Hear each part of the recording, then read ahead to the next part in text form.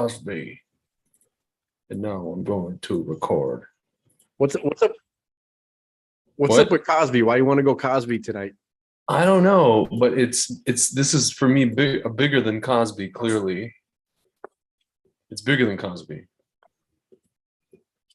Given everything that's been happening. Because I watch these guys and first of all, what I see from all of these, like networks and specials and documentaries and journalists, you know what I see? I see people who, when they really want, Baba Firo used to say, когда ты хочешь, ты можешь.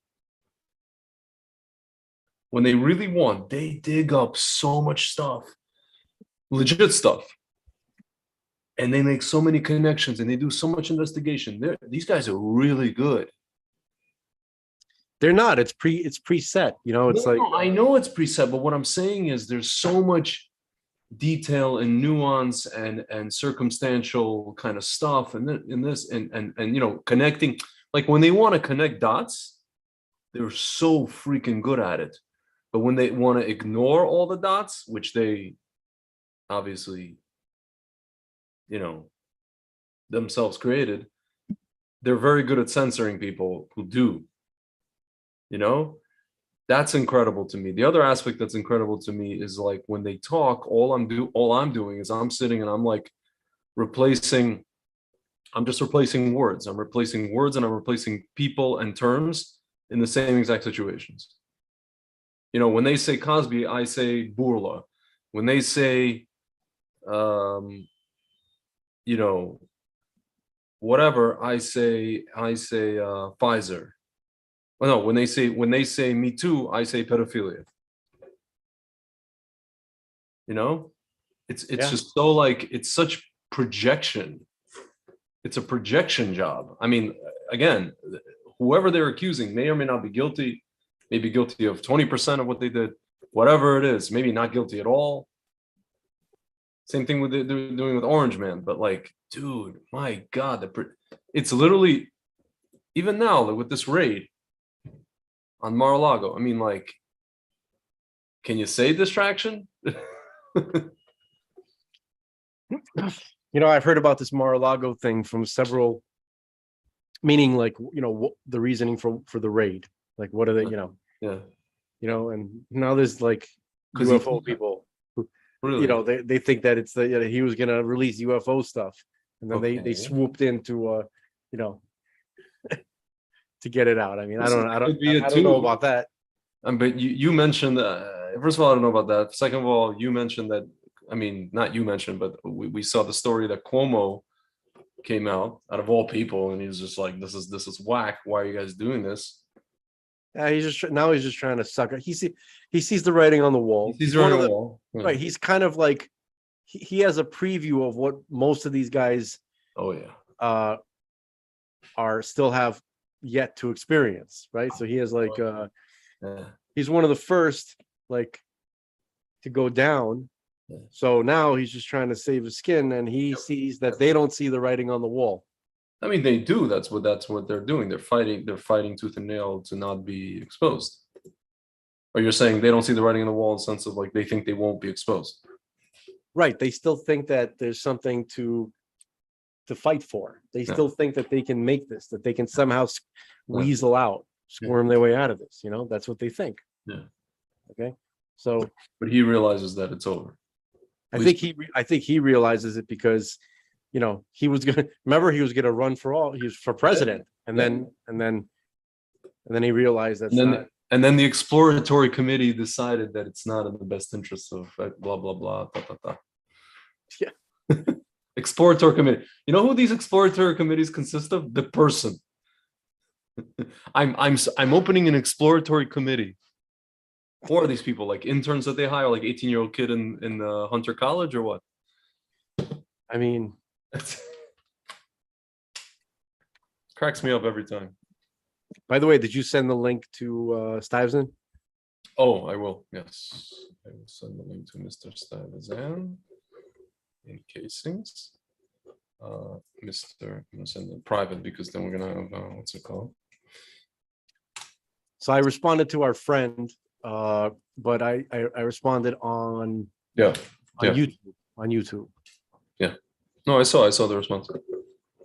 She responded to your response, by the way. Oh, she did. Yeah, no, she just basically said that like it may have been no, because it sounded like I guess we were speaking from as a universal truth or like an absolutism. I don't know why anybody would interpret absolutism. First of all, I said metaphorically. And I'm Yeah. pretty sure I usually use terms like for the most part. Yeah. And I don't know why basically anybody who speaks in absolutes, meaning like who doesn't acknowledge like possible exceptions. Yeah. I mean, is an idiot, and you should be listening to them. I mean, you have to assume that an intelligent person understands there's always exceptions. Yeah. So. Yeah. Well, listen, I don't know. I don't know what to tell you. It's kind of like like it's kind of like in some ways the problem with like young liberals or people who aren't liberal, by the way, misnomer. Yeah. Who when they look at people who they think are conservatives, right? Yeah. They don't look at them as people who want to accomplish good for the world. Yeah. Like for instance, let's say some naive liberal thinks that the party that they support and the people they support actually care about the causes they care about. Yeah. Right. But then when they look at somebody who's not in their camp, they think that those people don't care about those causes. Yeah. They don't realize that those people care about the same causes. Their ideas as to how to deal with it are different. Yeah. No, it's like what happened. I showed you one of the clips of the Cosby thing, and they're showing how Cosby started making. He had the pound cake speech when he's talking about all the issues in the black community at the NAACP. Then he made the speech, and then this one professor, she's like, he made these statements, and he didn't realize that the people he was cozying up with were not exactly people who care about the black community. Like conservative, Republican white people. And I'm just like, lady, who told you Democrats care about you? And how do they know how does she know what anybody cares about? Besides, you know what I mean? Like you could speak for yourself, but when you start, like, it's sweeping generalization. It's just like, and half the people when like in that special, they're like, so what do you have to say about the pound cake speech? They're like, oh, it's like what every older person in my family says. Does that make them wrong? Yeah, essentially that's what it means. When they say something like that, that makes it, to them, it's wrong. That means wrong, right? Yeah, it's like it's like a dinosaur who doesn't know what they're talking about. It's like, okay, it's what is this okay boomer thing, right? Like, yeah, it's like okay boomer. That's basically what it is. I guess I have to stick up for boomers at this point, even though I agree, not for the same reasons that these guys are bitching about, but boomers are the worst generation. I mean, they are the worst, but not for any reason that these guys are smart enough to hop, that they don't, the supposed, the leftists, the young leftists, they don't understand that, yes, the boomers are the worst, but for almost all the opposite reasons that they think the boomers are bad. You understand what I'm saying? Yeah. Like boomers are too much like them. Yeah. They don't understand they don't understand. You see, these kids, they don't understand that the boomers are far more the type of people that they want to be or that they dream themselves to be. The boomers actually were. Yeah. They don't understand that. Exactly. Okay. Exactly. That's because basically I was like, yeah, I hate the boomers, but because they're too much like you, not because you think, not because they're more. Well, they don't hate the boomers. They think that people who are boomers who say the things that they, I guess, disagree with. Again, I don't hate all boomers. My parents are boomers, and there's a lot of decent boomers. I'm just saying the generation. You found a lot of, this is that's the me generation. That's the first me generation. Yeah. I gotta do me. I gotta find my, I have to hear my own voice. I have to get in contact with my inner child. Yeah. this evil shit, that's still plaguing. It's crazy, I mean, right before the boomer generation, you had like what I call the longshoreman generation. Yeah. Dock workers. Mm-hmm. They didn't know anything. They never thought about their inner child. They never thought it was important to make contact with their inner child. They just wanted to not die or have their families not die. Yeah. And they were too busy thinking in those terms. I think that's going to come back. I mean, I don't necessarily want that circumstance to come back, where people had to be. Man, there's construction happening. Can you give me 1 second to relocate? Yeah. Just give me 1 second.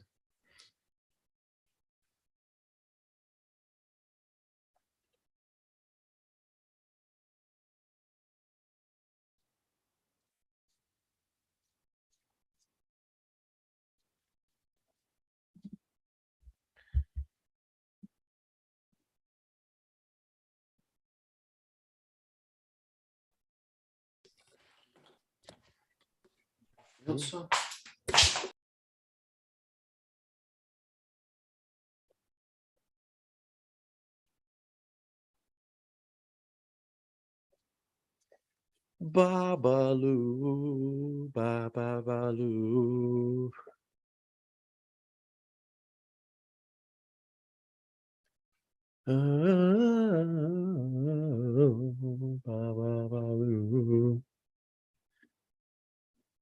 Sorry, folks. If I could sing, I'd entertain you. I'm back. Sorry. I was just telling the folks at home that if I could sing, I would sing for them. If I knew how to sing. I wouldn't sing to you until I mastered my craft. Yes. I wouldn't waste your time with mediocrity. That's true. It's a good strategy. So I don't know, man. Like, to me, it just seems like what they did with Cosby. What the hell? Oh God, all of a sudden there's just noise. Hold on a second. What they did with Cosby is they basically, oh my God, there's just like a noise out of nowhere. 1 second. It's his phone ringing, dude. It's okay. Yeah, no, I know. It's just like there's phone ringing. It doesn't sound that bad. I know when you're not here, it doesn't sound that bad. Well, that's what's important. It's not your side that's important. It's what it sounds like to everybody else.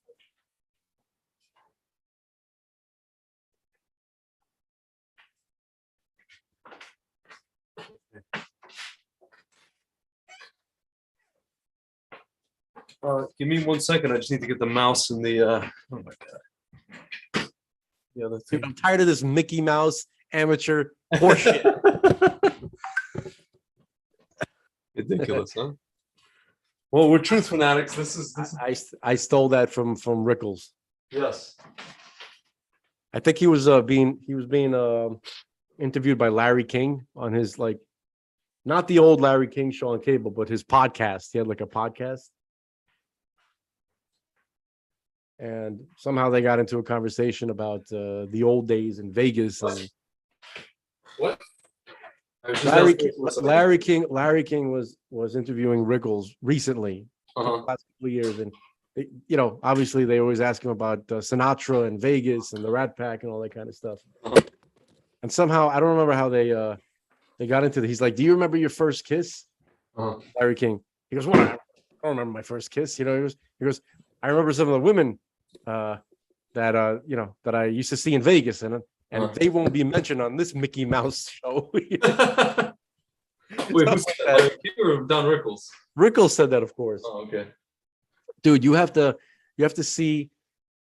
You got to pull this up, man. You got to just Wait a second. pull up the interview. Sorry, we're not having software difficulties here. We're having hardware difficulties. That's all right. All right. So I'm saying when you get a chance, pull up Rickles, Larry King, in the past couple of years, probably 2016 or something like that, right? And then at the end of the show, he asked them, he's like, "All right, I'm going to say some names to you. You tell me how you feel about them, right? Don Rickles reminisces about Sinatra, Carson, and his prolific career. This thing. What's the name of the show? From 8 years ago. Yeah, that's the Larry one. King. I mean, it's probably like a half hour long, but I'm looking at this one section where it's towards the end. 1 second. There's just ads. God, hold on. The ads are killing. Babaloo, babaloo. That song's in my head now. Hold on.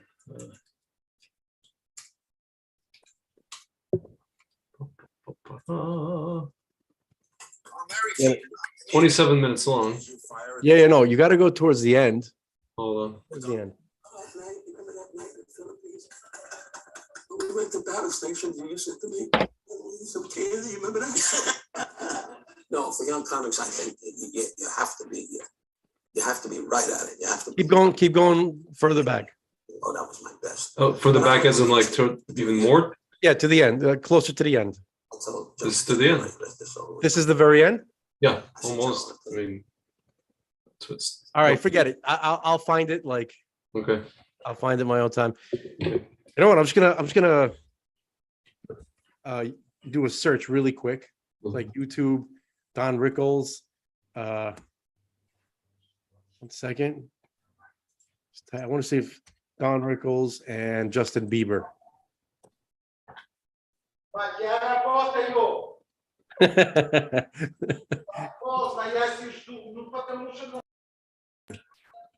That's the worker in our house doing the renovation. Yeah. Yelling at his wife that he's working. Yeah. Oh, okay, dude. Just do a search on YouTube. Just write Don Rickles, Justin Bieber, and it's should be the third hit.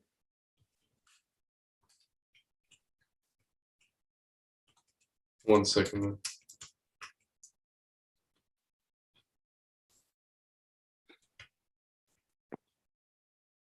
Got it? 1 second. We're off to a slow start here, folks. You know? Stay with us. Sorry, man. It's just a lot of like things coming at me. What were you saying, dude? You son of a fucking dude. I'm sorry. I just got like this shit offer from like my sister of all people, and like it's like don't marry your sister. Not a good idea. Oh my God. From my sister. Yeah, I know. We all know. Don Rick. Okay, just search Don Rickles, Justin Bieber.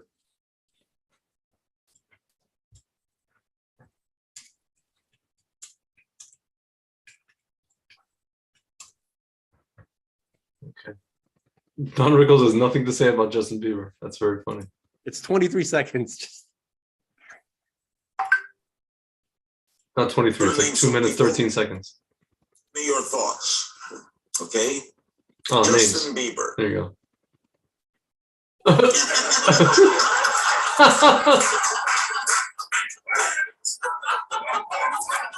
So basically, you can turn it off. I just want to explain. Like Don Rickles, I recommend looking at this clip. Don Rickles, you know, Larry King's like, so tell me your thoughts, and then he says Justin Bieber. So Don Rickles just looks at him with a completely cold stare, and then takes a sip of coffee. That's it. That's exactly right. Hilarious. It's hilarious. And not only Larry King, but his whole staff erupts in laughter. I love when that happens. I've only heard that ever happen on a show, like a talk show with Patrice and with Don Rickles. Nobody else. Uh-huh. You know, where the cameraman and the key grip and the you know, everybody in the background, they're like laughing their asses off. Yeah. Hold on. I'm just running this to my sister real quick. Folks, Greg sucks. I don't suck, man. I just get like random shidduch ideas. Yeah, but during the show, I didn't ask, so I was. You know what? You can't do what you're doing because while you're live in something, right? It's like, you know what? It's like bringing gum to class. You're right. Okay? If you didn't bring enough for everybody, then you can't chew yourself. All right. If you want to do this kind of stuff, you got to let the people know what's going on. You got to tell them the whole story, right? Or else we got to change the name of the show. And I don't want to do that. So Cosby, man. Yeah. Guys, what did we talk about this? The guy clearly was beginning to try to do some sort of significant tikkun for the Black community as far as getting a message to them.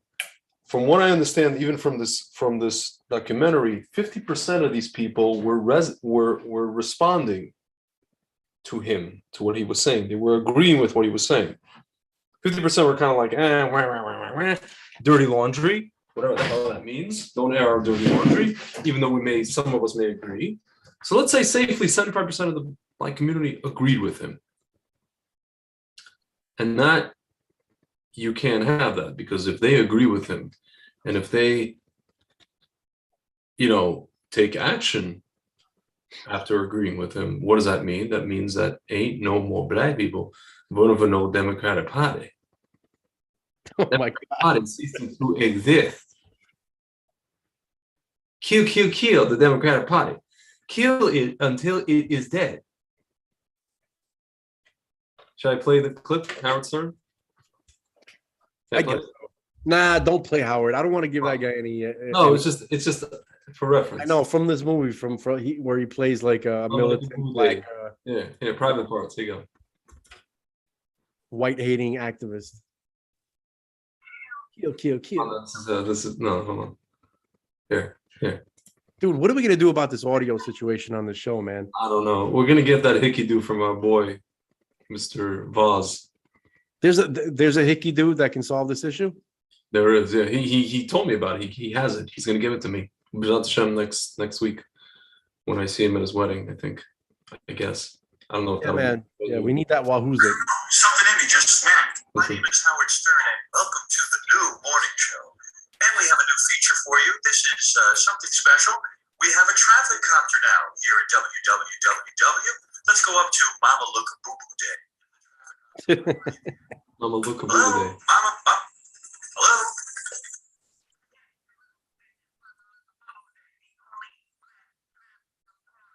Audio's gone. You know who he sounds like? He sounds like when Damon Wayans played Blank Man.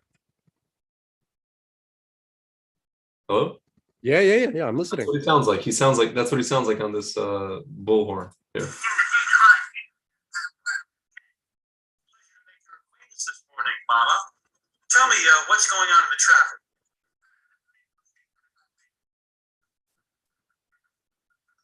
Audio's gone, bro. Can you hear anything? No, it's not there. Oh, I know, it's infuriating. Yesterday or the day before, when I was trying to get you to play that song from the 50s with the Mexican dude with the amazing voice. Yeah. Right at the point where he was gonna like hit his highest note, the most impressive part, audio just kind of phased out. Yeah, that's weird. It's almost like someone is trying to stop us from sharing this amazing information with the folks at home, But really, it's just our equipment sucks. That's what it comes down to. So let's talk, man. Or share with the folks at home what your sister's telling you right now. I'll tell you in a second.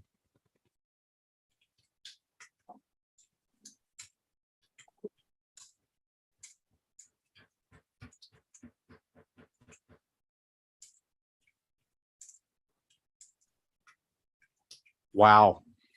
Well, I'm just writing back, man. Pretty heavy dead air. No, she sends me a picture of a girl. Not a bad looking girl, actually, whatever. So and so thought it might be a good idea, her friend. How old is she? So I go and I do some research. I go, she doesn't look bad. She looks like younger, actually, but she's 40.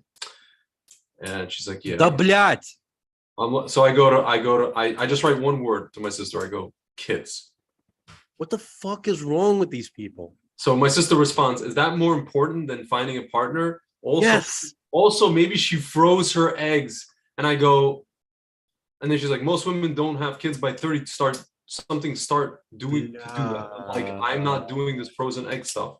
Why not? Because I'm not. What's wrong with it? And then I go, let's talk about this later. Then I do a little bit more research and I find the following.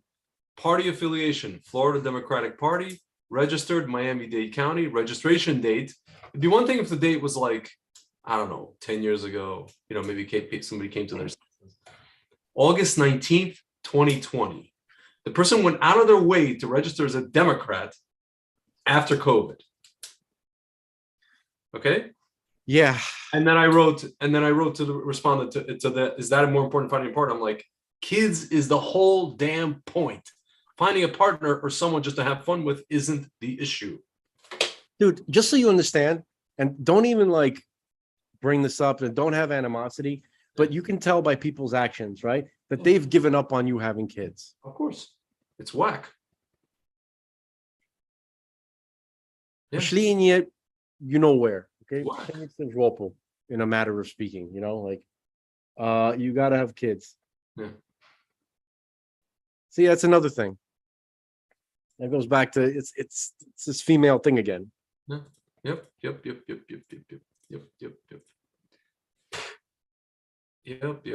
And it's just like there's like this. Apparently, dude, your sister will sacrifice you to her friend. It's not even her friend. It's like some girl they know from shul or something. Yeah, just some lady. You know what I mean? Like, what? Listen, man, I learned a valuable lesson. You should be like this, dude. I'm sorry to interrupt you, but next time you talk to your sister, be like, don't ever send me something like this again. Yeah. And unless you have a friend who has a younger sister than you, don't talk to me again. Yeah. No, not than her. I don't want somebody younger than her. I know that, but just say that to her anyway.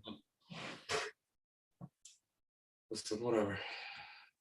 Because it's better to say that than not to say it. Certainly funnier. Yeah. It's really whack. Great. Doesn't matter. Yeah. I think I saw this girl somewhere before also. I at least I appreciate the fact that her first question was she sends me a picture, but then she goes, from a physical perspective, what are your thoughts? So she at least cared what I thought about the girl's looks. Dude, Jennifer Lopez is a hot, sexy lady. I'm not going to try to make a family with her. She's like in her late 70s, okay? 55, but I hear your point. 62, whatever. She's on Medicare.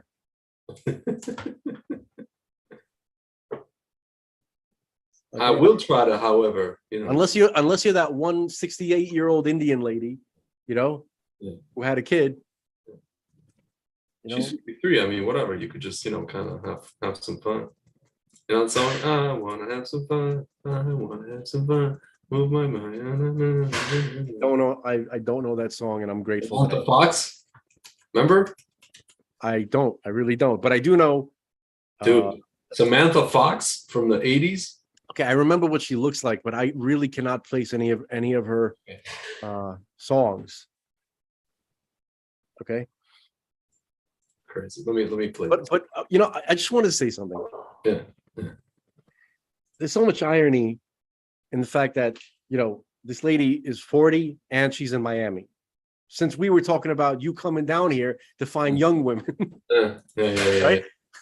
Well, I'm gonna go there for a month after my sister. Actually, after my sister's wedding, I'm gonna go there for a month. Yeah,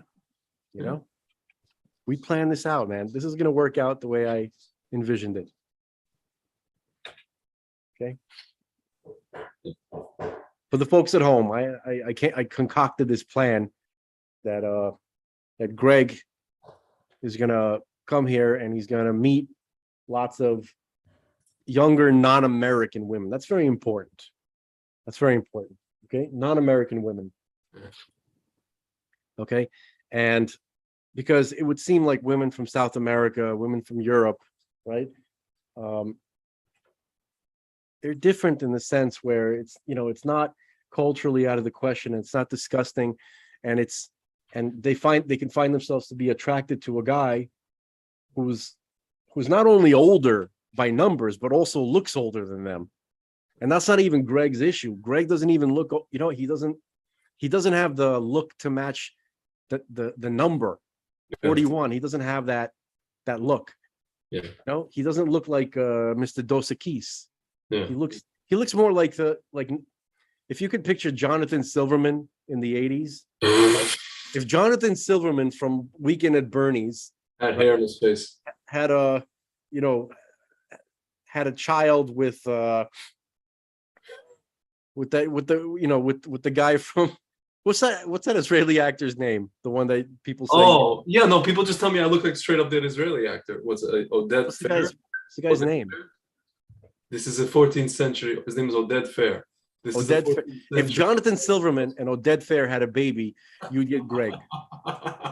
Wait, why not just Oded Fair? No. I'm sorry. You have to throw in Barbara Streisand in there for the schnoz. Oh my god! Oded Fair already has a schnoz, and the other guy also has it. No. Jonathan Silverman does not have a schnoz. Take a look at Jonathan Silverman. Oded Fair has a schnoz. Dude, take a look. No, I'm just saying. I know. Take a look at Jonathan Silverman. Is that not the Jewiest looking Jew you've ever seen in your life? Guy. He's a handsome kid, by the way. He's all right. But he's the Jewiest looking guy I've ever seen in my life. Way better looking as a young guy, that's for sure. I couldn't hear what you said. He was way better looking as a young guy, that's for sure. Everybody's better looking as a young guy. No, some people are like older, they're better looking older. They don't get better looking, they get more interesting. That's different. Listen, some people just look straight up better when like men, like some of these guys, like they look weird and awkward when they were kids or when they were teenagers, and later they look more, it's like their face developed, it grew in, that happens like even with some women every now and then. Yeah. And there's one woman that I first heard this from Gillian Anderson, man. Oh my goodness. Actually, well, all right. Speaking of UFOs. I was talking about Kennedy, from Fox News. Yeah.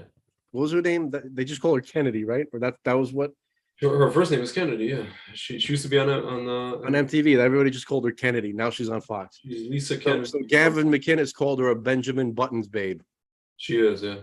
Right, Benjamin Buttons, like she gets better as as time goes on somehow. She looked older when she was like on MTV.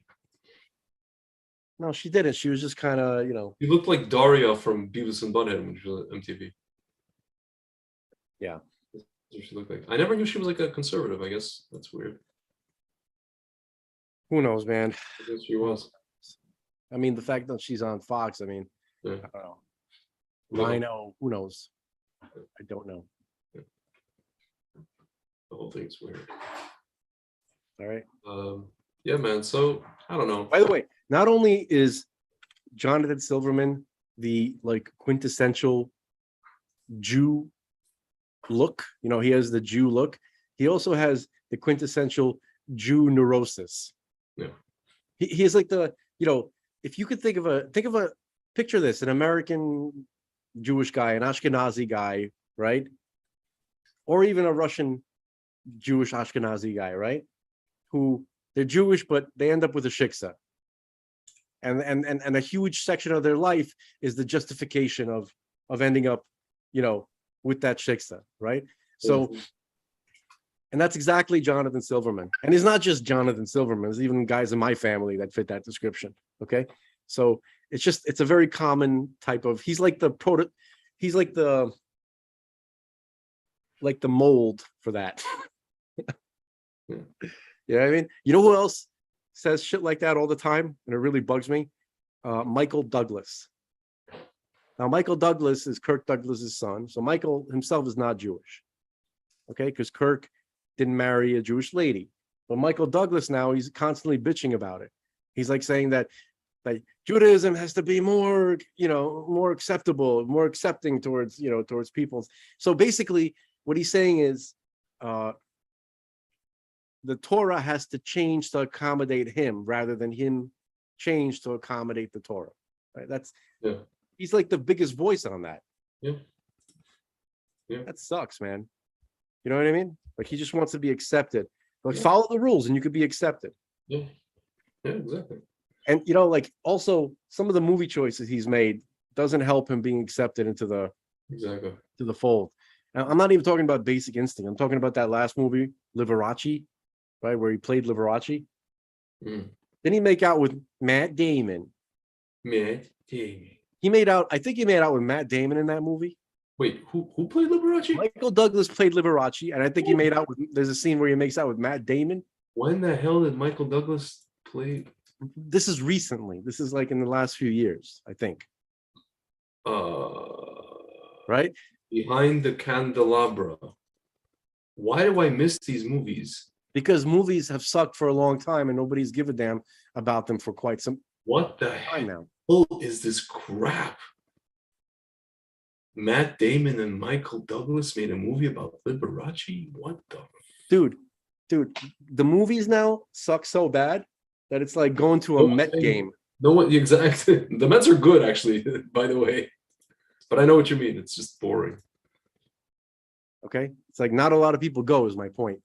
Oh, these days a lot of people because they're good. But yeah, I see your point. Until this year, yes. What? 18-year-old Scott Thorson, animal trainer. You know what, Michael Douglas? You've literally like. I think that making out with Matt Damon should exclude you from permanently from the. What from the club. is this weird, dare I say, gay crap? That should be on the questionnaire of every convert. Scott Bakula, Debbie Reynolds. No, but seriously, Rob Lowe. anybody's interested in conversion? Dan Aykroyd played. Right? When you go to the rabbi and you sign the questionnaire, there should be a question there. Have you made out with Matt Damon? Okay. If the answer is yes, then I'm afraid we'll call you. Don't call us. Dude, my sister wrote back to me. First of all, what about people that get married and don't have kids? It's to have a life partner. I'm like, yeah, but I'm not going to do that. I'm not. Dude, you say a lot of things, and it's much easier to explain things with less words. Write this to your sister, okay? Yeah. I have a commandment to have children. Yeah, no, that's what I wrote. No, I said, if I want to not have kids, I can find any girl, a non-Jew, and just do that. That doesn't go here clearly. But then she'll say, oh, so then just have kids with anybody. You know, you could always come back and say that. Right? Oh my God. Oh my God. I mean, not in an intelligent conversation. Yeah. Okay. In an intelligent conversation, that shouldn't be part of it, but yeah. Hold on. All right, man. Let's get back to Cosby. Tell your sister you're busy. You're at work. I wrote, I have a commandment of children, obviously with someone Jewish and who I'm attracted to, and who is able to have children the non-frozen section way.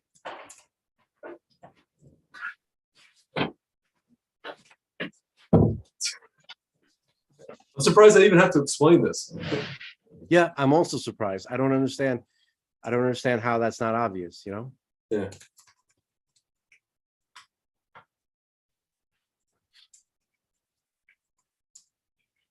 I want to use. Yeah, we're going to need to edit this episode a little bit, I want to think. use the word offended, but I'm not awoke.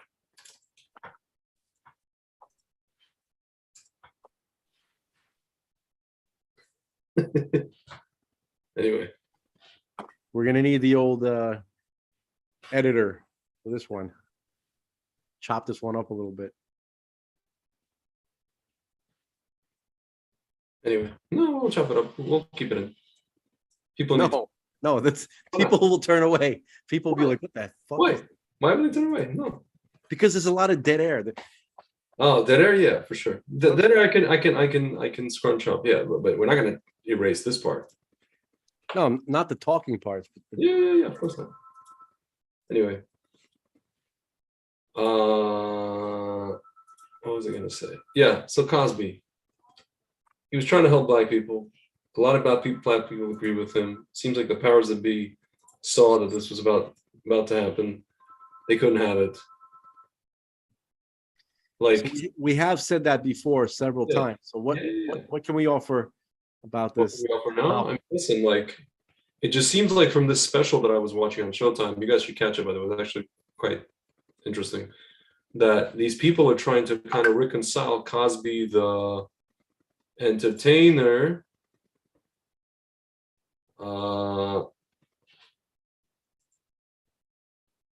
Cosby the entertainer. My sister just wrote something absurd again. Sorry. Stop looking, dude. Yo, I have a question. What is the name of the documentary that you're talking about? It's on Showtime. It's just like Bill. Cool. I'll tell you exactly what it is. Showtime, Cosby. It's literally called. They posted like all the things. We need to talk about Cosby. That's what it says. Yeah, man. I've been talking about him the whole time. You know, people just roll their eyes. You know, they just. It's already the science is settled. For most people with Cosby, the science is settled. You know what I mean? And it's not. I want to talk about like regular people and real life and this kind of stuff that happens and the kind of stuff that we know it's not right, but it's just so common that we kind of just dismiss it as just part of the experience. We're not saying that it's good. We're not saying that people should strive for it, but it's just so common that whatever. You know what I'm talking about? Like those kind of things. Okay. So if I were to tell you that I know this guy, he was a real party guy in the 70s, in the 60s, in the 70s. You know, he was a dog. He was a cad, right? He was insatiable, right?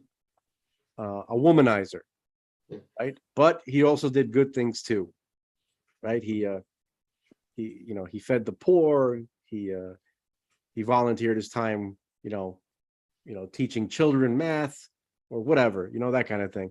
That would warm people's heart. You know what I mean? How many movie characters do we have that fit that description?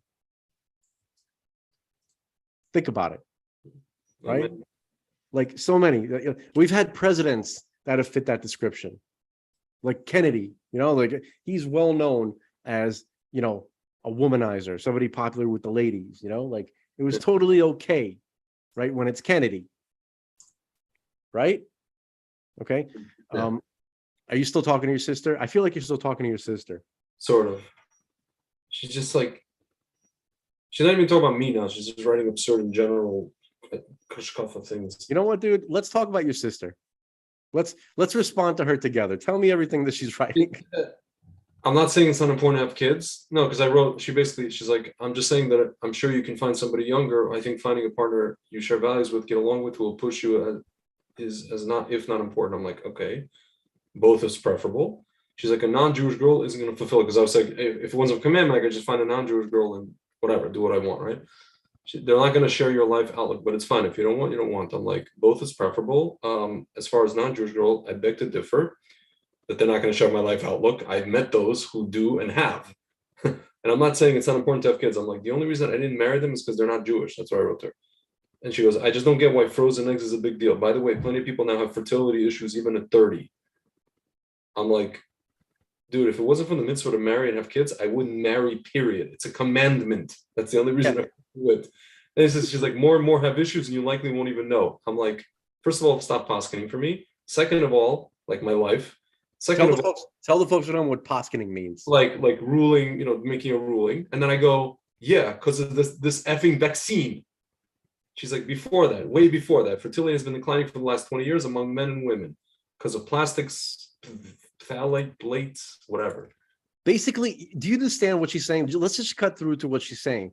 She's saying that, look, just give up on the kids thing and look, the world sucks anyway. People are having problems anyway. Like, you know what I mean? Like it's not likely, like the situation you're in, the context, the circumstances, look, it's probably not going to happen. Just settle down with a nice, just to forget about it. Like you gotta say thanks, but no thanks. You know what I mean? Like at some point you got to end the conversation. Just engaging in a conversation like this will just continue stoking it. You understand? Yeah. Like for sometimes, not every time, but the only way to really make a person understand that what they're saying is insane is just to stop talking to them about it. Just that, just to the conversation itself is over. Because if you're indulging them, if you're responding to them, then it's almost like you're not confirming, but you're condoning or No, I just wrote to her, I'm like, therefore, let me affirming them. I'm trying to show her whack down hashkafa. I just told her, therefore, let me participate in that decline and or lose hope. Talk about lack of emunah.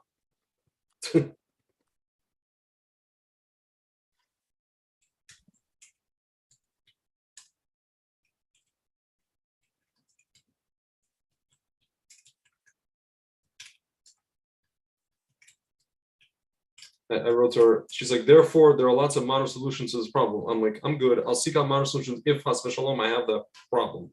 Before everyone is facing it, including people in their 30s. I'm like,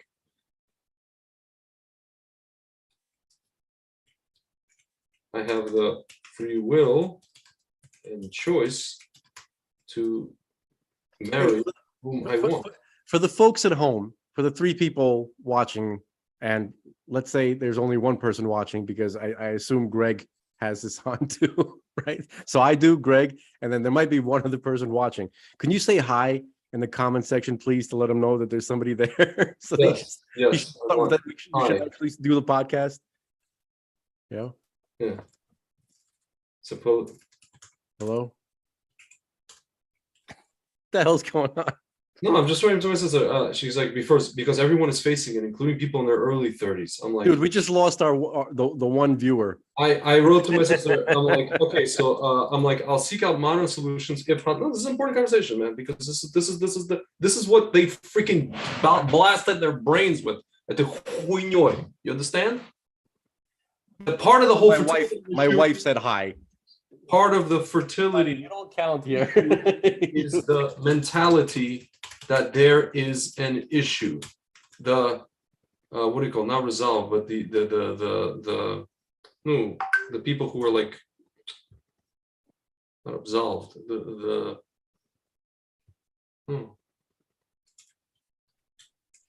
Basically resignation. Who've given up. You're saying the people who give up. Oh, Lulu said hi. It forms collective patterns of behavior. Sorry, Lulu. Greg has gone bye-bye. I'm not bye-bye. I'm right. I'm sounding out what I'm writing to my sister. She's like, there are lots of modern solutions to this problem because everyone is facing, including people. I said, I'll seek out modern solutions if, has v'shalom, I have a problem. Right now, I have the free will and choice to marry whom I want, as opposed to settling for someone just because there's some societal problem or perceived problem. Due to part of the fertility issue is the mentality that there's an issue, the resignation. It informs collective patterns of behavior. Wonderful. Say that thousands of women trying to get pregnant in my PCOS Facebook group,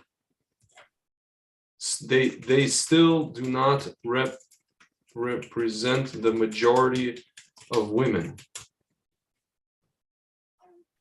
Okay, so basically, because there are people out there who exist in a certain demographic. Hey, Greg, Lulu's the one who someone I don't want and resign myself to X, Y, and Z strategy to have kids, and a limited amount of kids at that.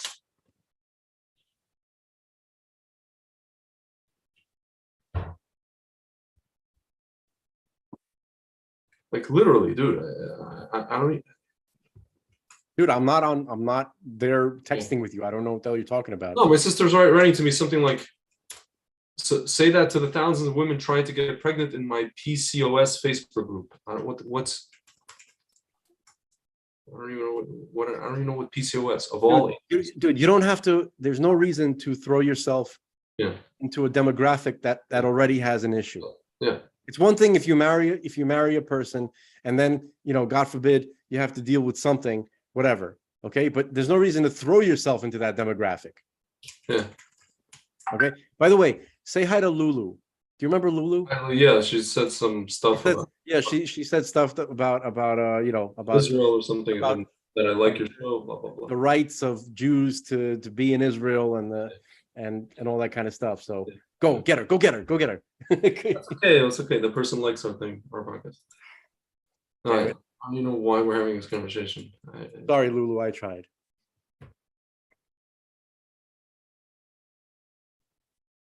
Now, Lulu, is that your real name? And are you really a pretty girl like you have in the picture, or are you like a giant dude at home somewhere?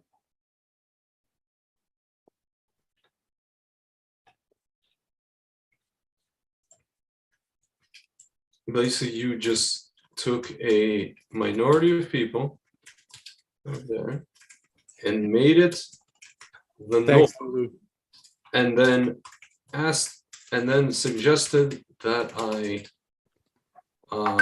resign myself in a way, because apparently, Dude, I'm talking to Lulu. All right, can you just be quiet for a moment? She's responding to me. I don't feel as lonely now. Take a look in the comments. I asked her if she was a giant dude, and she said no. I appreciate that.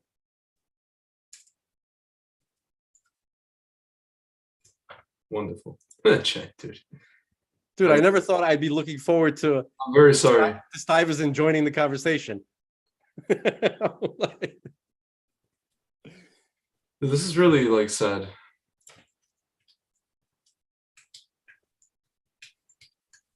Oh my God.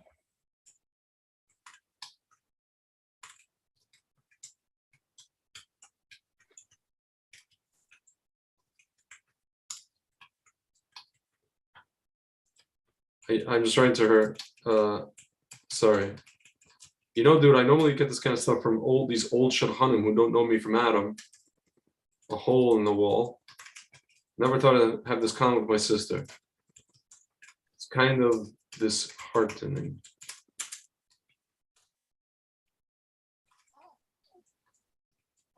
It's weird, you know, like, actually Lulu is asking me if I'm a giant dude.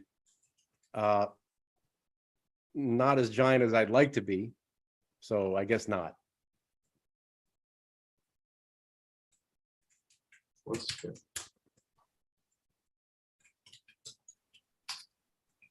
So, yeah.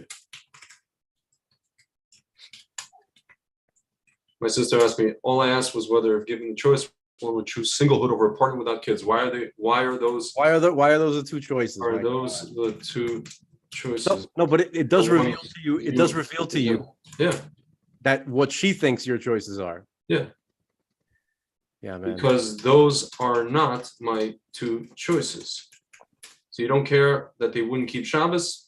No, because Torah doesn't exist. If Torah didn't exist, I wouldn't care. But since it does exist, I care. Yes, in a theoretical scenario, folks, you know what this is? Torah doesn't.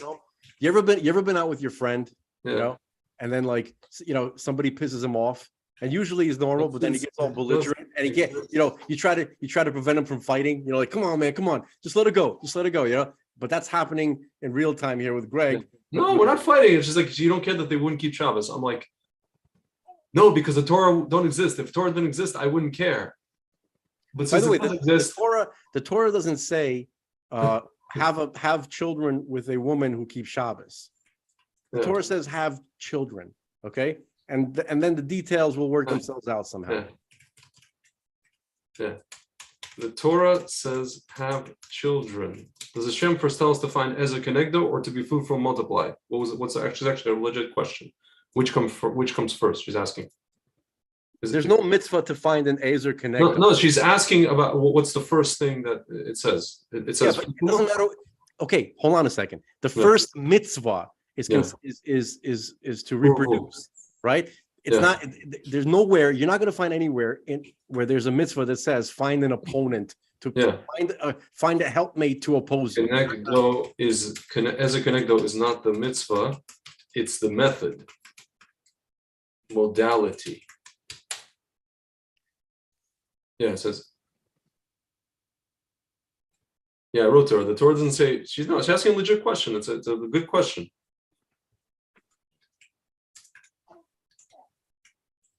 Can you ask her to ask another time?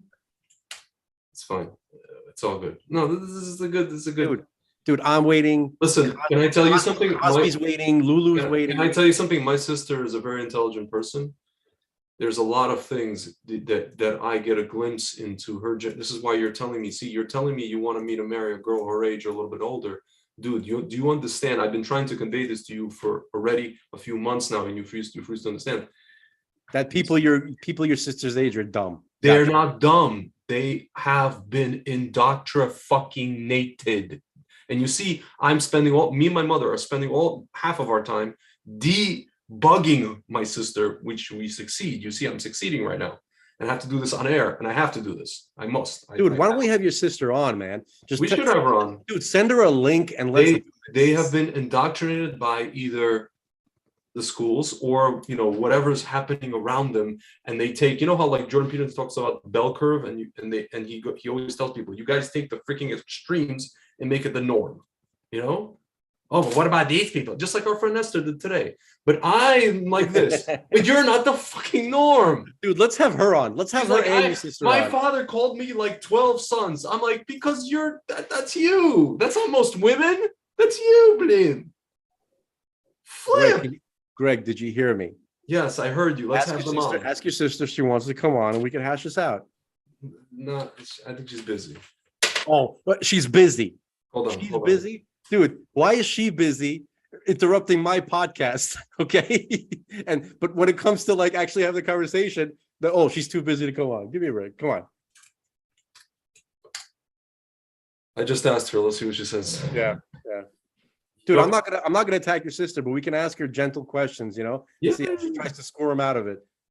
No, she's not. Dude, you understand? My sister is a person. She is a truth seeker. She's not like a dogma imposer. You know what I mean? She's not. She actually wasn't trying to impose a dogma. She was just trying to ask questions based on, dude, she hears stuff from friends and like, I don't know, whatever. Like, she also works in her startup. So there's like, all kinds of like market research, focus groups for different things. And there's all this new crap that comes out, right? For like stuff. And half of it's written by woke people on Huffington fucking Post. Or wherever. Yeah. And pardon my language, dude. I'm just, and she'll ask questions. She's not like regurgitating per se, but she asks questions about it. She prods, whatever. And I'm just like, but you see, like, she having a sister that age allows me it gives me a glimpse, a window into the absurdity. Dude, let's play good cop, bad cop if she comes on. Like, I'll be the jerk. I'm good at that. No, don't do it. Dude, you don't even have to be the. Listen, you don't. I don't have to be. Give me a second, man. I just want to get my phone because it's downstairs. I'd like to be. Hold on. I'm gonna tell her stuff like. Hold on. He doesn't want to marry a 40-year-old lady, like.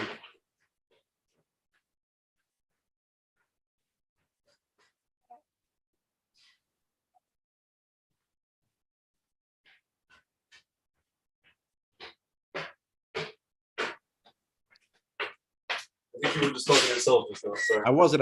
No, I'm just gonna. No, I was just saying that I'm gonna try to use like Patrice lines on her. Yeah. I'm gonna say just stuff to just to evoke a response. I'll be like, listen, he doesn't want to marry a 40-year-old woman. Women don't age like wine; they age like cheese. Just see what she says. Oh, listen to me.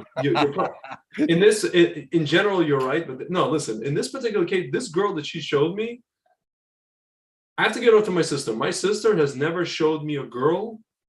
Every girl my sister ever showed me, that ever tried to set me up with, to my sister's credit, has looked remotely decent, remotely good. This girl's just 40, and not only 40, she went out of her way to register as a Democrat in August 2020. Can I tell you something? Hold on. Back up. I've seen like brother sister like relationships, right? And I've seen brothers that are smarter than you at being brothers. Let me explain what I mean. I know. Just in this circumstance, you try to like put a good face forward. You try to ask questions that make sense. You try to use logic and stuff like that. No, but she also does. She also does. Hang on. There are guys I know, right, whose sisters set them up with the smokingest, like smokestacks you could imagine, because they look at their brothers like pigs. You understand? Yeah. This guy, you can't even talk to him. You're not gonna reason with him. He this is what he needs. If we want him to get married, and she's gonna find they're gonna go to a lot of trouble to find the sexiest possible girl. Okay, this is what I've seen. Yeah. This is my personal experience. Yeah. Okay, if you try to act the way you act, this is what you get. Yeah. You know what's funny? There's a little bit of wisdom in Weekend at Bernie's.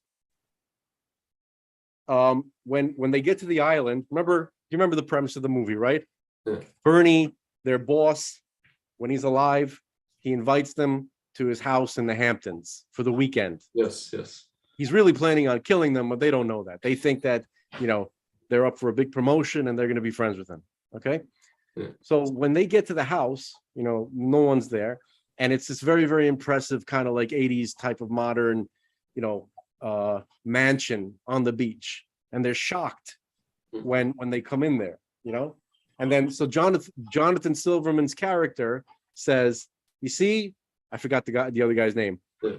You see, Andrew McCarthy, the actor is Andrew McCarthy. You see, if you work hard, right, and you apply yourself, this is what you could work to. And then he said something like this. He said, yeah, my old man worked hard every day. All they gave him was more hard work. Yeah. Okay. That's similar to what you're like, to what you're I know. in this regard. Yeah. Okay, change your strategy, man. Well, to my sister's credit, again,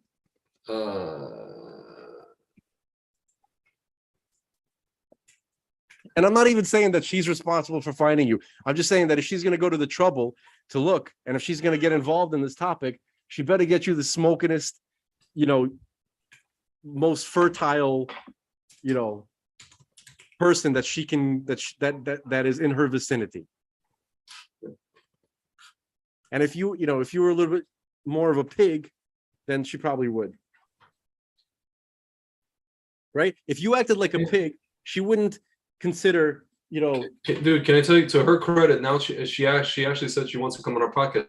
She just needs to find the sources first, and then she showed me a picture of sources, sources like Torah sources. She's asking me questions about, and now she showed me a screenshot of Kiddushin. She's like, Kiddushin is a mitzvah. Yes. And she's like, questions, does that originate from Adam and Chava or afterwards? Literally, the first mitzvah in the Torah is pru urvu. Quite literally.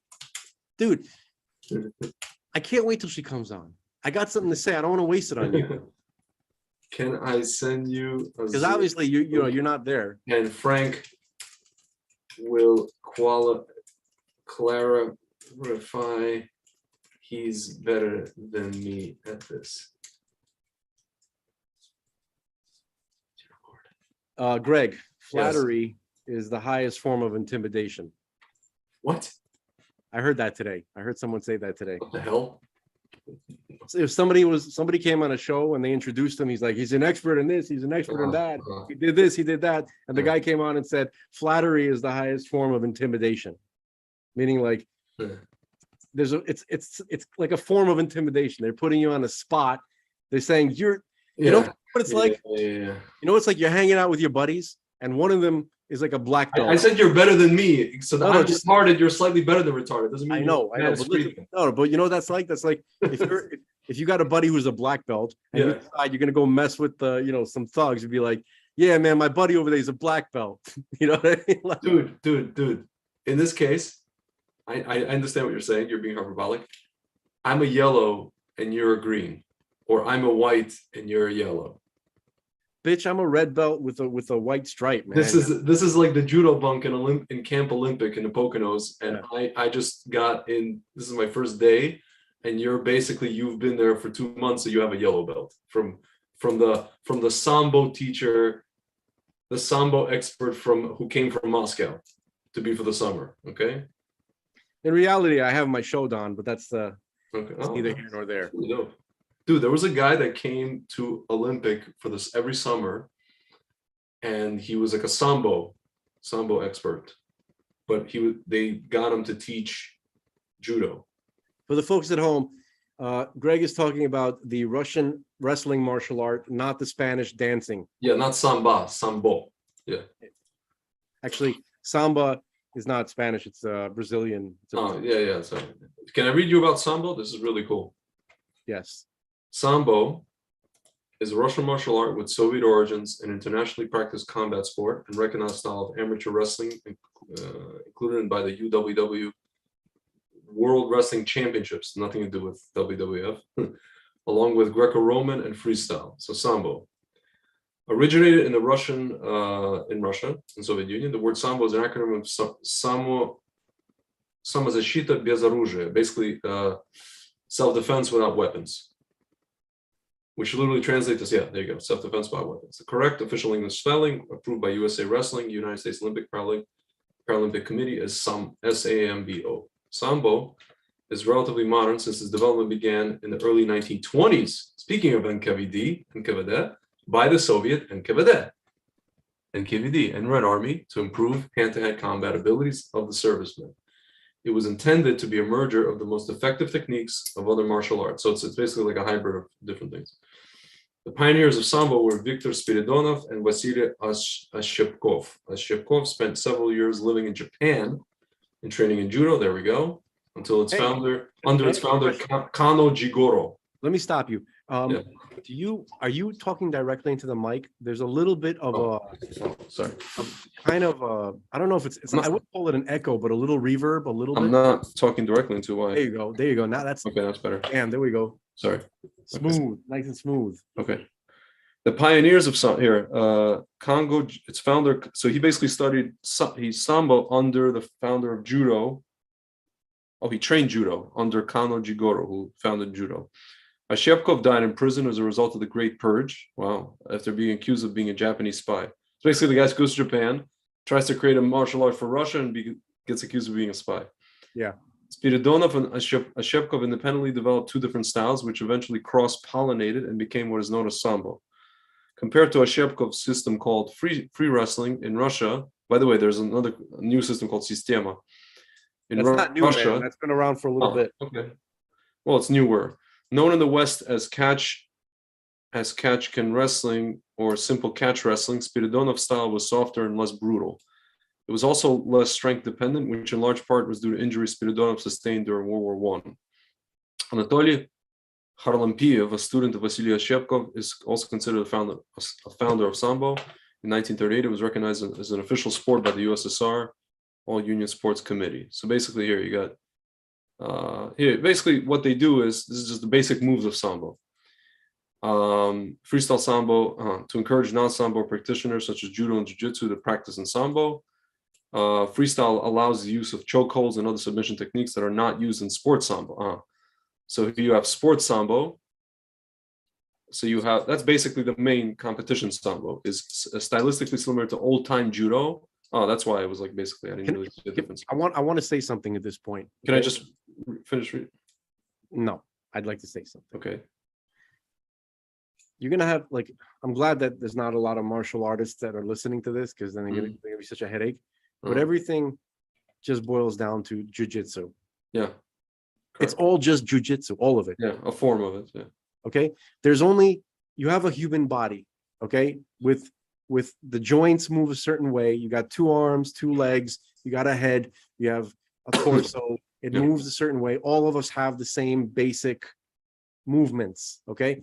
There's a lot, but there's still a limited amount of movements that can be effective at attacking and defending.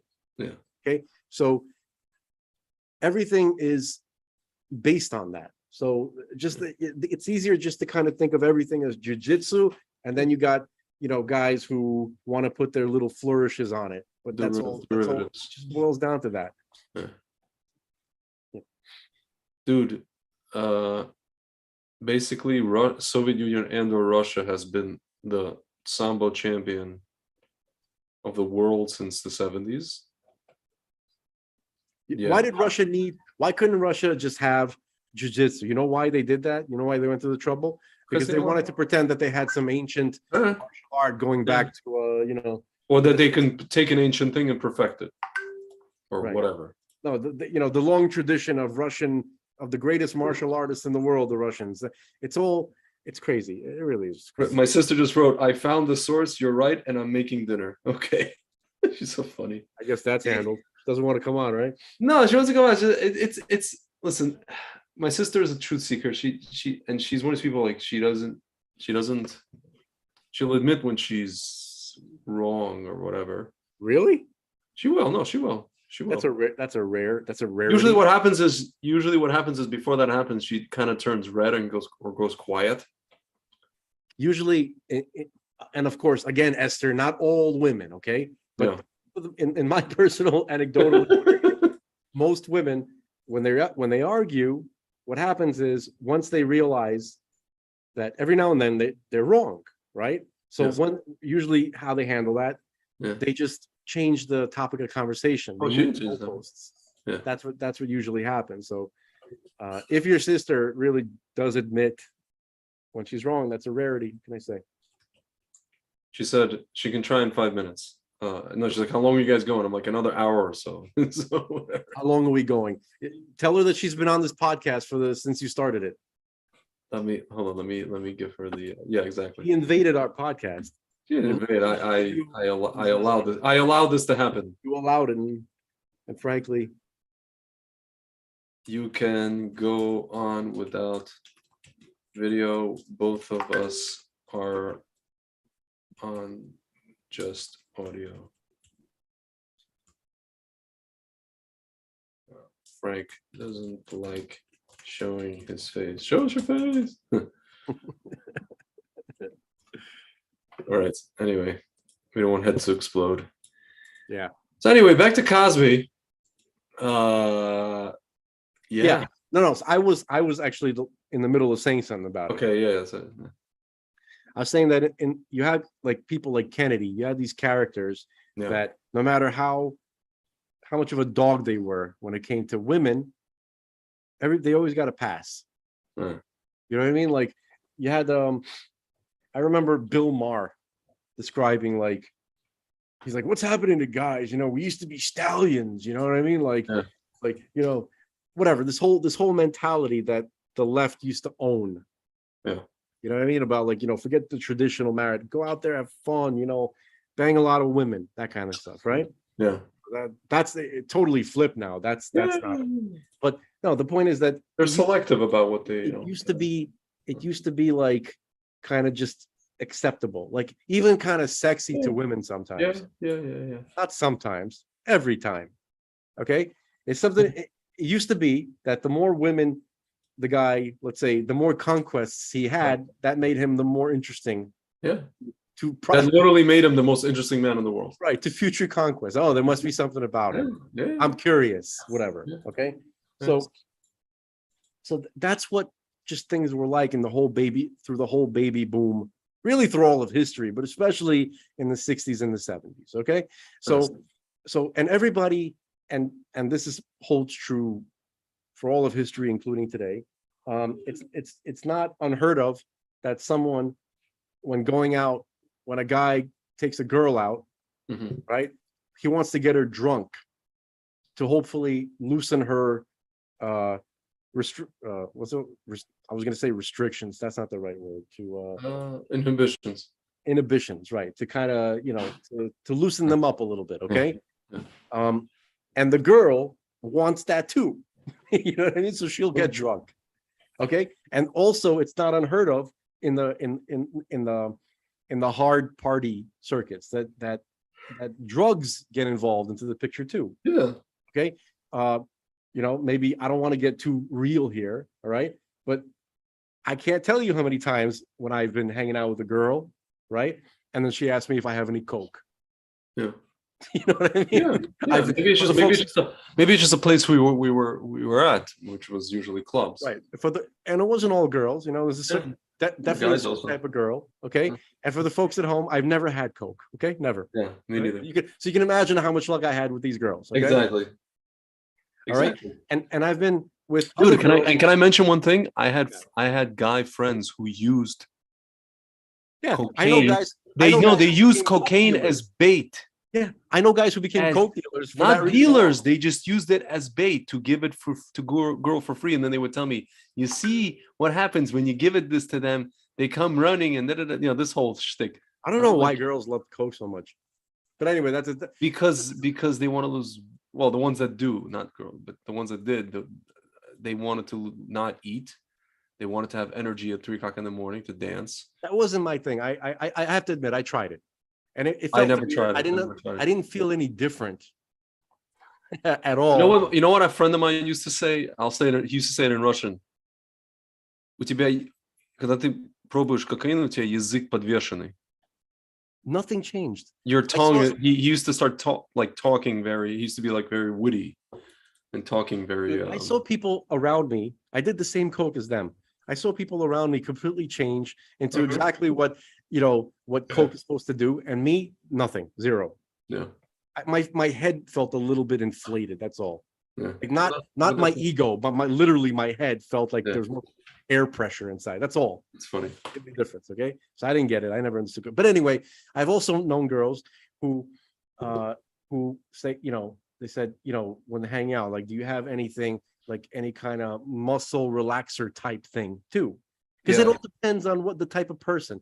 So the point is that using recreational drugs and alcohol is not, it should be, but it isn't controversial. You know what these people succeeded in doing? They succeeded in, I'll tell you exactly what they succeeded in doing. They succeeded in taking the frivolousness, their own frivolousness that they had in the 70s and 80s and 90s, and use it against the current sensibilities in order to draw out guilt. The current kind of prudish sensibility of, like, say, my sister's generation. Oh, can you believe what he did? They could believe it because they did it. They did it voluntarily with him, with the Quaaludes and everything. Okay? Imagine, that's what I'm saying. Imagine, let's use a hyperbolic example. You have a prostitute, right? Yeah. So she decides to do this with her life. She decides to sell these kind of services. Okay. Yeah.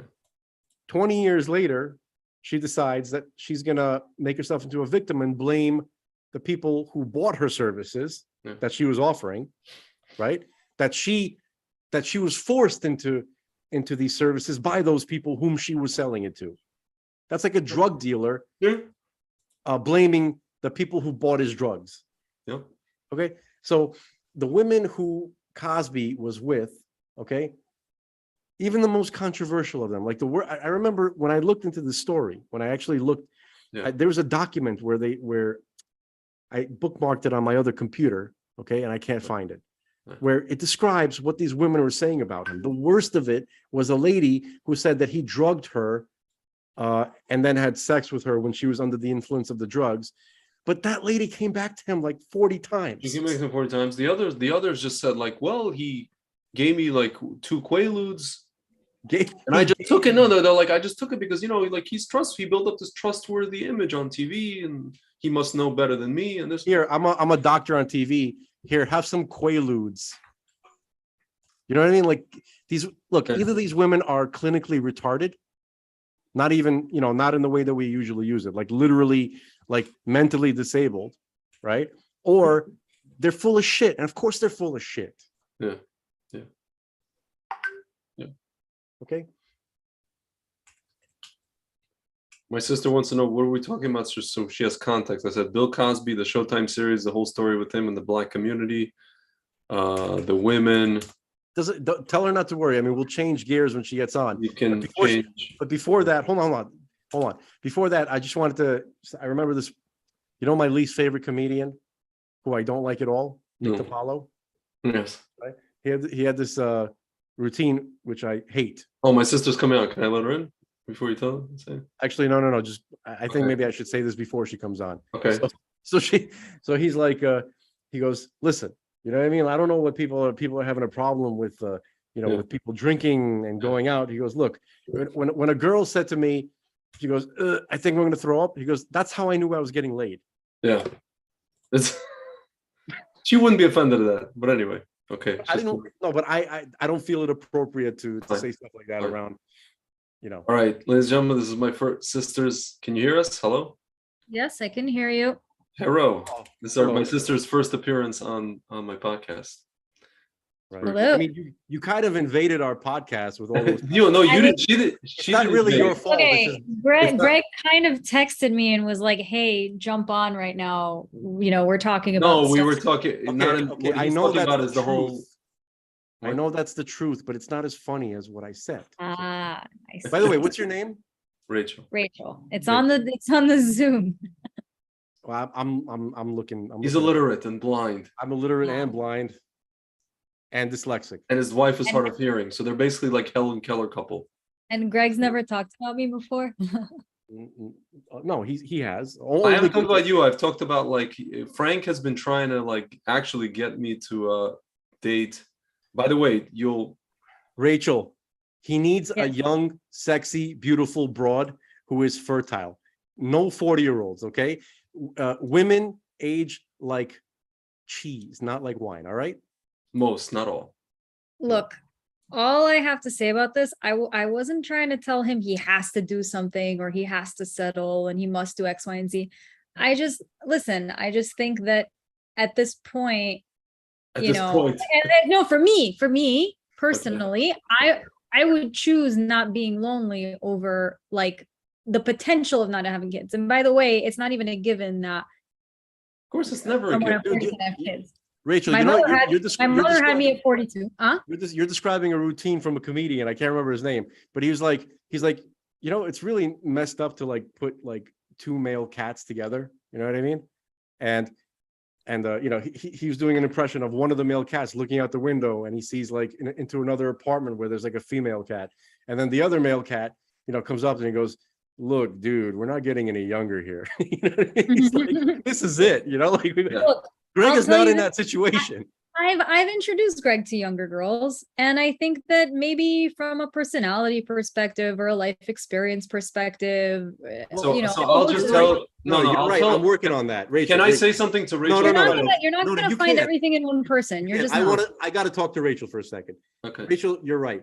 A big part of what's going on with Greg is his own. It's his own fault. I'm working on that part. I'm working on the part where he's more tolerant to people who who don't have as much experience as he does, and who have like, let's say, underdeveloped ideas. Let's put it that way. Okay. So I'm gonna work on that part. You just keep providing the young broads. But see, that's the thing. I keep trying to tell. Actually, and Rachel, you'll like kind of understand me here. Maybe I keep trying to tell Frank that let's say people in your age demographic, it's like a whole different ball game. Meaning I don't necessarily want to be with somebody who's 26 or 27, because that's already a whole different realm. And he's just like, well, you gotta have kids and this and that. I can have kids with somebody who's 31, 32, 33, even mid-30s. I think you're splitting hairs a little bit. I'm not splitting hairs. I'm 31, 32. By the way, Greg, I know plenty of women in their early 30s that are also freezing their eggs. I know that. And I don't. It's a very common thing that women do these days. I don't really understand why they're doing it in their. Greg, because there's a massive fertility issue happening across the world, especially in the United States, and it's not. And I know you mentioned vaccines, maybe, but it's actually mostly phthalates. Over the last 20, 30 years. What the hell are those things? It's plastics. It's the stuff that's on our vegetables, how they cover them plastic. It's our cleaning materials. It's in everything. It's in everything that we consume, that we use, that has basically invaded our homes for the last 50 years. Listen, I'll be the first one to obviously acknowledge. And by the way, everyone's talking about this, right? It's not just like, I'm saying like conservative news outlets. Vice did a whole piece about it. There's doctors that are showing I'm saying like everyone. It's not like this is a thing that's been happening, and you're seeing average male sperm counts declining across the country. You're seeing women having more fertility issues across the board. Everybody is seeing this. Yeah, it's all by design. You have to counter it to the best of your ability. It's possible to do. Sure, but I guess my point to Greg was that you don't have a guarantee. Of If course, you don't have a guarantee, but you could at least, Yeah, but you could. By the way, yeah, exactly. That's a difficult demographic. Yeah, our mom had you. By the way, when she was 42, it's easier for me to have their second kid. Their second kid in their 40s, not their first kid. And mom was ridiculously fertile. She was like absurdly unnaturally fertile. But by the way, doctor told her 3 times that she was have in menopause, and she still got pregnant. No, you mean not fertile. You mean the opposite. She wasn't. She was. She was very fertile. No, what I'm saying is before she got pregnant with you, they said that the factory is basically closed. They told her. That's what I'm saying. They told her that, but was not the case. It wasn't the case because it was that the guys are the schmuck. That's first of all the guys. Guys, I just wanted to say something because I just been through this myself just now, so I can talk a little bit. Yeah, Frank just had his first kid at 40. Yeah. The medical industry is part of the conspiracy. Yes, a real conspiracy. Okay, they are telling women, like my wife, who's 40, by the way, okay, that they're too old and they're this and you're in this group and that group and there's this danger zone and that danger zone. They're literally psyching out women from. They're discouraged. It's a psychological operation that is being carried out on an entire generation on the whole world. Okay. They're scaring the life out of people, okay, with statistics and stuff like that. That's just one of the things that they're doing. This is what they're instructed to do. This is part of the population control thing. I mean, that's just, it is what it is. And there's very little to do with reality. Okay. But you have actual real people that are now but they're not the majority though. They're not the majority, but they're an ever increasing number of people. That are what? That have fertility issues. For example, PCOS, I think, was something that was very, very small, was very obscure. Very few people had it, maybe 5% of the population. And now, I'm in groups, I see thousands of women. What I'm saying is I can't base my shidduchim decisions based on these things. I can't do that. You know what? It's amazing. What I'm saying is you won't even know most of the time. Of course. Okay. Lulu, you're right. It's funny. I literally just wanted to say what she said. People forget one big. This is something that I mentioned. There's a little caveat here that most people, when they have this conversation, seem to forget. Yeah. God exists. A fertility statistic cannot stand up to him. For sure. And by the way, that's why I told Greg that also you're forgetting that even if somebody is having issues, right, or has fertility problems, there's so many things there's so much innovation that we have nowadays. Yeah. But you're also not okay. That's a different thing. Okay. It's one thing if you're married to a lady already, right? You've been married to her for a while and you're trying to have kids, or you just didn't want to, and then. But in your case, you guys got married. I can't, because I can't speak. I don't know how comfortable my wife is with hashing out the details, but I'm just saying there are people who either didn't want to have kids and then changed their mind, or they couldn't have kids, and then they try all this kind of stuff. That's fine because you got to do what you got to do. But throwing yourself into that situation, that's a whole different discussion. You got to put yourself in the best situation possible. So in Greg's case, he needs to throw himself into a situation where he's married to a woman who is, because statistics, God created the system, he created nature, he created rules. He wants us to study this kind of stuff. Okay, I'm not discarding it entirely. It is important. Obviously, it's important because we wouldn't be dealing with this if it wasn't. Like, obviously, the way he rules physics and biology, that's part of what he wants. but at the same time, he can cancel it out anytime. We can't count on that. That's all I'm saying. You know what I mean? Well, I have a question for you. I guess to play devil's advocate a little bit. Let's say, actually, I don't know specifically when you find things like this out, but let's say you're married, you get pregnant, right? And let's say, halfway through the pregnancy, the doctor tells you, hey, 50-50 chance that this kid is going to have some serious developmental problems, or is like on the way to having some serious developmental problems. Sure. Right? Sure. Yeah. And do you say, listen, God gave me this child and abortion is wrong and I don't do it, and I throw myself into this situation where potentially I have, this very difficult situation? Or do you say, I now have a choice? Where does the line, where is that line? If you're throwing yourself into a situation which is not favorable. Well, it depends how you see yourself. Or okay, let me rephrase that. If you're a person that believes that God is real and the Torah is his Torah, meaning it wasn't written by people, it was literally letter by letter, and given over by God, then there is no choice. You have the kid. That's who God sent to you. And if you want to ask, why does God, send? And what if God sent you your Ezer Kenegdo, and that's who they sent you? God made a match for every person. God made a soulmate for every person. It's not one match. It's not one though. No, okay. There's a little. Okay, there's a big difference. There's a big difference between these two examples. Okay, the Ezer Kenegdo, right, God doesn't make it clear who that is. Okay, you have to make a decision.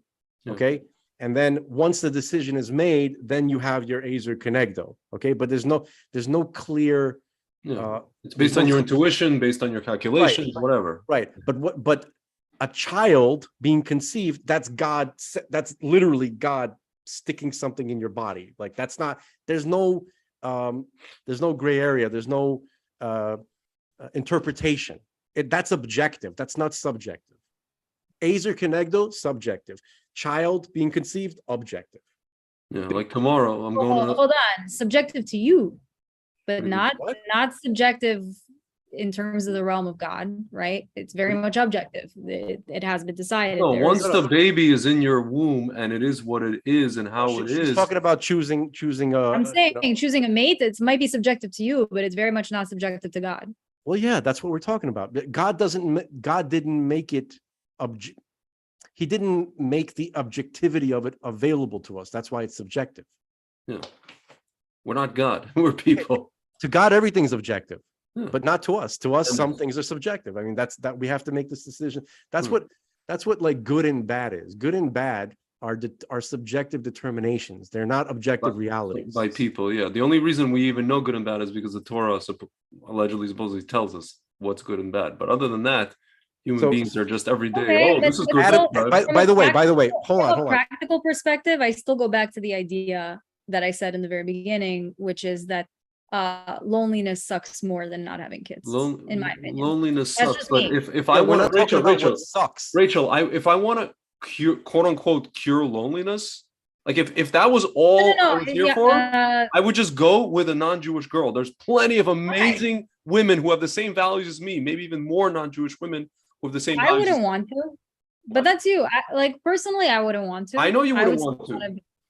Until I found the Torah, I wanted to. Okay. Rachel, you're also not a dude. You're not a guy. You're not a 40-year-old dude. That's also something to consider. Yeah, exactly.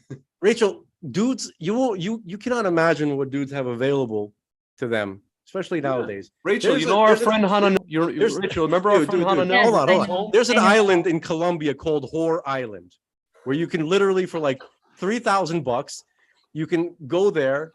There's 60 women. Do you understand? Yeah, but that's a paid companion. That's not a real. Rachel, there's a spectrum. There's a spectrum of things to do. Okay. So guys, Frank, I've told you this before as well. Our friend Hananel, he's living in a conundrum.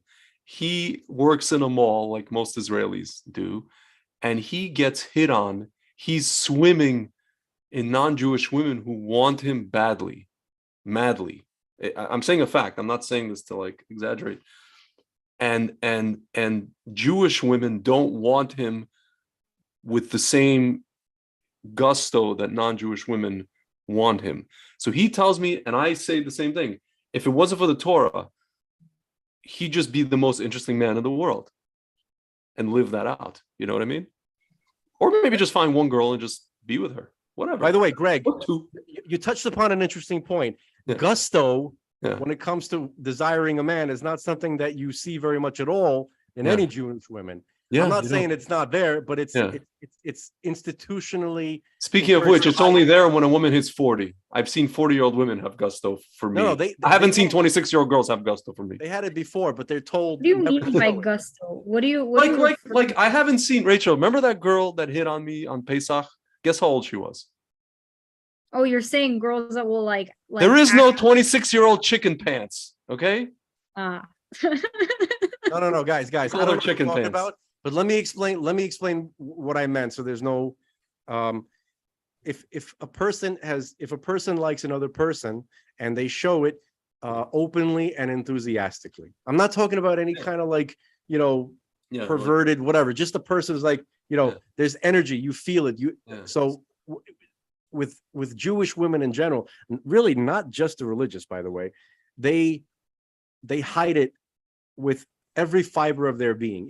Even if that is occurring with it, somewhere in their heart and their mind, they make sure not to make sure that is not, it doesn't leak out. Let's put it that way. Okay. So that's a big novelty to a Jewish guy when he encounters women that do show it. That's like, it's actually shocking. It's sort of like, wait, this exists? I can't even believe it. Frank, what is can you give Rachel your kind of explanation as to why non-Jewish women will do that more so than Jewish women? You gave me that explanation, but I want Rachel here. Okay, so it's just a theory. Don't It's not really. It's actually. I don't know how much. I mean, it does check out, but it's more And also, it's not this. I mean, it's more complicated. There's more elements to it than what I'm about to say. Okay. But non-Jewish women are baby neshamas. Let me explain what that means. I've heard Manis Friedman says things along this line, not just him. Okay. You have souls that are older, souls that are younger. Okay. In our generation, most of the Jewish souls have been here many, many times. Okay. We're born tired. We've been here before. We've been there, done that. And most of us are back here. It's kind of like graduating from law school and then like you skipped out on one stupid class, some prereq, but some asshole decided to make a big issue out of it. And you've been working in a firm for 7 years and then some jerk is trying to harm you somehow. They want to get you thrown out and they're, I see you missed this class. Now you got to go back to law school and finish that stupid prereq. Okay. I think that's the plot to Community, by the way, but whatever. Okay? It's kind of like that. Okay. It's like going back to kindergarten and there's a certain tiredness. There's a certain possibly bitterness. Jadedness. Yeah. Okay. There's it's heavy. Okay. Because we have, for good reason. This is a painful world and it's scary and it's painful. By the way, our friend Alex if you have experience with it, then you're not as enthusiastic as to what to expect out of life. When you're a baby in a shama, Frank, you're still kind of, recording in progress. The heck? You know what I mean? You're Frank, can you hear me? Yeah. Okay. No, our friend Rachel, are you still here? Because you muted yourself. Yeah, I'm still here.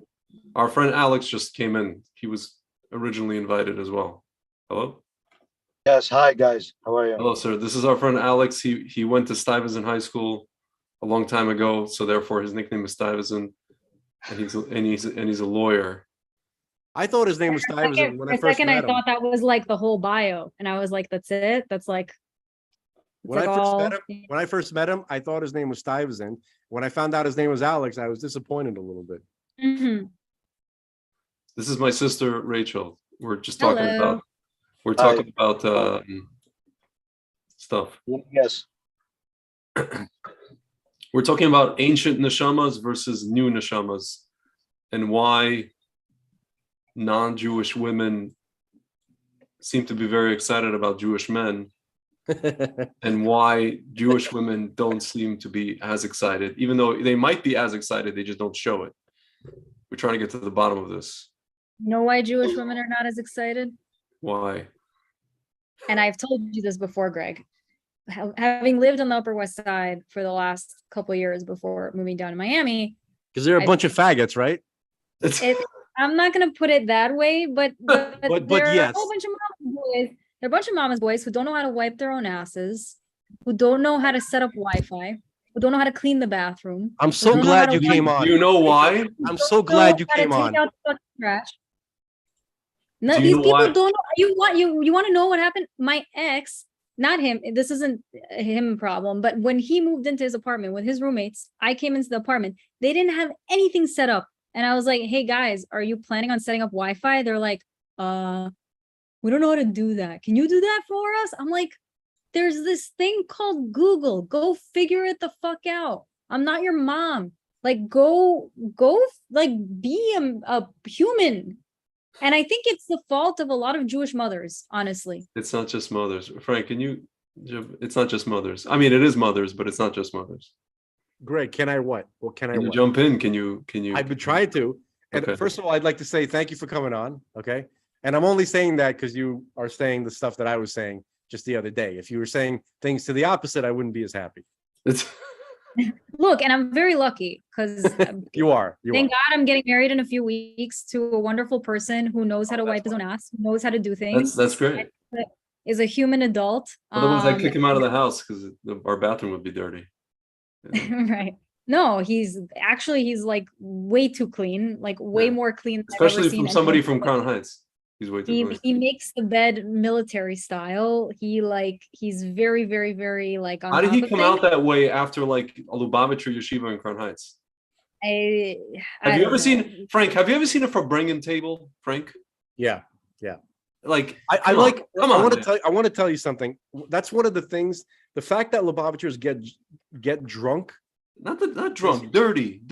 All right. I'd like to make a statement. Their tables are dirty. All right, I'd like to make a statement. The fact that Lubavitchers get drunk, being drunk is more of a masculine situation. Do you understand? It kind of helps you to become more of a man. We got to talk about what I mean in this context. Okay. You get into fights, you get into messes. Alcohol makes you end up in situations that are not intelligent to be in, but then you have experiences. Okay. You learn life lessons. Okay. If you're not getting drunk, then that means that, your mom has you on a leash, essentially. I'm being hyperbolic. Okay. But if you get drunk with your friends, things are bound to happen. Those are learning experiences for a guy. Those are important things. Look, Yes. I just wanted to say this, and I want to boil it down a little bit more for Rachel. I'll tell you this. I'll tell you this, but I want to boil it down a little bit more for Rachel. Jewish women are not attracted or not excited about Jewish guys because Jewish guys are not animalistic enough. Okay? They're not, they don't have enough testosterone, and they don't have enough guy characteristics that you guys all, Naturally won't. openly, out, in public, you say that you don't like. Okay? But in privately, you need. Okay? No, it's just the creepiness that is not fun, but everything because else. creepiness is an overcompensation. Listen. You can't have your cake and eat it too. Yeah. There's nothing's perfect. No, come on. Listen. Look, this past Shabbos, I'm sitting at a table, right? Some guy walks over to me, sits down right next to me, and starts chatting me up. I'm not going to be rude. I'm not going to say, "Oh, goodbye," like go away. I'm not interested. I'm not available. I'm going to talk to him, and then I'm going to bring up in a very casual way, oh, by the way, I'm getting married. I have a fiance. And the guy doesn't leave. The guy keeps chatting me up. And I'm like, what are you getting out of it? I'm obviously I'm not talking about a sociopath. That's but this is happening. You're jumping from one thing to the other. I was about to explain what I mean by animalistic characteristics. That's not animalistic. That's actually the opposite, probably. That's an overcompensation. I don't know what it is, but it's not. I'm going to explain it. I'm going to explain what I meant. Okay. And then Alex can jump in because I feel like I'm going to explain what I meant quickly. Neglecting him. It's not every day I get to talk back at a podcast. I'm pretty excited. Greg, yeah. Greg, listen. This goes back to something we were talking about in response to Esther, what she said earlier today, right? Yeah, so, and we got to the point where we were talking about like religious guys, right? If they were to get, like, let's say, smacked in the face, or if they not smacked in the face, if they were, let's say, insulted or whatever, some kind of aggression towards them, the general attitude you'll see is, well, this comes from Hashem, I should just accept it and this and that. Okay. So in concept, that is correct, but only in the following circumstance. If you were a warrior who knew how to use a sword, who knew how to fight, who is able to do that if necessary, and then you decide to interpret an insult from a person as something that comes from Hashem, then that is legitimate religious act. But if you can't stand up for yourself, if it is required, and then you decide, oh, this is from Hashem, then you're using it as an excuse, and you're a faggot. Okay, so most religious guys fall, unfortunately, into the second category. Okay, and Jewish women sense that. Okay, and they're not attracted to it.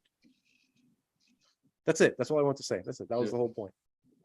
But I don't think my friend Hananel falls into that. I mean, he's a pretty like. I know a lot of Jewish guys right away. I don't even know Hananel. Frank, I know a lot of Jewish guys that have very strong animalistic sides. Let me tell you. Okay, so you know exceptions to the rule. Like, you guys are not talking. I don't know if that's exceptions. I don't know. Dude, look. You can't argue. You can't argue with my anecdotal experiences. I'm just telling. That's where I'm coming from. Yeah, I hear you. Anyway. Fun. But back to the original thing. Yeah, I mean, if it was just about having a companion, you can have, I could just find, I guarantee you, I can find a non-Jewish girl with my exact values, and I've met them. And I can be very happy with her. And she even knows probably more Old Testament, Torah, whatever you want to call it, than most Jewish girls that I'll meet. Even the frum ones, actually, sadly enough. Greg, you don't know the secret. What's the secret? I mean, things make sense in your head, but reality is really different. You would love to be with a girl who is 22 or 25 or whatever you think. Not 22. You got to let me finish the statement before you even start tagging. 17, Greg, 18. Okay. She's 18 and she likes Joe Biden and she likes the other one, Bieber. Okay. The other one. All of that, and she doesn't agree with anything. But if she just loves you and she just really likes you and she's all over you, you will love it. End of story. There is, at this particular juncture in human history, I don't think that a woman who's into Joe Biden or Kamala Harris or whoever would even want to stand the side of me, much less listen to anything I would have to say. If anything, she would want to stand in front of me with a bullhorn and then, or be like that creature that I saw on Shabbos and try to hand me a pamphlet about, would you like to speak about reproductive rights? There's something that happens when you meet certain women that all like rationality just kind of leaks out. It's not an issue. Do you understand? Something else takes over. And I'm not trying to be cute and saying horniness or something like that. It's just something else. Mr. Frank, I was with a person for a year and a half who had completely different politics than I did, to the point of you know, otherwise she would like despise me. And yes, she was able to overcome it because how does Eddie Murphy say? What do we say? Because you made that sound. Something like that. But after you're done making all those sounds, after a few months, people get back to their senses, including even the woman. And all of a sudden, now you're in a situation where you're basically with a... Now you're stuck with Umfufu. You're stuck with a Hillary bot. Yeah, Umfufu. You're stuck with Umfufu. I wish I was stuck with Umfufu in that situation. You're stuck with a Hillary bot. It's a Hillary bot. It's like a Hillary regurgitating machine of Hillary Clinton, campaign talking points. Right. So Okay? to take my hyperbolic point, Yeah. I'm saying that it's not, even if you're not exactly on the same level in terms of like concepts and politics and hashkafa and all that kind of stuff, if she's not as advanced in worldview, I actually don't. but if she's close enough, Yeah, and I don't. really It doesn't have to likes be. It doesn't have to be that level. it won't matter to you as much. Yeah, if I she's know. not on your level. I know. But And you might have to get into that headspace and dealing with younger thoughts. Listen, I'm not talking about level. I'm talking about, at the end of the day, the values have to be there. And what I'm finding, unfortunately, with the exception of from like Orthodox Jewish women, what I'm finding is there's a lot of these like absolutely stunning non-Jewish women with whom I share values. You know, if you take away the whole Yoshka thing, just Yoshka himself. That's a big thing, dude. It is a big thing. I'm saying take away Yoshka, the Yoshka part of religion, and just keep the Old Testament Tanakh, which they also, you know, like say evangelical ones, or these girls who are like, you know, the Noahide, whatever. Like, dude, amazing. So, and you know, the Greg, anti-vax thing. Great What? question. Yeah. Do you go out with women that are like divorced or have kids and stuff like that? I will go out with a woman who is divorced. I will go out with a woman who has one child if that child is very, very little. I'll tell you why. Because if I'm to raise that child, this is just a practical thing. If I'm going to raise that child, or if that child is going to be one of my children or the children that's around me, I would like that child to acknowledge me as some sort of, if I'm not his biological father or real father, but at least some sort of authority or father figure. If the kid's already older, he could just blurt out or just not listen to me. He doesn't even have to say anything to me. He just be like, in his head, he's going to be like, this is not my real dad. I don't have to listen to him. You know? And that right there is that's like a secondary, tertiary level issue. What do you mean? For me, that's a primary. That's a big issue, man. What do you mean? I don't want to raise someone else's kids and then deal with their father. I mean, you know what I find? I find that at some point, if you build a relationship with the woman and their values match and the perspectives match and the connection is there. Dude, you're breaking up. I can't hear you so well. Things like that kind of work themselves out. They're not as complicated. Can you hear me now? Not necessarily, man. Yeah, a little better. Not necessarily, though. What you're saying is not plug and play always. Can you hear me now? Yeah. I'm just saying that if the foundation is there, there's always gonna be something. You know what I mean? So if that's the thing, as a 2 kid or a 3rd kid. Listen, man, I dated a woman. That just may be a blessing. Can I tell you something? And I'll tell you something else. It's better to have at least 2 because they play with each other. They're not busy attached to the parent. Greg, I want to agree and disagree with Alex for a moment. Mm-hmm. He's right. Yes. That's a very good point. There's always going to be something. Yeah.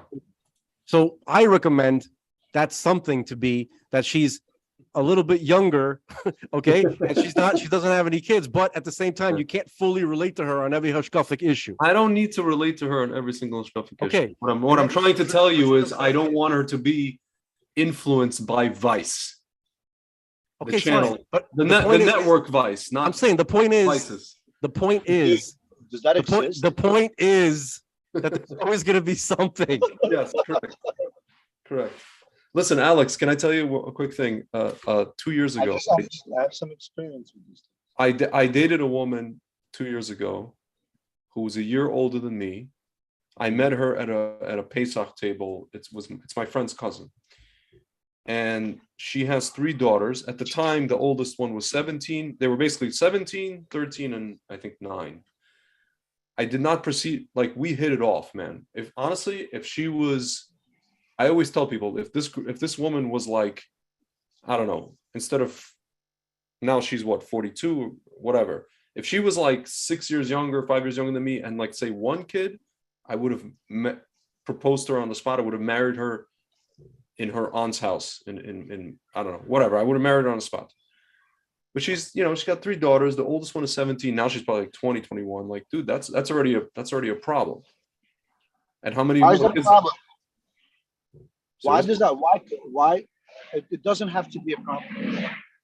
I don't know, man. And I'm gonna have like maximum. It's a little bit of a narrative. Why is it It's a little a bit of a, problem that you cannot get over? Like, why is that a deal breaker? No, Not it's not why- that I can't get over. It's all. First of all, it's all kinds of complications inside the house. Second of all, her ex. There was like this whole crazy, dramatic, very, very toxic, not custody battle, but basically just kind of like contention over like when he would see the kids, and then his parents, her ex in-laws, were very overbearing and controlling over this whole child rearing situation. And I saw this, I assessed the whole situation, and I said to myself, this is crazy. All right, let me ask you a different way, Greg.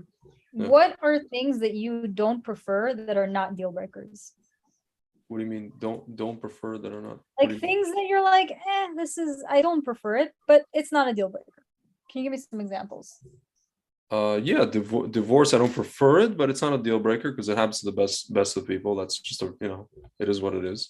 If you want to normalize anything, you can normalize divorce. Unfortunately. Also, somebody who's not necessarily fully Shomer Shabbat, maybe Masorti, but spiritual, not preferable. Okay, not a deal breaker. Last 2 women I dated were not. These were people who were probably. They told me that if they were with somebody, if they got married, they would keep Shabbat, but they were very spiritual. They just weren't there yet. They weren't keeping Shabbat yet, and they weren't. One of them, again, both of them was striving to keep kosher, so that's not a deal breaker for me. It used to be, actually. It's not And you anymore. don't think that that's complicated when you have kids, and then you have to figure out to get on the same page about who's doing what, and the kids Of course, have questions of about, course. mommy does this and daddy does. Listen. When you have kids, a lot of the things that were kind of like people chose to do or not to do. Like I've seen situations where, like, the mother, for example, let's say the guy was already keeping Shabbat, the girl already, okay, so like they started keeping Shabbat.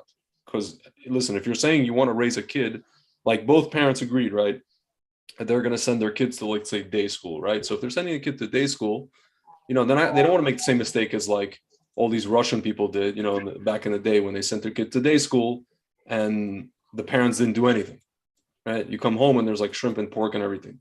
So people start doing stuff, because you have kids, and now it's time for family life. Games are over. Our little preferences and our little whatever it is, So, but listen, like Frank says, don't deliberately throw yourself into a test. That's really the point here.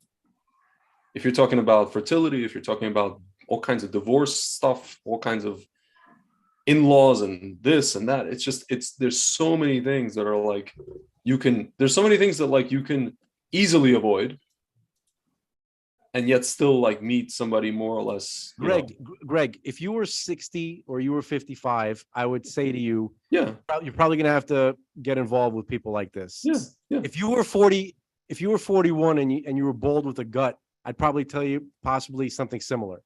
But you don't look that. You don't have to. I know. Understand that? You don't have to be in that situation. I know.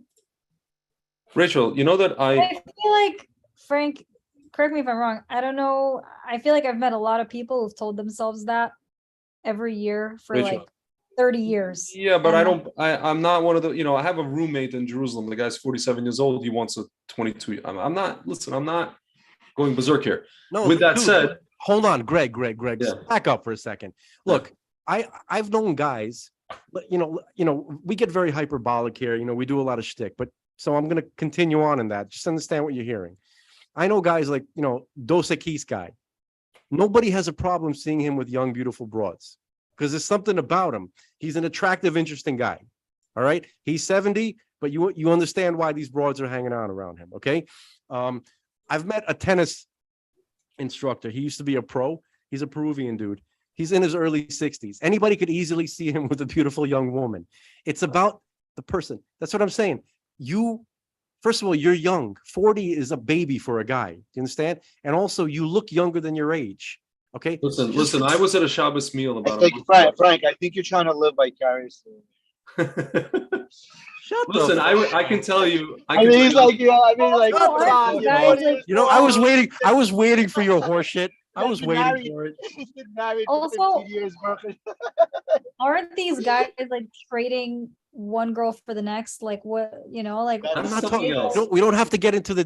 No, A but lot it of is these Give guys me- might be jerks. My point I'll is, tell you, no, it's not because they're jerks. It's because they're bored of these women. Yeah, they're no, bored. no, They I'm not might- talking. But that's not the point. That's not the point. The point is that the women themselves that they end up with, these young, beautiful women. I understand, but There's it not much is a- conflict. it's like, okay, so you're 60 years old and you can attract a hot. Listen, 25-year-old. listen. No, They just listen to the end point. so- Just guys, you're all missing the point. The point is that Greg's an awesome guy, and he's not going to be a jerk. Hold on a second, please.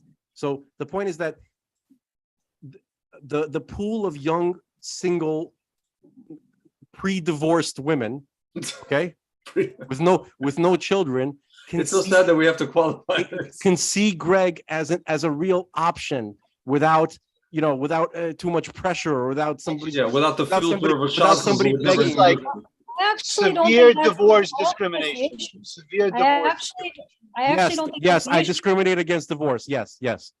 They should be Frank, discriminated. I actually don't think that's the issue. I don't think the issue is that people aren't interested. I think Greg gets bored with those girls. No, Rachel, let me tell you That's my something. job. You're right, Rachel. You're right. Greg is having a mental issue. I'm working on that part. No, let me tell you. Can I tell you guys a story? Wait, hold on. I'm right here. You don't have to talk.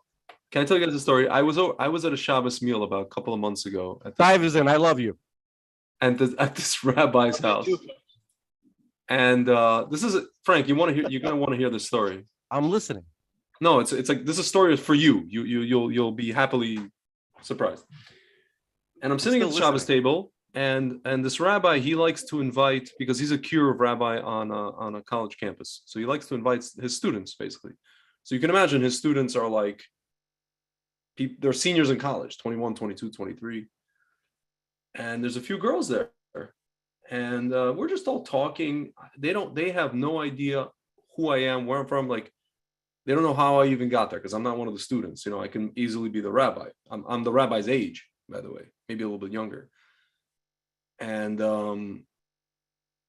like, we're basically going around, and somehow our age came up, or asked these kids that came later how old they are, whatever it is, because they're talking about some job or some kind of industry, whatever it is. And one of them says like 19, and I'm like, wow, I thought you were older, because I think the Buharian or Gorski, they seem more mature. And then one of the guys goes to me, how old are you? And then I kind of smile, and I'm like, yes. And mind you, there was a girl there who was basically like, I knew for a fact she's 22. She's like kind of flirting with me basically the whole time. I wasn't so much super into her, but whatever. That's neither here nor there. The point is, and then they start guessing how old I am. They're like, I don't know. One of them gets like 28. The other guy oh, is he? I'm like, nope. I'm like, go higher. I start pointing up. They're like, oh, 32, 33. I'm like, nope. I'm like, I wish, actually. And then I'm like, oh, actually, I don't wish. And then they just keep going up and up and up. And then finally, when we get to my age, my actual age, they're like, no. They're all like, just literally like, no, you're lying. You're this. It's like for like 30 minutes, it went on. I'm like, no, I'm not. And then this girl still like, continues talking to me, flirting with me, whatever it is. So whatever. Like what I realize is that when these things don't pass through this stupid filter of the shadchan, it's a totally different situation. Greg, Yeah. if I may, I'm gonna just share 2 quick points. First of all, the whole divorce question, we have Gittin, before we have Kedushin, you can get a tremendous woman that has gone through something like that. I know, I agree and with actually you. now understands what it I means agree with to you. be in a relationship, which is not a simple thing. So there's a tremendous mile there. And Alex, I agree with you, and I have building a nothing life, against building a divorced life, women. building a life. There's also plenty of something with people kids. that get married very early, like know, 19, I know. 20 years old, that Yeah. don't know shit from shit. Yeah. And they turn 24 and they're like, wow, I really don't know this person. Correct. And this is not the person I want to be with. And Correct. that's not, like it's through no fault of their own. I have no bias against divorced people. My whole thing is practicality of how many kids. So the a second, woman has. so the kids thing is the other is part of the whole divorce thing. Me as someone who, I'm divorced, I have kids, I date women that are divorced that have kids, How right? many kids? How many Alex, kids? you already have 3 kids. Yeah, he needs to. That's the point. He's saying that he needs to be with a woman. I want to make my own. He needs to have a few He kids. needs to be with a woman that wants to have more kids. That's not. He needs to be with a woman who Just wants because to. a woman that has two. Just He has because to be with a has woman 2 who kids, can have or 3 kids. Whoa. She has to be able to have kids. So More of than course, More than one. of course, yeah. So. That's all we're saying. That's why I said if she has one, it's Women can fine. have a lot If she of has kids. 2 or I don't know, 3, another point I was going to make, and I'm going to be frank. Okay. Be Alex. I'll be frank. This whole concept of get a younger woman, young, beautiful, never been married. That's a little bit like Gashmias. That's very, very physical. It's Good. The point. Absolutely, 100%. That's what needs to be. It is good. But Gashmis in a way that takes away that, like, usually like that's somebody that doesn't know how to create space for their man, that doesn't know something. It's no experience. It's Alex, I don't have that philosophy. That's like a movies philosophy. That's like society programming that this is the way it is to Alex, the last 2 women I dated were not frum, and they were 38 years old and 39 respectively, and they weren't even religious. I'm not talking about you. I'm just saying it's Kids could be a very big challenge. Kids could be a very big challenge. That's where you're wrong. We're talking about Greg here. Listen, kids could be a very big challenge, of course, but they could also be a huge blessing. And it's all up to you. And it's all up to the woman that you're with. No, it's not. It's not all up to him. It's not true. It's up to him to decide to pick the right woman. Yeah, it's up to look. Let's reframe the situation entirely. Okay. I'm not advocating for Greg to go. Let's ask a question. Let's ask a question. Saying it's. Alex, let's ask a question differently. Let's ask the question differently. What would God want Greg to do? If you take into account what the Torah says, God made his will clear in the Torah. Okay. The first mitzvah. Okay. He would want Greg to put himself into a situation where he would have the opportunity to do the mitzvah. Okay. Nobody doesn't say anywhere in the Torah that you have to sacrifice your opportunities to do these things. Okay. Because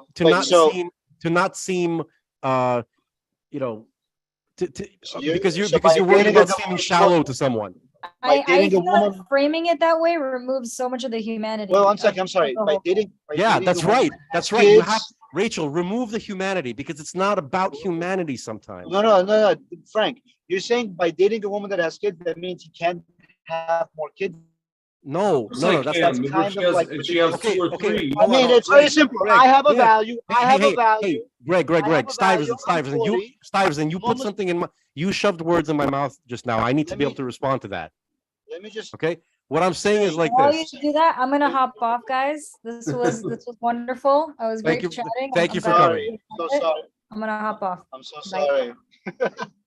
So Alex, no fault of yours. Gotta go. Bye. all right. So Alex, what you said is not correct. What I'm saying is like this: a woman who has had a few children and has had some experiences that were not pleasant, okay, like a divorce or something like that, okay, is less likely to be open to having the type of family and the amount of children that Greg wants. That's a simple fact. That's not true. Yes, it is. Okay, so it's you know what? There's a very easy way to address that. Assuming you're open to dating someone that has kids. Hey, I have a value. I want to have more kids. I want to have 1 kid, 3 kids, 5 kids, 10 kids. Do you want that? Are you able to do that? Alex, I'm going to simplify this conversation. That's it.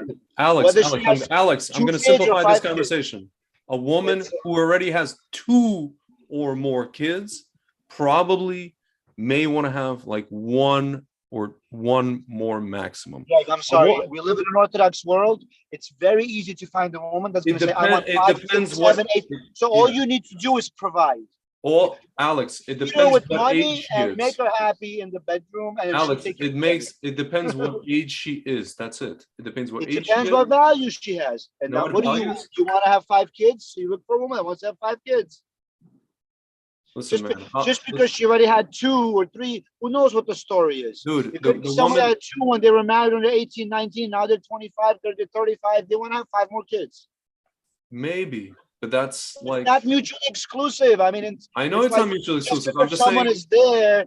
It's I don't know. It upsets me a little bit because I've been in a lot of these divorce spaces, and she's right. It does take a little bit of the human, meaning the value is there.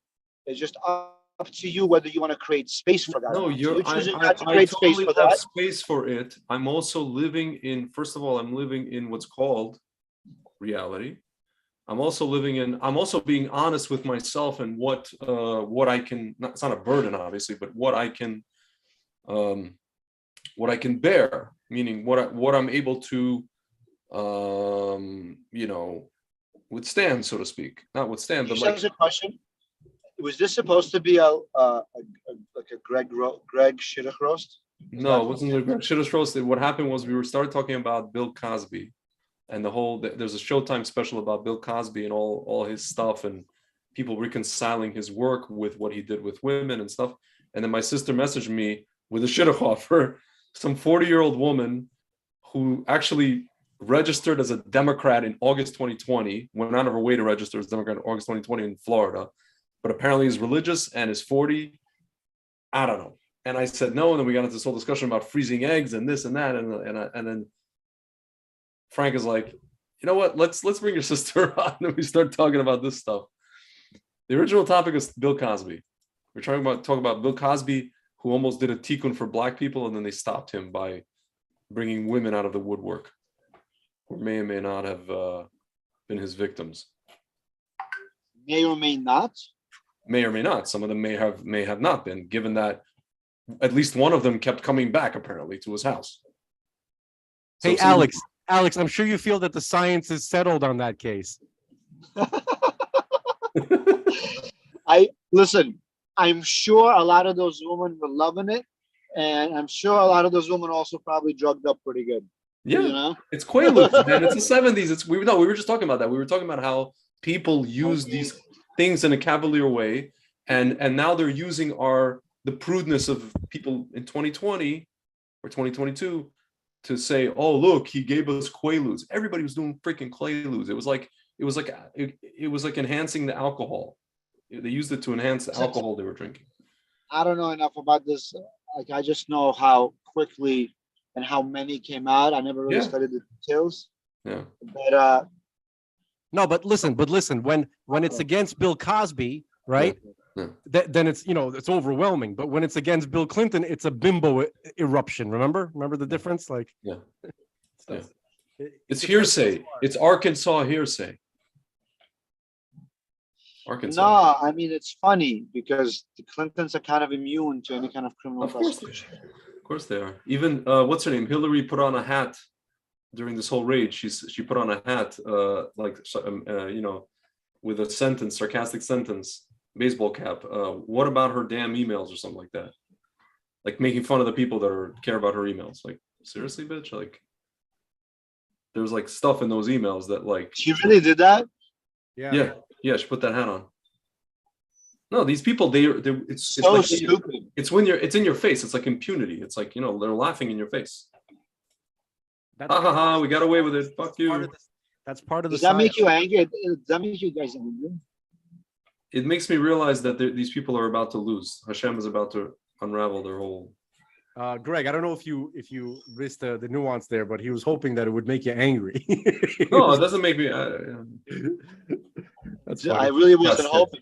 I was actually questioning myself. Am I really angry at this? I mean, it does make me kind of angry, but like, what else is new? Yeah, anger is not going to help here. Right, not at all.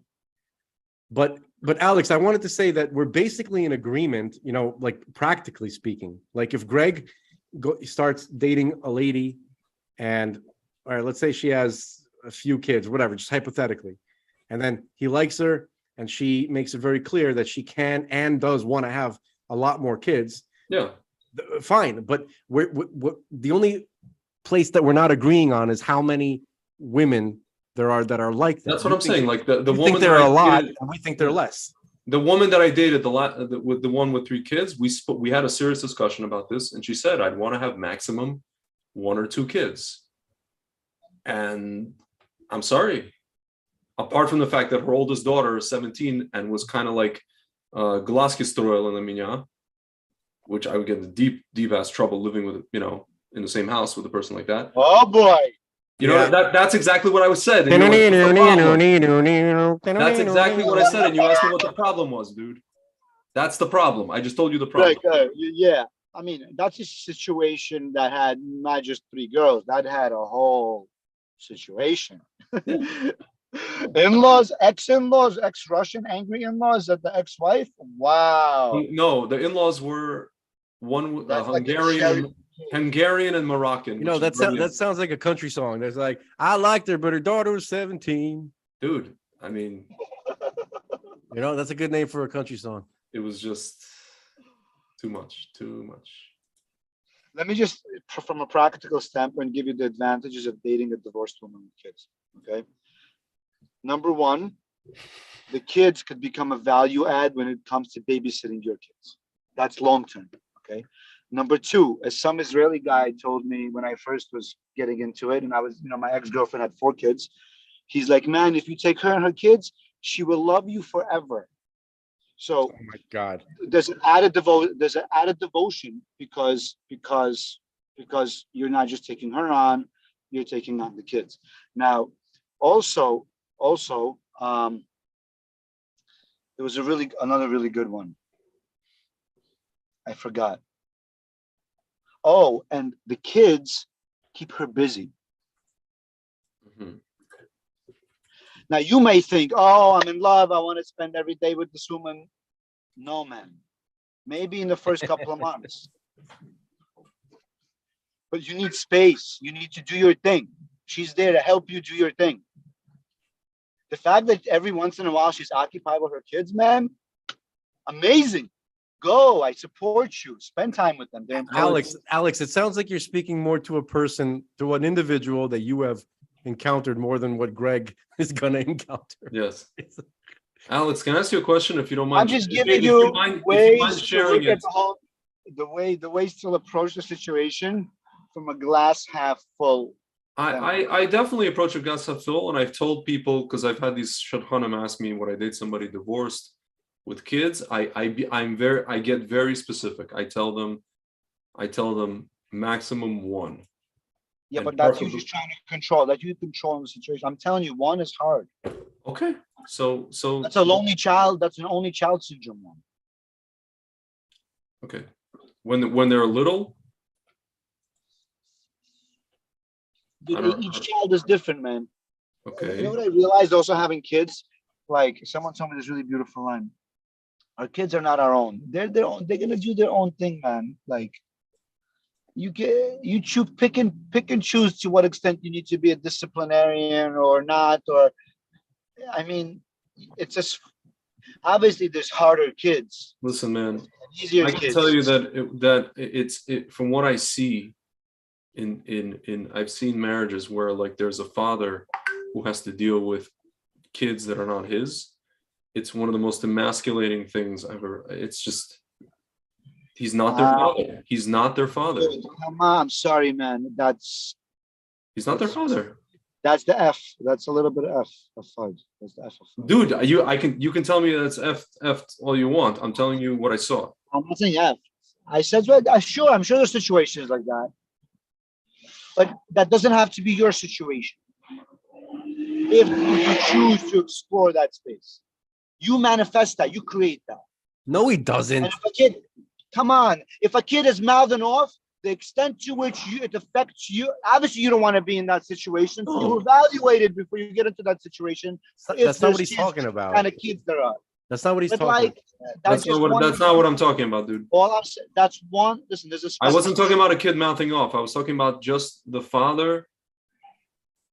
The relationship between the father and the kid is not one of, like, the kid is not his. That's all I'm saying. I'm not talking about mouthing off. What? That's a mild. That could be a good thing. It all depends on you, on your perspective. You control that.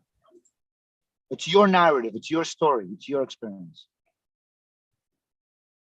So it's like a spectrum. It's like putting yourself on a spectrum. It's like a spectrum. It's like a spectrum. Like each kid falls in a spectrum. It could be the nice aggressive, the passive aggressive, the slutty crazy one, the nice good learner, or the angel, or the one that's Yo, I'm gonna have to bring Patrice into this. Okay.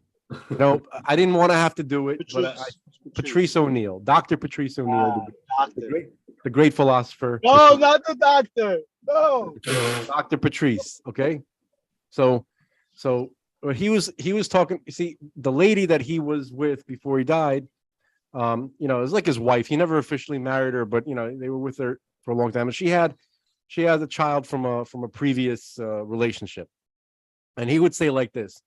He'd be like, yeah, I like her. Obviously, she's a great kid and all that kind of stuff. And she comes up to me and she says, oh, hi, Mr. P, whatever, that kind of thing. Right. But, and I'm happy, to do stuff for her. But then sometimes when I'm sitting there, I realize like somebody, like some dude busting my girl. Right.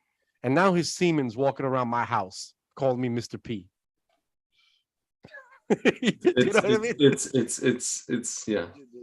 That is so like so real. It's so goyish, but it's so real. It's so actually real that we can't talk about it, right? Not healthy. It's so not healthy. I'm sorry. Reality is not. See, it's like my sense of identity and my sense of manhood is somehow challenged by the fact that I take on a woman that has another child. No. This asshole can't be there for her kid. I'll take it to her kid. You take everything to feminine proportions. Okay, that's not where I was going with this. I'm just saying that Maybe that's because I'm in touch with my feminine side. Hang on, man. I'm not. It's all that ayahuasca you're doing over there. Let me explain to you what I Viewer. Hello. Yes. I got to explain what I meant by bringing this up. So I'm not saying that he's right.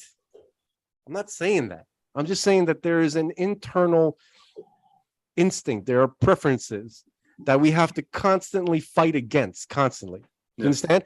Like a person, they know themselves at a certain point, and they have to choose their battles. Okay. Jewish men. Like for instance, one guy, he has there's something in the course of his day that he can't stand, right? That he fights with constantly, okay? And he's born with that situation, and he has no choice. And there are other things that he feels that way about that he's not in the situation. Okay? So for some people, the idea of raising somebody else's kid, whether they're right about how they feel or not, is a constant presence. Do you understand? And it's not a good idea to challenge yourself in those regards. It's not a good idea. No. For you, maybe. Alex, can I tell you something? Maybe I have a friend, Alex. Alex, you know that I have not a friend. For everybody. Alex, listen. I have a friend who I was talking about the other day with about shidduchim. Greg, can I interrupt you for a second? I'm sorry. Greg, Alex, if you don't have that issue, we're not telling you that you should. I'm saying that's a limiting belief. It's a very limiting belief. A belief. That's what I'm saying. Belief, but the preference. Limiting statement. It's like implying that. It's Alex, I have a friend who doesn't even want to marry any divorced women with any kids. Period. He doesn't even want to have kids. He's a frum guy. He grew up in Flatbush. He wants to get married and have maximum one kid. He's 38 years old. He's 38 years old. He doesn't want 38. He doesn't want any divorced, any kids. What does that have to do with you? I'm just saying that there are people, and he's living happily ever after. He just wants what he wants. Listen to the point. Listen. Different people want different things. Here's a better example. I hate gefilte fish. When I became from, and I started going to people's houses for Shabbos, gefilte fish was a dreaded thing that made me almost not want to go to anybody's house because every lady got really upset when I said no to her gefilte fish. Okay, I'm giving you a silly example of a preference that is there, and it's Alex, and I realize it's silly. I'm just giving you a silly example. Alex, for all you know, I may not be built. I may not be the type of person that could raise someone else's kids. As much as I like kids, that could raise someone else's kids and or command authority over them. You don't have to command authority. I do, because it's a family, dude. It's a family. Because the mother is going to be like, you have to be the best version of yourself, and that will be the authority that will get Alex, no, because we have to go to the amusement park. It's like a Russian, and my wife just told me it's rooted in Russian narcissistic trauma. We need to command authority. We need to walk around with at least some control everything around us. It's control. Not control everything. Just command at least some level. Alex, you argue in such a female way. You have to you go so hyperbolic.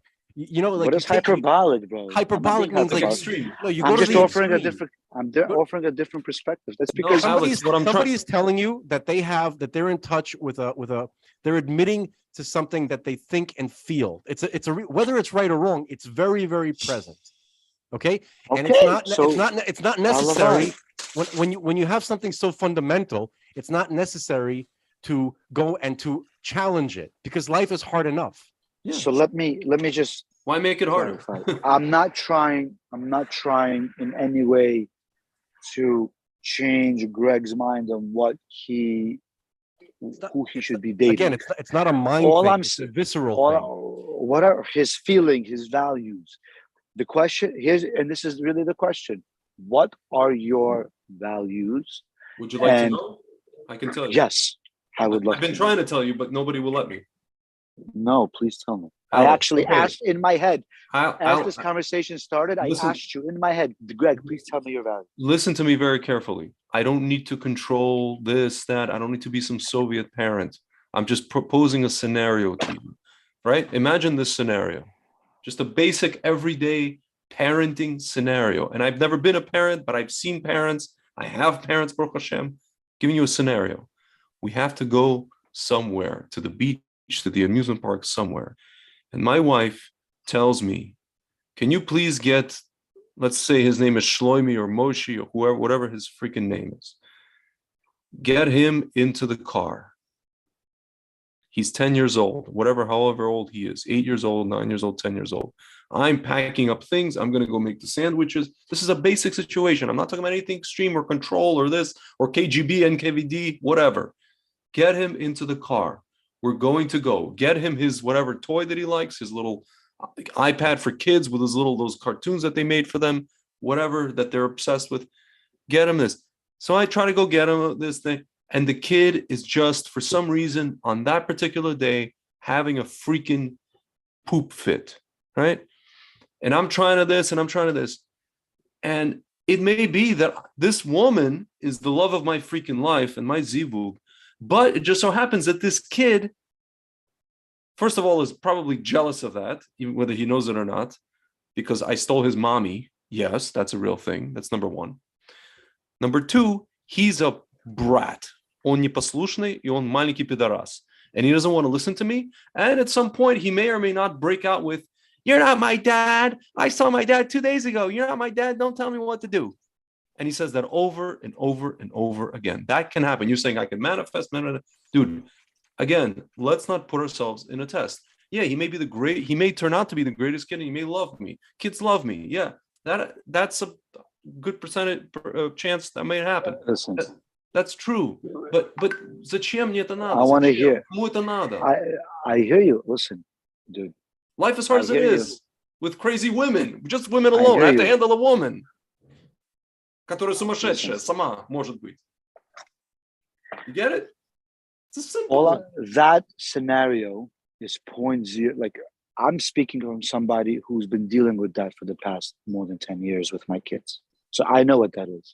So maybe, like, I'm just really speaking from a different perspective because I already learned how to create space for that. It doesn't faze me anymore. Okay. That's you, man. You're better. You're a better man than I am. It's not that I'm better. You already have your own kids, man. Exactly. I was trained already. Okay. To do that. I'm not trained. That's the I've been put through the boot camp. Wonderful. Alex, to be fair, Alex, to be fair, it's not just that you were trained. You're probably ignoring, and this is just my guessing, you don't have to agree with this, but the fact that you already made 3 kids alone, it's kind of like having money in the bank already. So you're not as, like, you got your kids, so you're not as touchy about, dealing with other people's kids because you made your kids already. You have your own seed. You have your own. Meaning, like, I'm comfortable dealing with other people's kids because I know how. No, but at the same time, like, if a kid is acting out, it doesn't have to ruin my mood. It doesn't have to. Yeah, because you already have kids. That's not what I'm saying, dude. You have sons to carry on your name and your line and your bloodline. Dude, we're men here. Come on. We're men. I hear you. We're walking around the forest looking for fights. We may look like sissies. We put out your lights.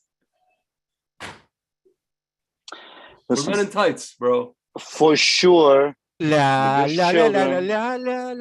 take 2, please. Listen. And also, Greg. Circumcision. I'm telling you right now, if you want to do a cutoff, do it at 2, not at 1. 2 is better than 1. They keep each other busy. Trust me. It's not about the kids. It's about the woman, whether or not she's going to want to have more kids. Yeah, stop. If a lady has 2 kids. So Greg, let's hear the values. I want to hear the values. I just told you the values. As far as the kids things, the values. Yes. What else do you want to have kids? What other values do you want to hear? What are the category? Kids. To have. You want to have like a minion or like half a minion? I don't want to have a minion. The guy wants to have many sons. It would be nice if I can have. It would be nice if I could have 3 or 4 children. Yes, however many Hashem gives me. Hashem, you will. But okay, dude, so you need somebody. I know a guy. I know. So you need somebody in her. So I would say for you, it's early 30s. So let's just focus on that value, right? So that's a good value. You also obviously want someone that's like religiously aligned or in the ballpark. Yeah. Right. Yeah. Someone that you share, a certain foundation. Politically, I don't know. Someone that will agree to go to the mikvah when it's time and to keep Shabbos in a kosher house. Right. Okay. Right. That's what it comes down. That's basics. That's it. It's the basics. Yeah. Who? Okay. Somebody. Even if she herself, let's say, now is not another value fully on board, but if she's very trustworthy and she gives her word, and he can trust that's. So also, you want someone that's working, a professional, or someone that's just going to stay home and take care of the family. If she is a professional, it's one thing if you're a professional and working fantastic. It's quite another if you're like how should I put this? Workaholic. Well, a lot of women these days, not a lot, but there's a good amount of women that do. Basically, Greg, let me help you. Can I just? No, I need to interrupt you. And do things lishma. Women do things lishma. Like I want to be this high-powered career woman just because I'm a whatever. And the money she makes is less than the childcare that she has to pay for. That doesn't make sense. Something like that, yeah. Well, it doesn't make sense unless you have a woman that is going to lose her shit if she sits home. that needs to be out there. If Because that's a real thing. I wouldn't marry a woman like that with that kind of personality. You know what I mean? Okay, so that's a value. So you wouldn't mind someone that's a homebody that's like, yeah, I don't want to work. Let me just stay home to care of the kids. Or if she works, like it's some kind of a job. Raising children is work. That's a real job. It's very important job. Yeah, 100%. And there's ways to do that while also being a professional. Yeah, of course. So that's a value. Like you want to share that, like, or do you want to, some people have a value. I want my woman home, taking care of the kids. I don't trust anybody. I'll go make the money. I'll support you. Listen, make sure dinner's ready. Alex, can I tell make you sure something? dinner's ready. Alex, can I tell you something? Like, Alex, can I tell you something? I don't mind if I date a woman or if I'm with a woman who's a lawyer, but it's one thing if she's a lawyer. It's quite another if she's a lawyer who stopped being a lawyer and ran for city council. You understand what I mean? Two different things. Actually, I don't understand. Can you explain that? I'm not trying to be somebody. I'm not trying to be somebody's. I'm not trying to be somebody's first husband. You know? Yeah. That's it. That's all I'm saying. That's what Patrice said, by the way. Patrice said that a woman should want to be the queen, right? So, like, basically, if you're married the king, then you're the queen. That's the situation you want to be in. Yeah. If the woman is the main, if she's like the best, the guy that she's with doesn't become the king. He just becomes a bitch ass married to this high-powered lady. Let me just tell you something. New York City Council member sounds really fancy. And it's a cool accomplishment, but like, I think a man that is a very successful business person that makes a lot of money and supports a lot of institutions is much more boss than that. And somebody that could stand next to somebody like her. So let him do that. No, I'm just saying. If the guy makes more money, if the guy makes more money than the woman, then that's manageable. Yes. Let him do it, bro. Let him do it. If you're married to somebody that's like in public service, like in such a way. Let him do it, bro. So that's a value. Like that's a value. Like that's a value. Like, and it could be you want to do public service, and you want someone to give you space to do that. So you want to be able to create space for her to do that as well. I don't know about public service, but I'll put it to you like this. You see, like how I'm kind of out. I do the podcast. I do this. I do that. I'm not a politician, but I'm someone who's like either heard or sometimes even seen. My ex-fiance had a problem with me being even so much as volunteering at Rage to do like Kiruv stuff. Why? Because there's girls there, and girls apparently like people who are in the rabbinical role, or even though I'm not a rabbi, but girls like those kind of people. And I said to her, but I'm with you. Like, why? Had a problem with it. So that could be a value. That's a classic value of control and trust. Yeah. You want someone that's not controlling and trusts you. That knows that if you're going to go out into these spaces, there's no threat to her. Yeah. And unfortunately, I've realized a lot of women need to learn that lesson after living their life. Yeah, not knowing that lesson. Yeah, that's where you get a lot of divorces from. Is that opinion of control? The conversation about my dating and shidduchim tends to leave me very, very, very exhausted. Let's move on. Can we talk about women being rabbis? Can we talk about Bill Cosby? Gentlemen, begin talking about Bill Cosby while I. So Alex, from what I understand, like you basically have concluded that Bill Cosby did nothing wrong, or he did do something wrong. I'm trying to understand your statement. I didn't make any conclusions, but I have this intuitive from what I've observed and read about him, which is not that much. Stepping into an elevator. Hold on 1 second. I'm actually about to walk into my apartment after not being there for a week.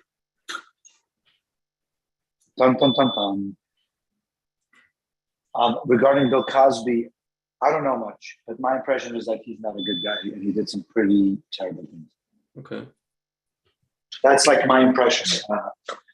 And there's too much of a critical mass from what I heard, the stories, I can definitely believe that he is, that has elements of narcissism. That's being like a predator, a little bit of a hold on predator against women. Yeah. Hold on 1 second, man.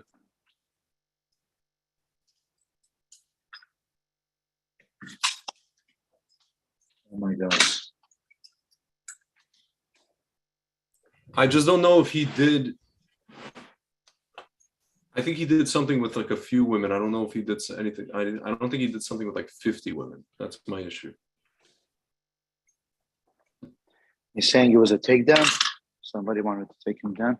Yeah, I mean, like he was beginning to basically almost single-handedly change the narrative for young black men. He was trying to instill the value. He was on a crusade to instill the values of education and being a mensch to young black men all over America. And the people that saw that he was doing that, they said to themselves, well, if that happens, then they're going to stop voting. They're going to get successful, pull themselves out of this situation, collective situation, and stop voting for a particular political party.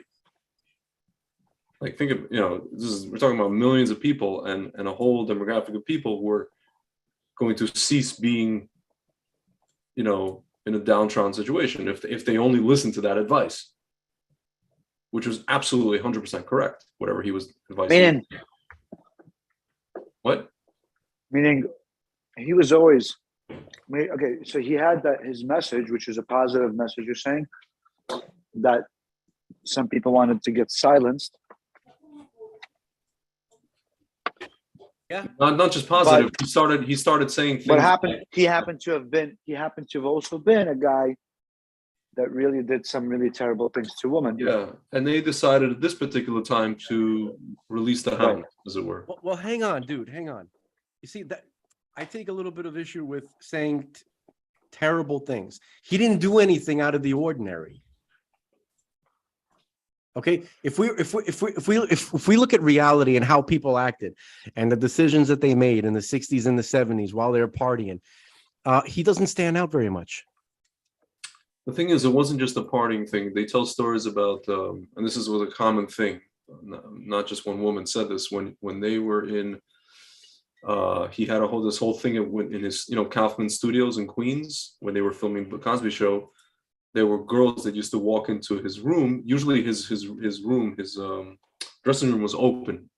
But when the girls came in, there was a bunch of these models, and he would close the door. That was the only time he closed the door, and like lock the door. So there's some of these women that tell the stories of how literally he would like mess with their brains, and how basically he made it like, there's a couple of actresses, he made it contingent on them being, and I know this is a very common thing, being on the show, if this and if that, if they did this and that and the other. What did they think that they were going into his dressing room to do? Of course.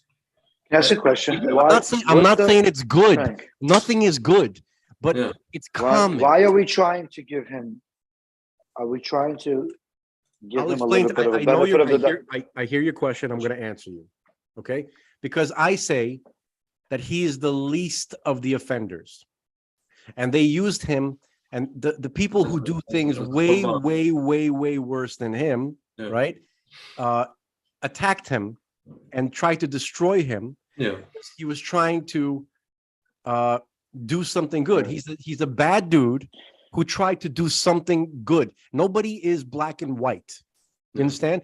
People live in some kind of spectrum. He was trying to do, he was trying to connect to whatever righteousness, he thought that he could. Okay. Right. And listen, I hear you. But also, he was very powerful. He's very, very powerful. And if he decided that he was going to do something, he's America's dad. Do you remember? I grew up on Cosby. Yeah. No, even the people in the special on Showtime, they were like, we couldn't, it was a lot of say it ain't so situations, because we were like, this is America's dad. This is, we saw, and not only that, he had this show for kids, how to teach kids how to read and numbers and this. What was it? Fat Albert, all that stuff. They were like. So you're saying the timing and the timing is suspect, because you see all this pedophile stuff. Hold on. The timing of the whole thing, combined with what seems to be like really not nice, bad, terrible behavior by him that was blown up more so than it really was, and like we see happening a lot of very like selective. Like there's so many people that do this that get away with it in a much worse scale. Bill Clinton. Yeah. Not just this, but like worse things like pedophilia. Dude, all these people that are accusing him of whatever he did, whatever. Also, what were they all waiting for? These are 30-year-old charges. What are they all? No, but this is already that's already a discussion about, a lot of women who get abused. They're afraid, embarrassed. A lot of people keep it in for years. That's a very common. I'm saying it's a very common thing. I'm sorry, but that's not a legitimate concern. It's not. Dude, you could say it's not legitimate, but it's very common. They've done studies on this. It is very common. But my whole thing is these people are just using this, as much as it's true, not true, as a distraction away from their crap, away from their dirty skeletons, which is with children. Well, yeah, that's the Democratic play card against Trump. Accuse him of what we're doing. What they're doing, yeah. They did stuff with little kids. I'm not talking about like 15-year-old girls. I'm talking about like little kids, like 7, 8 boys and girls. You want to talk about the pizza thing. I don't want to say the pizza, whatever. But whatever, You know what I mean? Like, I wasn't joking, by the way, about the woman rabbi question. About the what? The woman rabbi question. The woman rabbi question? What? I missed that one. What's the question? Yeah, I didn't really catch it. So can women be rabbis? No, they can't. Not at all. Of course not. Can a woman read from the Torah? Yeah, shul? Women can. What do you mean? Oh, you mean like in shul? Alex, have you been hanging out with... No, women cannot read in shul. No. Alex, have you been hanging out with our friends at Hever Office Israel for a good amount of time? I'm just kidding. Alex, you know the problem with you, Alex, there's a big problem with your question because they're loaded. Even if you don't intend, even if they're not loaded to you, but they come preloaded based on how they've been treated in recent history. So let me unload. Before you unload, let me just give you some context of where the question comes from. It's not coming in a vacuum. And I remember reaching out to you guys around Shavuos time saying, I would like to do a podcast, and I haven't had a chance to do it because I had some real material that I really wanted to discuss, connected very much to a lot of these questions that I just posed and to an experience that I had over Shavuos at the Isabella Friedman Jewish Retreat Center. Oh, Isabella Friedman. There you go. Okay. Which was the second time I was there after a Pesach experience, and I came back for Shavuos experience with my kids. That a lot of these questions came up in real time. Yeah, Isabella Friedman is like Orthodox woke central. If you didn't. Well, yeah, I can. Have you been there? I'm just saying that in reality, woke and Orthodox are mutually exclusive. So I was there. I've been there twice already. I can share with you what happened with my experience there, which was kind of fascinating. Can I hold on? But that's where these questions. That's the context. But I want to hear what Frank had to say. Right. So I'm going to be short, and then the context doesn't really matter because no women can't be rabbis, but yes, women can definitely be tremendous Torah scholars. Okay, so when usually when someone says, and it's usually a political agitator says, can a woman be a rabbi? So people, when they hear the word rabbi, they assume Torah scholar, and they don't understand the other communal issues that a rabbi has to deal with. Okay, women can be tremendous Torah scholars, and we have solid examples. And trust me, it makes me sick to my stomach to think that some women are listening to this and they think that I'm pandering to them, because I like to take it the other way. I would like to offend them when possible, just so they know. Oh, I'm sure.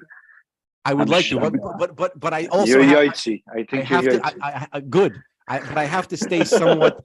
I have to stay somewhat connected to reality. Part of reality is that there have been many tremendous women Torah scholars. Okay. Everybody talks about Rashi's daughters. There was a female Rebbe. Okay, Obviously, it's not. Rabbah. Yeah, they call her Rabbah. No. They called her a Rebbe. Okay? She wasn't officially a Rebbe, but she was so great. Okay. You have people like the Alter Rebbe's daughter. There are tremendous, like heavenly, angelic human beings that come to this world as women. You understand? So all of that is what most people are asking. Can there be women like that? 50% women prophets, women with Ruach HaKodesh, women who are tremendously knowledgeable. All of that is true. Women can be moils if necessary. It's not. So let me ask you some practical. If you guys want, I can go into this a little bit. Hold on a second. It's almost never. Can you tell us of the experience, and then we can like back up? Yeah. So, I'm just running back in my elevator for a second. It should be fine. I was there for Passover. Oh my goodness. What's that noise? Hello? I'm still here. I think we might have lost. I think we might. Alex can't hear. Did Alex fall into an elevator shaft? That's kind of what it sounded like. I hope he didn't. Are you okay? I'm kind of hoping that he didn't, and it's not likely because he's in upstate. I hope, right? Well, he says he's in an elevator, so I don't know what upstate he's in. Oh, so he's not upstate. No, he's not. Hello? It definitely sounded metallic and springy, whatever we just heard. He said he's doing something with a vacuum cleaner. He did something with a vacuum cleaner. Oh, that doesn't. Hopefully he gets sucked into the vacuum cleaner. That doesn't bode well. You know, when I bought one of those robot vacuum cleaners, and I specifically wanted the cheapest one that had the least amount of Wi-Fi, stuff. I keep thinking of Terminator. I didn't want any AI because I didn't want to wake up in the middle of the night and find my vacuum building an arm for itself. I'm telling you, I'm thinking of Terminator. Yeah, it's like guys. Hey, sorry. Yeah. He's alive. Technology got the best of me, but I got it back. She blinded you with science. Mm-hmm. So Isabella Friedman is this Jewish retreat center. It's been around for a long time, and it's set up. They have a farm, they have a lake, they have hiking, and it's this. Did we lose him again? I think we lost him again. The vacuum cleaner zapped the Wi-Fi. My father is cracking up. No, it's the vacuum cleaner. Your dad's laughing? Why? What did I miss? No, because I said I think the vacuum cleaner zapped the Wi-Fi. Yeah.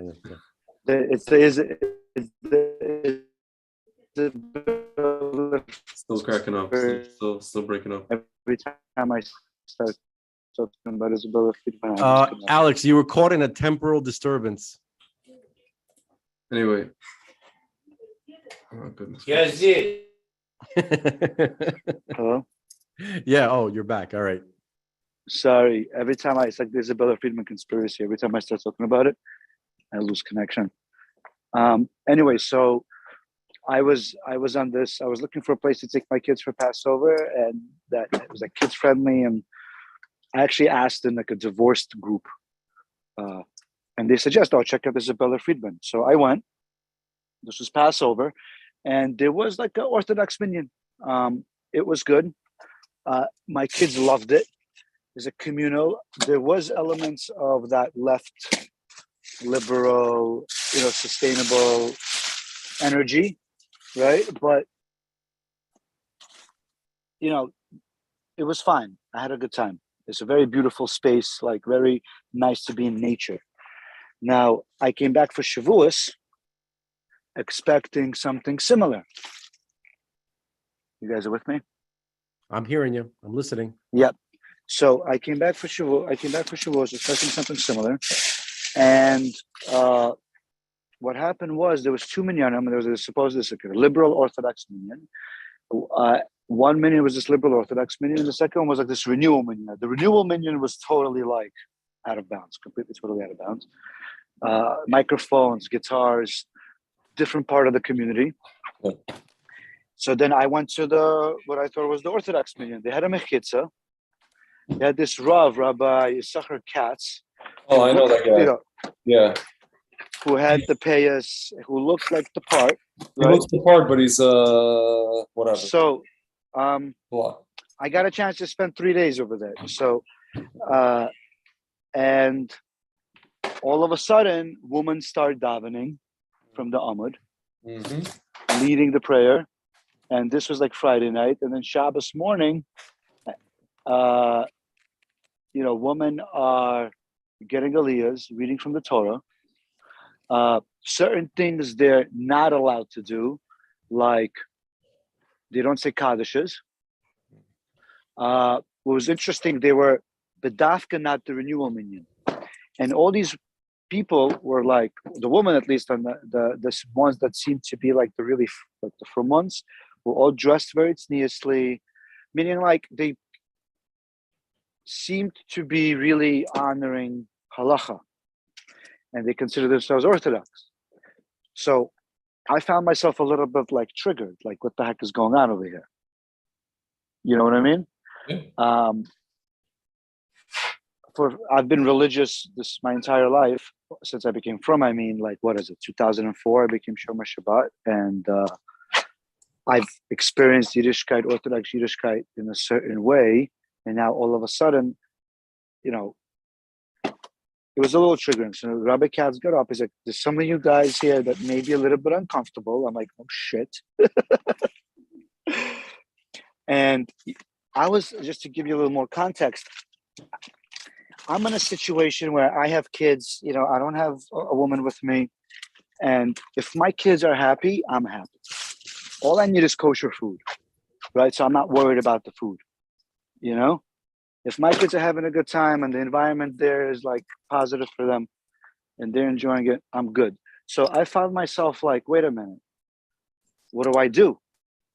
Am I even allowed to be here? Am I not allowed to be here? So Rabbi Katz gave like this, he was talking to me and like a few other people, like he gave like this really brief, like halachic background on woman as counted part of the T-board, the whole Indian and the back and the forth. And you know what? I'm like to myself, okay, I'm good. I'm at peace. Whatever he says, I'm good. This is what it is. I can't. I'm here for 3 days. No, I want you to. Can you spend a little bit more time on his actual explanation? I want to be open-minded. Is this a legitimate halachic viewpoint? How maybe just a minority. So it's interesting. So I'll tell you, I don't know enough. I don't. This guy is clearly a scholar. He is a scholar. If you read some of his stuff, yeah. Clearly, the guy knows a lot of Torah from Satmar, from Navardik, from he's a Hasid. He grew up Satmar, one of those. He knows a lot of Torah. Yeah. A lot of Torah. I cannot stand in front of him and debate him. Now, it's very interesting.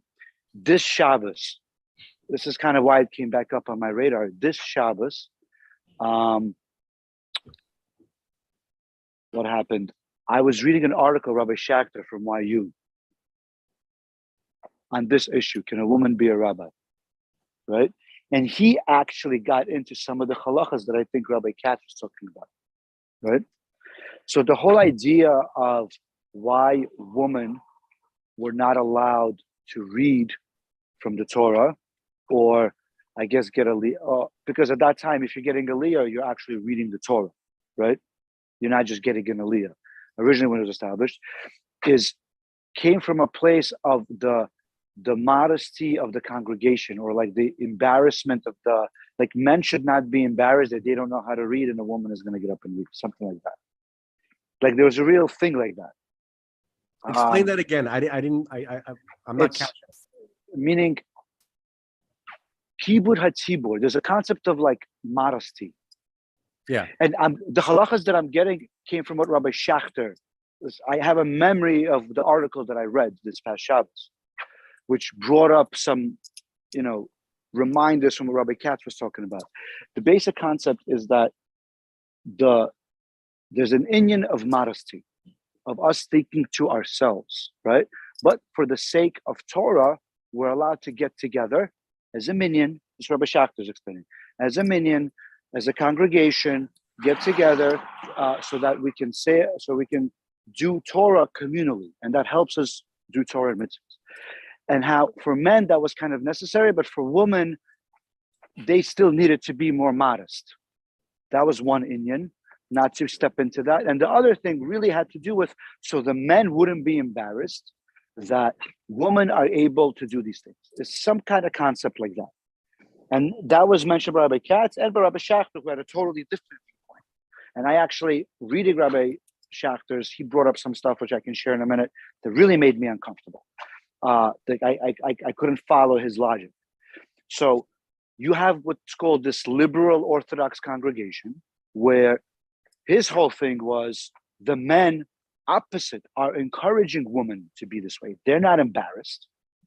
We're following halacha, and we're allowing women to participate in certain ways that appear to be very much like what's like unusual, just from my standpoint of like, and it led me to wonder, what led me to question a lot of things. Now, it was just interesting. Now, one of the things Rabbi Schachter said in this week's Torah that I read, he said how Rabbi Moshe Feinstein was talking about the whole idea of shaking lulav for a woman, and this, some of the other mitzvahs that they could do, but they're not required to do, right? Is that according to Rabbi Feinstein, they're allowed so long as their kavana is because they want to connect to God. Now, if they're, according to Rabbi Schachter was saying, if their kavana is, part of this whole feminist movement Indian, the woman needs to get our rights back, right? Then it's usher. So then Rabbi Schachter made the conclusion that a woman that wants to be a rabbi and a woman that wants to be involved in these kinds of things is coming from this political feminist push, which is an unacceptable reason to do it. Now, the whole point of the liberal, and which actually helped me understand the liberal Orthodox point, whether I agree with it or not is separate. Just their perspective is, no, our intention is not because of feminism. We're Orthodox. And here's a community of people that are willing to create space. And we're not reform. And we're bedafka, not the renewal. And we're bedafka, not the conservative movement. We're Orthodox, but we are willing to let women be more involved and participate a certain way. But with limits. It's like real biror. It's like, you could do this, but not this. And there's like the mechitza was like, your typical, like very like modern Orthodox shul. Like you could see the woman, but there is like a symbolic mechitza standing in the middle, which is a big difference than conservative or reform or renewal, whatever they were doing over there. So that was that. So there's a second part to the story. It gets better. So I kind of like created space. I'm here. I'm not going to let this bother me, this is, it is what it is. And I could say Kaddish here with 10 men because I needed to say Kaddish. The next day was Shavuos. So I happened to have gone to I went to the bathroom, and the way back from the bathroom happened to be when they were like giving out the aliyahs. And it was funny. They had these like colored paper. Like, who wants an aliyah? I'm like, I'll take an aliyah, right? So I get the aliyah of the Aseres Dibros, right? I get called to the aliyah, and there's a woman reading from the Torah. And like, I got to say the brachas. I got to go through the whole thing. So it was almost as if like, okay, Alex, you just decided to make space. Now, really, how do you feel?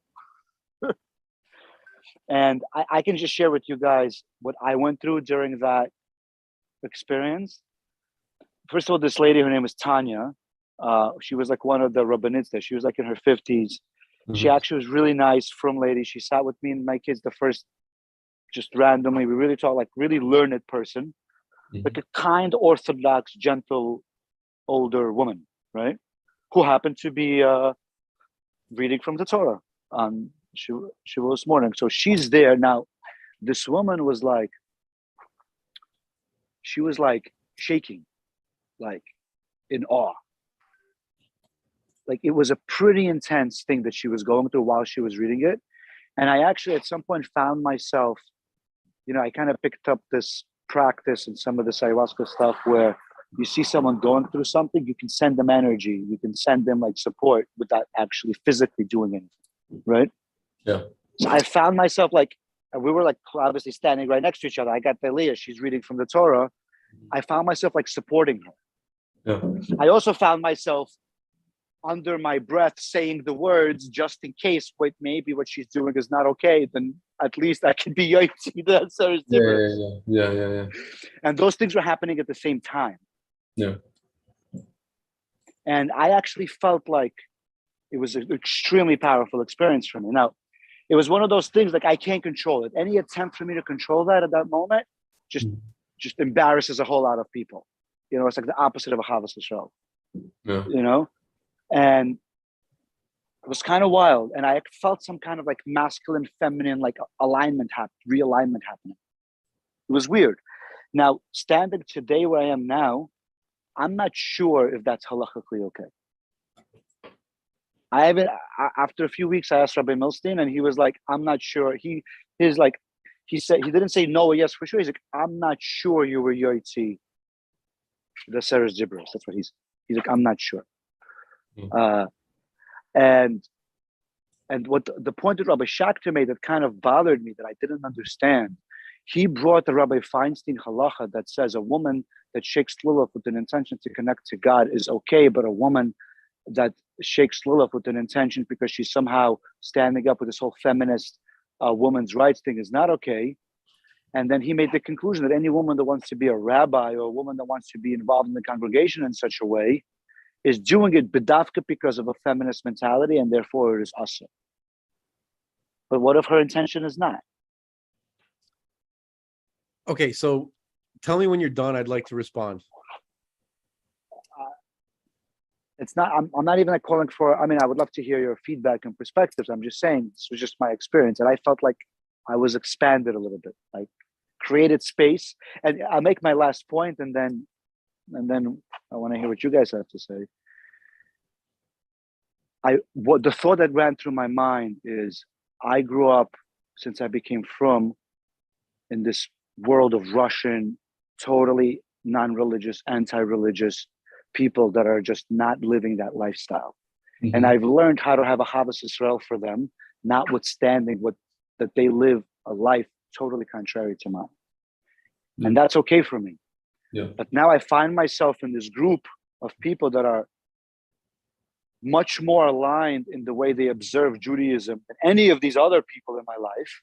Yeah. But somehow there's a part of me that is judging it, that is trying to say, no, you're bad. I don't know if they're right or wrong. And that's the point. Like, it doesn't matter for me. Yeah. From my Dalet Amos, that was just an interest. Like it was expanding for me. But like, why is it harder for me to have a Havas Yisrael and to like create space for these people to do things the way they want without judging them or without like being bothered by it? Yeah. It was powerful. It gets deeper, by the way, guys. But I'll pause for now before I really start triggering people. By the way, this word triggering is not allowed on our program. Why? It gets you banned? It's too faggy a term. So what are we gonna? You keep using this word, that faggy word, man. Yeah, I don't like it. Yeah. Okay, good. I'm happy you don't like it. I enjoy saying it and causing that inside of you. Cool. We enjoy triggering you. Can I explain to you why I don't like it? I don't care. For a second. And we're gonna get. No, I mean I care. I'm just joking, but I just one sentence. I think that you have a lot of very, very, very valuable things to say, and it may take away a little bit. Our primary mission in this podcast is to banish bullshit from the earth. Okay. That's our primary mission here. No tolerance whatsoever for bullshit. So, okay, listen, I feel like using that kind of approach in communication is a little bullshitty. Okay, good. But that's my opinion. Yeah, I know. But I want to hear what you guys have to say about this whole feminine explosion that happened. Okay, I think, so Frank, you can, Frank. I mean, you can say whatever you want, but I think it's better you come from more perspective of talking about hashkafa and halacha, and then I can go. I want to go into my experiences of when I lived in Crown Heights and when I encountered these very people that you encountered. It's literally the same people. So, okay. So there's two categories of issues here. Number one is the letter of the law. Okay, it's like things that lie within the legal spectrum. Like there's a framework, just like in every country that has a legal code.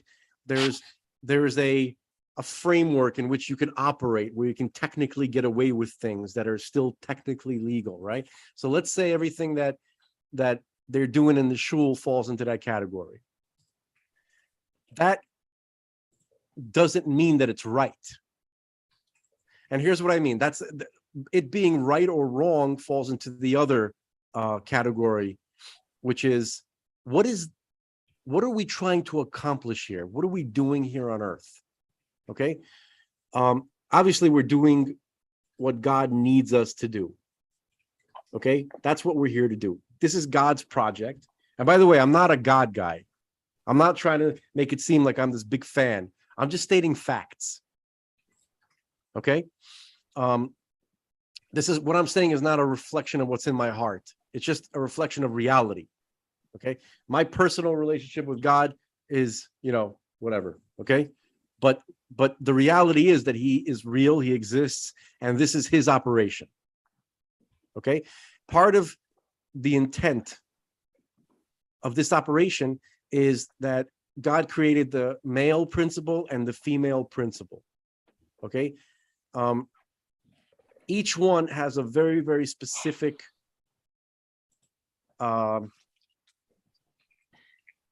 specific set of requirements, a specific focus. Okay.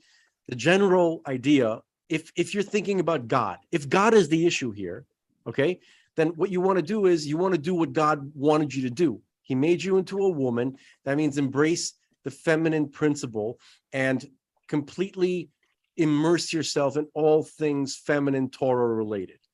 Okay. The mitzvahs that are for women, there's depth and there's knowledge and there's, trust me, plenty of extremely deep spirituality and connection to God, focusing on the feminine Torah mitzvahs and all the learning and all the hashkafa and all the Kabbalah. And it's momentous. There's just as much female opportunity to connect to God in a true way as men. It's just different. Okay. So that's number one. Now, if you have a shul, just for the folks at home, davening is mandated for men. It's required. It is not required for women. Okay. So if you have an environment that God intended to be a masculine environment, okay, he created situations where men are compelled to do certain things. They have to be there. It's not optional. Okay. This is part of the service to God. Okay. When we had the temple, it was bringing the sacrifices and doing all that stuff. Okay. Now we fulfill the same thing by doing the services in the temple, in shul. Okay. In the synagogue. Okay. So there's real work being done there, and it's required of men. Women are required to do work that's different. They have their own requirements. You don't see men sticking their asses there. You understand? So, generally speaking, when women are trying to push their way into an environment that God intended to be male, okay, it's usually there's some kind of weird jealousy. There's some kind of, they're trying to push us out. It's this mentality where when you're a kid, everybody can relate to this.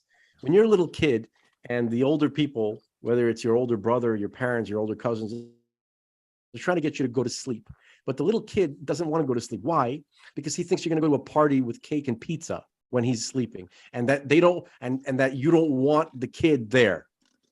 You want to go to have a fun party and have this great time, but you don't, you want to exclude the kid. So he's upset, doesn't want to go to sleep. That's what he thinks is going to happen.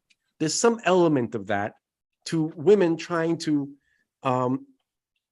essentially go into this environment that men are supposed to be in.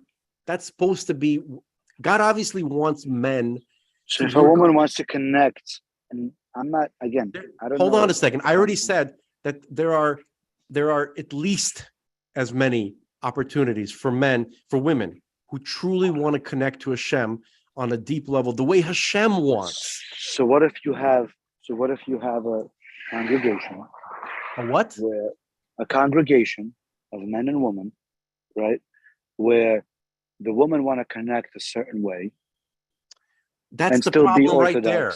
That's the problem. And you have a community of men that are very happy to connect. There's a lot of problems with that, because listen to what you're saying.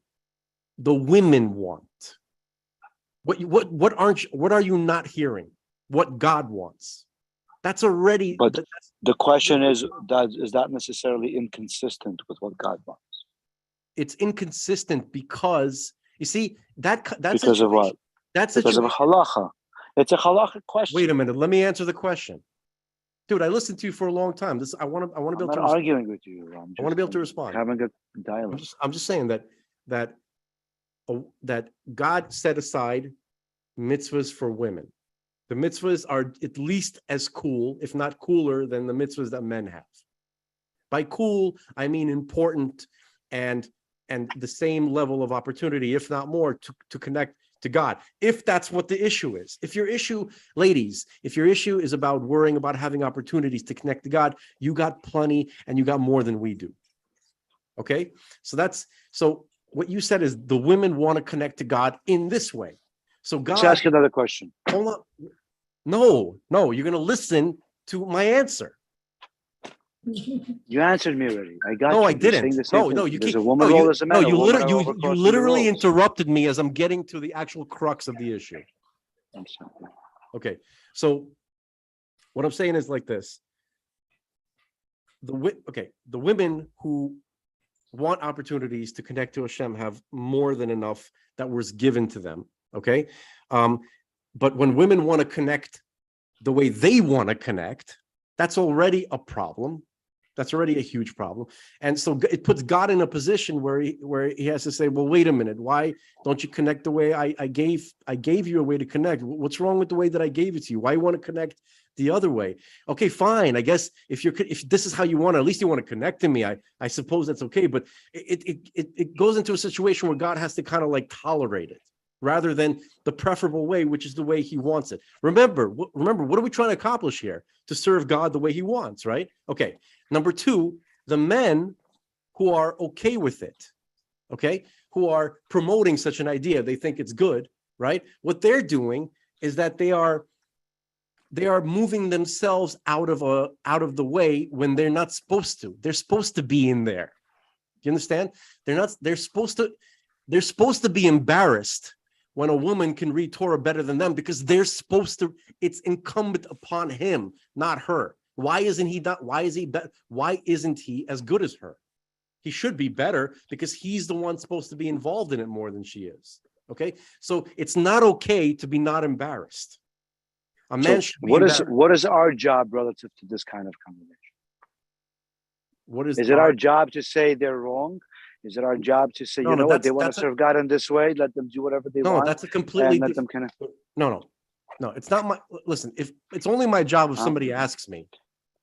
No, but that's a very realistic question because I think one of the biggest problems in Judaism, Bichlal, is the need, and I'm not accusing you guys I'm just saying I feel there's a big problem in Yiddishkeit Bichlal, where there's a sense of responsibility to tell other parts of fellow Jews how they're messed up and they're wrong and they're fucked up, and it's because of you, Mashiach, isn't it?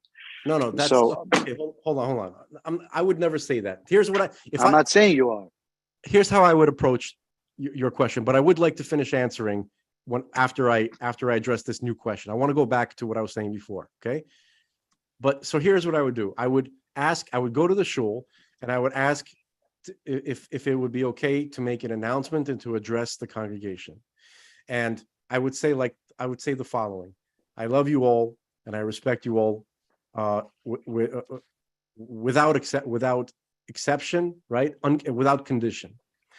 However, there's no however, but I do have, I think that some of the things that you're doing are really wrong. And if it's okay with you, I would like to have a discussion, an organized civil discussion about it. And then I would respect whatever their answer is. If they say, no, we don't want to hear from you, I would leave. That's it. That's how I would go about it. It's much deeper than that over here, just because you have the Rav that's there is extremely knowledgeable, and he carved out a halachic path for them, whether that is working or not working. I don't know whether it's good or not. I'm saying. That's like a tax. It's like a tax attorney trying to find you all these loopholes to get around to doing something. Okay. Exactly. And what I'm saying, it could be the halachic carve out that he was able to do may actually be, it's possible, allows them to do what they want to do. Okay, it does, but that's, you see, the question, it's always what is the primary goal? To make God happy? If that's your goal, then it would seem that you're not going along with what God set out. You're trying to impose your will more upon God. Whoa. You're saying that what makes God happy is compliance with halach. No. With his will. No. God's will is halach. No. Listen, God has a primary will. Let's say, look. Let's say God says like this. Look, guys. What do you mean primary? No, Frank. God, the Ratzon Shel Elyon is halach. Now, the way halacha is applied in our world, Alex, that is not correct. Okay, halacha is how God's will is, how God expects us to honor Him, to follow halacha. Halacha is the method. Guys, halacha is how we follow God's will. It's a very basic statement. I'm sure you agree with that. If you allow me to comment, I'll tell you what I actually think. All I'm saying is that if there is a halachic way, and halacha doesn't need to be agreed upon by everybody, there's a lot of machlokes and still room for leniency and stringency. But still, if there is a basis in halacha, then that is God's will. No, it's not. Yes, it is. No, it's not. If you allow me to explain, so I guess that's where we disagree. That's where we disagree. No, you're not. You dude. There's no possible. And I'm not saying this is halacha. There's no possible way for you to disagree with me because you won't even fucking listen to what I'm trying to say. Look, I'll give you an example, okay? And this has happened a lot. All right. God told us we got to keep kosher. Okay. This is the general what we're trying to accomplish. This is a general tachlis. You have to keep kosher. Okay. Now people, they would go to a restaurant, they go to a supermarket, and the supermarket is selling packaged meat that has a reliable kosher symbol on it. Okay. But it's found out after the fact that this shipment of meat, there was a problem with it, that, whereas usually the guys who are supervising the kashrut, the kosherness, are pretty good, but in this particular area for this particular amount of time, there was big problems with it. Okay, and it turned out when upon looking at that, it's not kosher. But the people, since they didn't know that, right, and they went to buy food that's relied upon normally, so they don't get in trouble for it. Okay, but did they accomplish what the goal was? Is God happy? Listen, I hear what you're saying, but this is a different thing. No, that's kosher. Now, kosher is more black and white. We're talking about kosher food. I'm trying to give an example that most people can just relate to and understand. You understand? If God said, "Guys, I want a red Ferrari," right? And he says, we're supposed to produce a red Ferrari for him. But in the end, when finally, But God doesn't. But God doesn't. when he God comes to says, pick "Give me up a his Ferrari." no, hold on. God When he says, comes "Give to me a Ferrari," but you can make it black, you can make it red, you can make it white. that's not the scenario that's not, dude. You can't. That's what I'm talking about. You can't fight into. You can't poke your ass into my metaphor. Let me finish the metaphor. I'm Okay? I'm telling you how it fails. No, it didn't fail. You didn't allow it to fail. Okay, so God said, "I want a red Ferrari." Okay, and when it comes to pick up the Ferrari, we promised him 6 weeks. We'll build him a custom Ferrari. Okay, red. When it comes to 6 weeks later, we're like, well, listen, we got the Ferrari body, but the spoiler is from a Countach Lamborghini. The red color that you wanted, it's pretty close. It's kind of orangish. It's in the red spectrum. The motor is not Ferrari. It's Honda, right? But there is a similarity. Both are the Honda is a V12. I know you wanted a flat 12 mid-engine. And all this bullshit, did we give God what he wanted or not? So the question is, God usually said, listen. God usually says, all right, I guess fine. Okay. He'll take it because he wants to be nice. But did we do what he wanted or not? No. Okay. Is there a halachic so the question understanding of how halacha hang on. gets made? So the question is like this. Are we okay with getting away with it? He'll let us get away with it. But are we okay with not giving him what he wants? So you're saying someone that's machmir really makes the red Ferrari, and someone that's a little bit lenient, right? Let me be more specific. Is like or more lenient against the Ferrari with the bootleg part. Look. I don't want to get into. Is that your analogy? Let me tell you what my analogy is. I don't want to use those terms because they can be used to get off the point. The point is, you have people whose intent, here's what they're trying to accomplish. They want to give God exactly what he's asking for. And then you have people who are like, I'm okay with getting away with giving God not exactly what he's asking for. That's what it comes down to. No, I don't see it that way.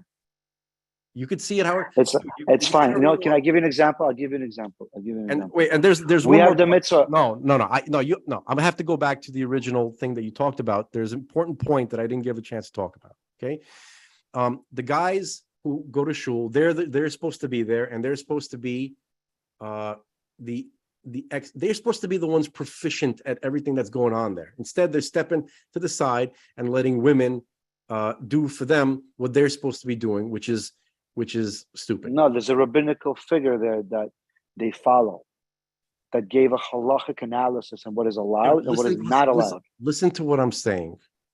What God you're saying doesn't fit the situation. Listen. God wants this type of service from men. It's male. That's why it is. Forget about this. Forget about halachic jujitsu. Just talk simple. What does God want? He wants certain things from men. He wants certain things from women. Frank, is there a possibility that there is a little bit more room to be lenient here? It just could be we haven't been exposed to it in 20 years or ever in our circle, in our bubble. But there's a way perhaps that other people have been exposed, that it's been around for a long time. Gentlemen, can I jump in? Alex, can I jump in? I'm just gonna make one point, and just in response to everything that's Frank is saying. Dude, you got it, dude. You were telling that whole story, dude. When you were telling that whole story, you were speaking openly. No one was interrupting you, and you had free range, and you got a chance to get it out. You just finished out. I was just saying the thing. No, I did not finish up. I did not finish up. Why you decided that I finished up. Alex, you're being a fucking prick. I'm sorry, bro. Why are you getting so aggressive? Because you keep interrupting me. You don't allow. I'm not interrupting you. I'm having a conversation. You don't give me the same respect. You don't give me the same respect that I gave to you. I'm talk as much as you want, guys. Go ahead. Take care, bro. If you can't give what you get, then take care. Go ahead. Okay. What I wanted to finish saying was that aside from the fact that men are obligated to daven, and women are not, is a very, very, very clear communication about God's primary will. If you want to weasel your way out of it, God gives you the opportunity to. Okay, that's all that halachic jujitsu that you were describing by this wonderful halachic expert. Okay, listen, Doeg, who was King David's arch enemy, was also a halachic expert. Okay, halachic experts have caused some of the greatest tragedies in history. So I'm not saying that this rabbi is Doeg. I'm just saying that being a halachic expert does not necessarily mean that it equals God's will. Okay, so that's number one. Number two, women, okay, guys and women in certain situations should not be in the same environment. Okay, because it's a denial of reality. Okay, if I happen to see, let's say there's 7 women there, right? And 2 of them are really hot. Now, instead of davening and trying to focus on what I usually focus on, I'm struggling not to stare at their asses whenever there's a chance. So that's why that congregation is not for you. Yeah, because But does that mean that congregation should be banned? Because I'm a filthy pig and everybody there is an enlightened being, right? I'm like you. I'm not comfortable davening in that. I'm just saying that's not my congregation. That's a basic thing for guys. Gentlemen, can I jump in? Just Greg, I'm almost done. It's a general thing I want to say. I'm almost done. Go ahead. So here's this. So here's the basic summary. This is my conclusion. You have women involved in a situation where they are not obligated to, where men are obligated to. Essentially, they are inadvertently interfering with men developing themselves there. Okay, because if you allow a female balkora, then what about the male balkora? He's not getting the practice that he needs. Even if she's better than him, then he's the one required to do it. Do you understand? If there's an emergency situation and there's literally nobody who can read the Torah and the Torah needs to be read, that's one thing. If there's a female moil and there's nobody else available, of course you got to do it. Okay, but that's not generally the role that God designated for women. Women have their own important roles that need to be done. Okay, and then putting men and women in the same environment, okay, it's just a matter. It's a ticking time bomb. It's a matter of time before something happens that's not supposed to happen. Okay, and you could say that these men are enlightened. You know, it's the same argument with nudists. I've talked to nudists. A lot of you talk to certain nudists and they're like, oh, you guys are just pigs. Like, we're spiritually developed. We don't even see sexuality. It's just a person and they're natural. You can't. No. You can't. It's a little bit disrespectful. It's more hyper. No, it's not. It's more hyperbolic, but it is a related concept. Okay. So the point is, it's unnecessary. It's a dereliction of duty for the men and the women. And it's basically a denial of sexual reality. Okay, and let's say when Mashiach comes and nobody has a Yetzer Hara anymore, maybe it's not an issue. Okay. Listen, I'll make one quick point. I'll make one quick point. The fact is, these congregations exist, and they're not going away, and they're only growing. Yeah. You know what? So hold on, 1 second. Hold on. Our primary obligation, I believe, is v'ahavta l'recha kamocha. And the way that translates, I think, is to find any possible halachic leniency, as long as it's within the rules of halacha, to create space. Now, if it's impossible to do so, it's impossible to do so. That renewal minyan, there's no space in halacha to justify any of that. But if you can, and if you're able to, and the method of your halachic evaluation comes from a halachic process, then it's almost as if we have to do that to create space, because everybody is different. There's some men that cannot daven in the congregation that has a woman that are sitting right there because they can't. And there's some men that very easily can. Alex, Maybe they're the minority. Can I All jump I'm in? saying is we have what's first is we have to, and it's hard. That's why I was so triggered. And I realized like it doesn't matter. For myself, the only responsibility I have is for myself, whether I accept them or I don't. And if I don't accept them, what could I do? Do I influence? Just, you know what? I was my orthodox, little bit right of center. I was questioning things in a polite way. At the same time, I allowed myself to be a little bit more expanded that I never thought I was possibly could. That's all I'm saying. Alex, can I say a couple of things? First of all, I just want to say that I lived in I lived in Crown Heights for 3 years, and I interacted with a lot of these people. Right. I can tell you there's a lot of anger. What do I mean by anger? You know, a lot of them are kids of people who were, let's say, Baal Tshuva by the Rebbe, right?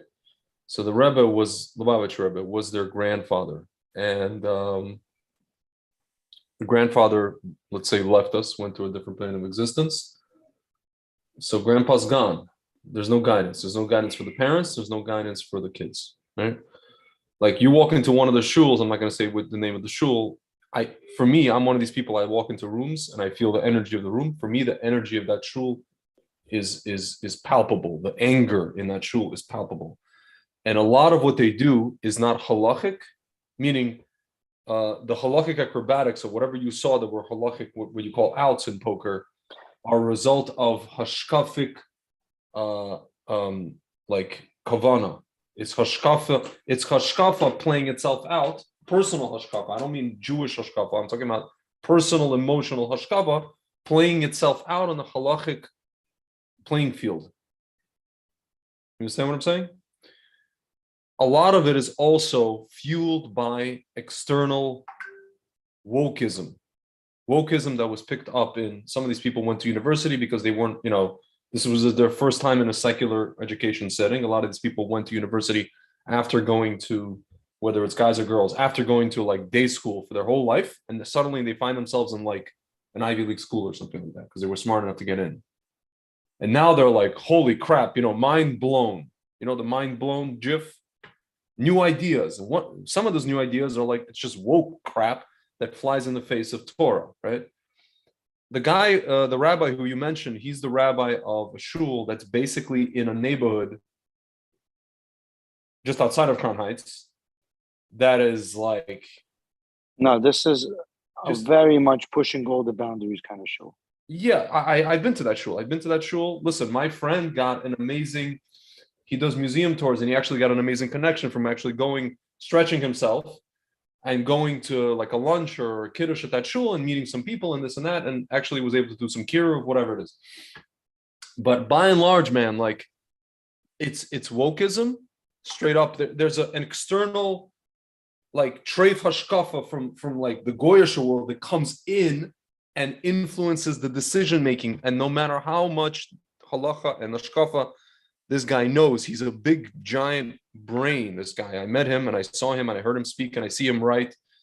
I used to follow him on Facebook. You're talking about stretching halachic boundaries, whatever it is, if you can work it. The problem with that on the basic level, that's just a slippery slope. It could be a slippery slope to God knows where, you don't know where, right? Listen, the rabbi takes the prize upon himself. Listen, he can take a prize by himself, but again, it's knowing who he is. That's what he did. I know, but listen, he self-styles himself. I know this for a fact. He calls himself a progressive. He says we're part of the progressive community, right? So he wants to be open as like a quote unquote Orthodox shul for, I don't know, transgender, two-spirit, this, that, fluid, whatever it is, right? That's what it is. His point is, even though these people are sick, and even these people are going through some real life freaking issues and problems. Yeah. His point is, you have to give them. They need a space.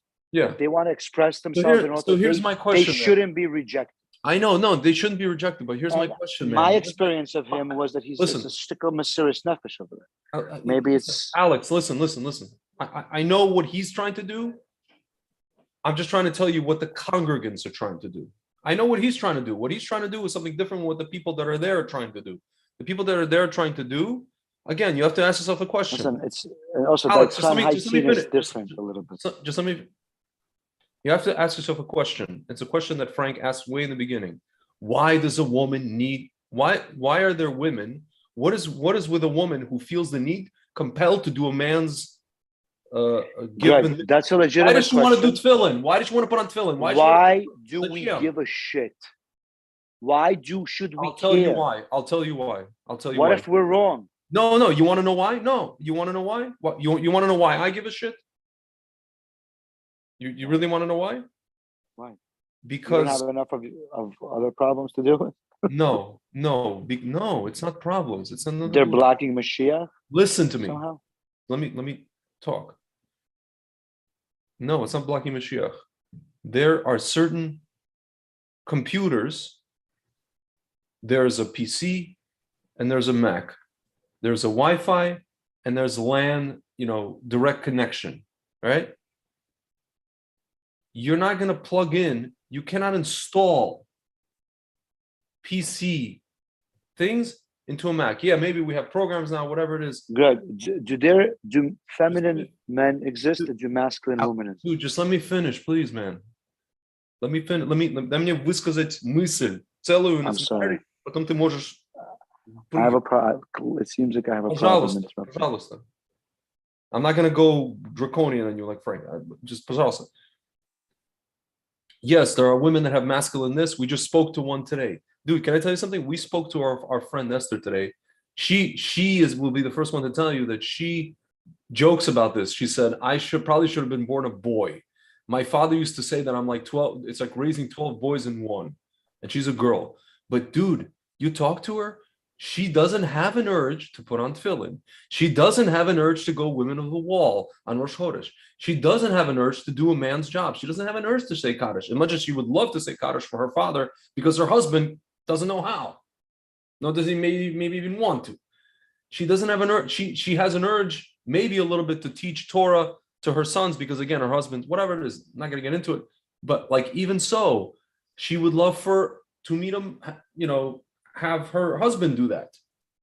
She would gladly, she daven so that her husband can learn Torah to teach to her son. She's not davening, Hashem, please make me like a man to teach. Like, она не хочет, ей не хочется. That's her. I understand. Если что-то там есть, a lot of this doesn't come from because they think they're men. A lot of this comes from woke modalities and ideology. It's external crap.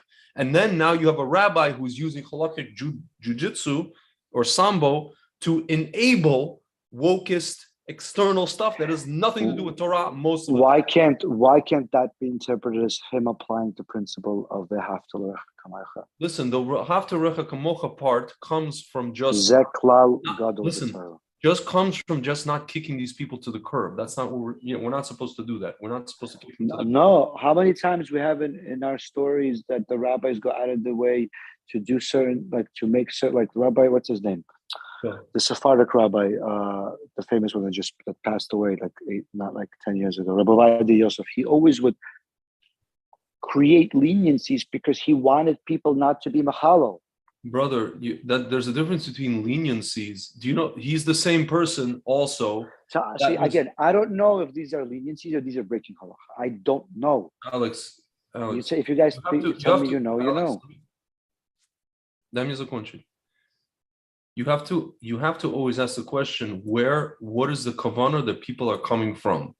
Are they actually, this is what I asked. This is the question that I asked when I lived in Crown Heights for 3 years. And I interacted with these off the derech people. And I think Hashem sent me there to do inreach, to bring these people freaking back. For a naive, enthusiastic at the time, more enthusiastic than I am today, Bal Tshuva, to bring these people back. Dude, these people used to come to our house for Shabbos. These off the derech kids who grew up from. But this is not listen to me. The off the derech crowd is not this crowd. Alex, there's a lot of those people in that crowd.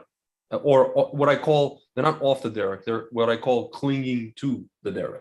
They're Shomer Shabbos. These are people who just walk around with anger, a chip on their shoulder. Something happened. Something's going on. У них просто они злые люди, right? Не злые, I don't mean злые like disposition. I'm talking about just like There's a frustration there, and they're trying to play it out.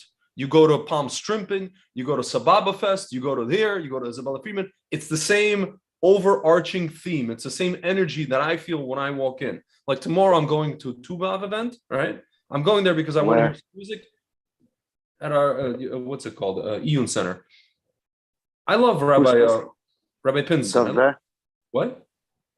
Oh, I was thinking Dove Bear Pinson. That's Dove right. But you walk into some of the people there are cool, but the other people are. You can feel it, man. It's palpable. Zusha is playing in K tomorrow. Dude, you know what I learned? There's a difference between, I used to go to that place for events before I moved to Crown Heights. There's a difference between going there for an event, for a musician that's invited to play there, which is an amazing concert venue, and going there to daven on a regular Shabbos or a regular minyan with the regulars. Not an event. I'm talking about the people who go there. Again, I have nothing personally against them. It's just I feel bad for people. I feel really, really bad. There's a really serious malfunction in the frum community. There's a brokenness, and yes, we cannot exclude people. We can't keep people to the curb, but taking woke ideology from the outside and applying it to run around halacha and figure out halacha and this and that and the other, it's already at best it's like a little bit disingenuous. At worst, it's a slippery slope. It may not be for us. I'm not saying for us or not us. My main concern is I'm really concerned. I'm not concerned. I'm just wondering, and I'm learning a little bit about these issues because I'm just curious to understand it better. What in fact is the halacha, and how far can a congregation go in terms of making it more inclusive for women and still be considered orthodox? There's a difference between more inclusive and just doing something, giving a woman, again, like what Frank said, like a mandatory mandatory job, a man-mandated job. And a lot of these women can come and say, well, these halachas was set down by men and blah, blah, blah, blah, blah, blah, blah, blah, blah. So that's the question. Whether there's room halachically for these man jobs to be given to women. Listen, if there's room for these man jobs to be given to women, then you might as well throw Chazal into the garbage. Frank, am I mistaken in this? In a manner of speaking. Listen, I don't know enough to make that statement. And I don't think you guys know. It's a basic principle. Stuyvesant, let me ask you a question. Is there a masculine principle and a feminine principle in existence that God intended to be? I mean, I experience life as a interaction between masculine and feminine, whether it's between me as a man and woman in my life, and internal process that can sometimes be feminine and masculine. Of course, there's some things that are feminine, some things that are masculine, no question about it. Okay. Are there clear communications from God that there are certain things that he set aside for women and certain things that he set aside for men? So if you mean clear communications from God, that means the way that the rabbinical authorities are applying halachic rules, right? I'm talking about the written Torah and the oral tradition that was giving along with it. And the way that oral tradition, we can also agree, is applied within communities, so long as it's within halachic. Meaning one community can have one way of applying. Like we're not let's take this example, but you can have like some, Satmar Hasidic communities and some modern Orthodox communities that are all within the realm of halacha, but they apply oral tradition differently in many ways, and they're still considered halachic Jews, right? So you can have the will of God manifest a little bit differently within different communities. Alex, what Frank is saying, so long as it's a baseline. There is a baseline, though. That's what I'm saying. The baseline is halacha. So if you could find a halachic pathway That's the baseline. No, but there's more going on in both the modern Orthodox and the Satmar that is far past just finding a halachic pathway. They're trying to focus on providing or giving to God what he was asking for, not trying to find halachic ways to essentially get around what he's asking for. Let me can I just add one more thing? And I think this is going to give like a real good kind of perspective on this whole discussion. What happened next for me in Isabella Friedman was an exposure to some like transgender halacha, right? Which was triggering beyond any means. That's what I'm saying. That's why. Listen. No. The halacha wasn't about whether or not transgenderism is okay or not. That's not the discussion. The discussion is, what does the Torah say about how to, whatever. I don't want to go into the nuances of that because is it a man saying Kaddish or a woman saying Kaddish? It's confusing. Yes, I understand what's being. Listen, yeah, there's so much, and I felt it, so much anger that I experienced personally on the social political aggression with this whole transgender movement, right?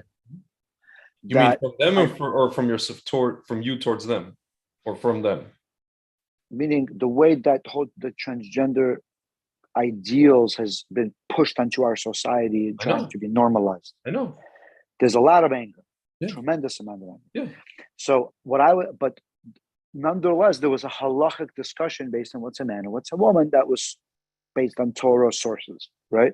So I found myself not even wanting to listen to anything because there was a blanket rejection because of the anger. So now that's kind of an extreme example with the transgender. Now, if you take this idea of feminism, where me, like you guys, we share, I think, a common kind of disgust or a common of like kind of like negative relationship to the fact that this whole idea of feminism being applied in certain ways is extremely non-feminine. It's extremely against the Torah, and it's like it's messing with our woman in our world, right? And it's a very strong political, social. Feminism has been around for much longer than transgender, all that, the alphabet city, right? But even though internally there is this anger towards that whole world, there is room for birur to actually have a relationship with the fact that there's actual people involved, that we do have an obligation of Ahavas Israel. The question is, how does that obligation manifest? And what I learned in that Shavuos experience, and it's hard as hell, is that sometimes we need to question, we need to create space for people to be people in a certain way. And if we can, and that's why I kind of experienced Rabbi Katz, he may be freaking dead wrong, but he's going out of his way to find a halachic path to be inclusive. Alex, can I tell you something? When I was in Crown Heights for 3 years, do you guys see what I'm saying? I can tell you with absolute honesty that I saw the humanity in every single one of these people. I never, I was never like nasty to them. I always tried to be, friendly. You're a mensch. No, just listen, just cordial and this and this and this. But when push comes to shove, I tended to, if I could avoid situations and being in social situations with this group of people, I'm the first one to admit, and maybe I'm wrong, maybe it's wrong, maybe it's messed up. I like I told Frank, I'm like I don't confront. I just ran away from them. Why? Because at the end of the day, there's something in my neshama. It's not that I'm anything against them. Again, there's this whole thing. Rabbi Yom Tov Glazer has a possible use seminar, so he talks about approval and acceptance, right? I approve them as people. They're people. I'm not going to send them to an internment camp. I approve them. The human being. I'm sorry. I accept them, but I don't approve of them. I don't approve of what they're doing. I accept them as people. I just don't. All right, so that's beautiful. So that's it. No, but you have to understand. That's birur. But you have to understand. You have to understand, Alex. You have to remember one thing: that the left in this country, in the Western world, doesn't understand the difference they think that because you don't approve of what they're doing, they think that you don't accept them. And it makes them very, very, very angry. And you must. We're not talking about that. I know you're not talking about that, but they are. That's what I'm trying to tell you. They think that you have to approve of them. You must, at the barrel of a freaking gun. No.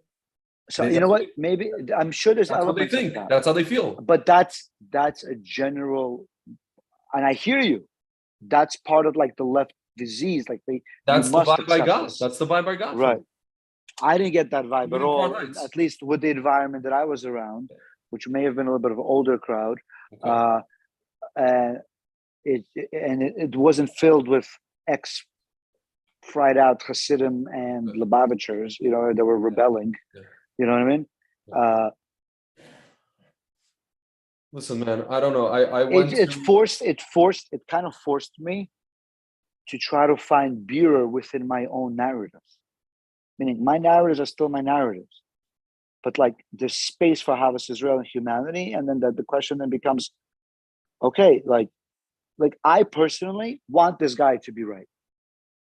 I do. Because that means all these people are not breaking any halachas.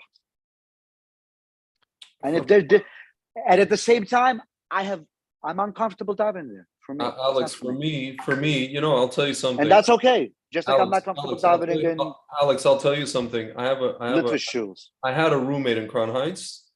He's Yemenite and he grew up you know, partially Torani, Haredi, whatever, Hardal in Israel. And so, you know, Yemenites, there's a reason, you know, Yemenites don't look at things from the lens of hashkafa. They look at things from the lens, what's the halacha, right? There's not a lot of nuance, there's not a lot of subtlety. So if you're looking at something from like, can this be done by halacha and this and that? Again, man, if you have a rabbi like that, I read some of his stuff, right? And he knows how to find halachic outs for anybody because of you know, compassion or whatever it is. But what, again, you have to always go back to what's the kavana, what is the spirit of the halacha that he's coming out with? What is the spirit of why he wants to do this? What is the spirit of why? I experienced it as a Havas Israel. Let me just fit. I understand. What is the spirit of these women who want to come do this? What is the spirit of the men who are letting them do it? What is the spirit of all these people? Is it genuine? Is it woke? Is it half woke? Is, you know, maybe 5 of the 10 people are woke, 5 of the others are genuine? We don't know, but it's a slippery slope. That's what makes this whole thing dangerous. It's dangerous. That's the problem. There's danger there. I don't think red so. flags, danger. You understand? Can I, guys? Are they more dangerous? Can I get a chance? Can I get a chance to get to this in a few minutes? Your perspective is legitimate. I get it. No, listen, man. I hear where you. Listen, Alex, I hear where you're coming from because I'll tell you, living in that neighborhood, I had nothing but. I don't want to use the word pity, but I really wanted to hug all the, you know, like Rav Kook used to say, if I could hug all of humanity, I would. If I could hug all these Lubavitch kids that I met, by the way, that never got kicked out of their parents' house. Lubavitchers are the only people not to kick or sit shiva on their off the derech children, are the only Hasidim that don't do that. Amazing. Unlike Satmar, I don't know, you know, it's interesting, right? I think Satmar is. And there's a reason for that because when you learn, by the way, Satmar is. Satmar what? They're opening up. They're opening up. I'm just saying, when you learn Hasidut, you don't kick your kids out of your house just because they're up there. That's what I've seen. Okay. Exactly. So, Frank, you wanted to say something real quick. I did. Yeah. I really need like maybe put on a timer, fellas. And I think I need like about 3 minutes without like a single word being said. Okay. It's not a lot to ask for. You just mute ourselves. Don't mute yourself. Just 3 minutes. It's not hard. Okay. I mean, I'll try to make it not too hard to listen to me. All right. So I wanted to talk about the difference between my will, my personal will as an individual, and my proclivities, and God's will. My will, or the things that I like, do not align with God. I'll tell you, some of them do, like, don't kill, don't murder, be gentle, be loving, Don't steal, don't damage property. Okay. Be nice to people, be helpful to them. That kind of stuff, that I feel a natural connection to that kind of stuff. All of the restrictions, all the sexual restrictions, I don't agree. I can't say I agree or don't agree. I don't like, I'm just saying, like, personally, I wish that God would just chill out and just let people do whatever the hell they want sexually and not make them sick and not punish them and all that kind of stuff. Yeah.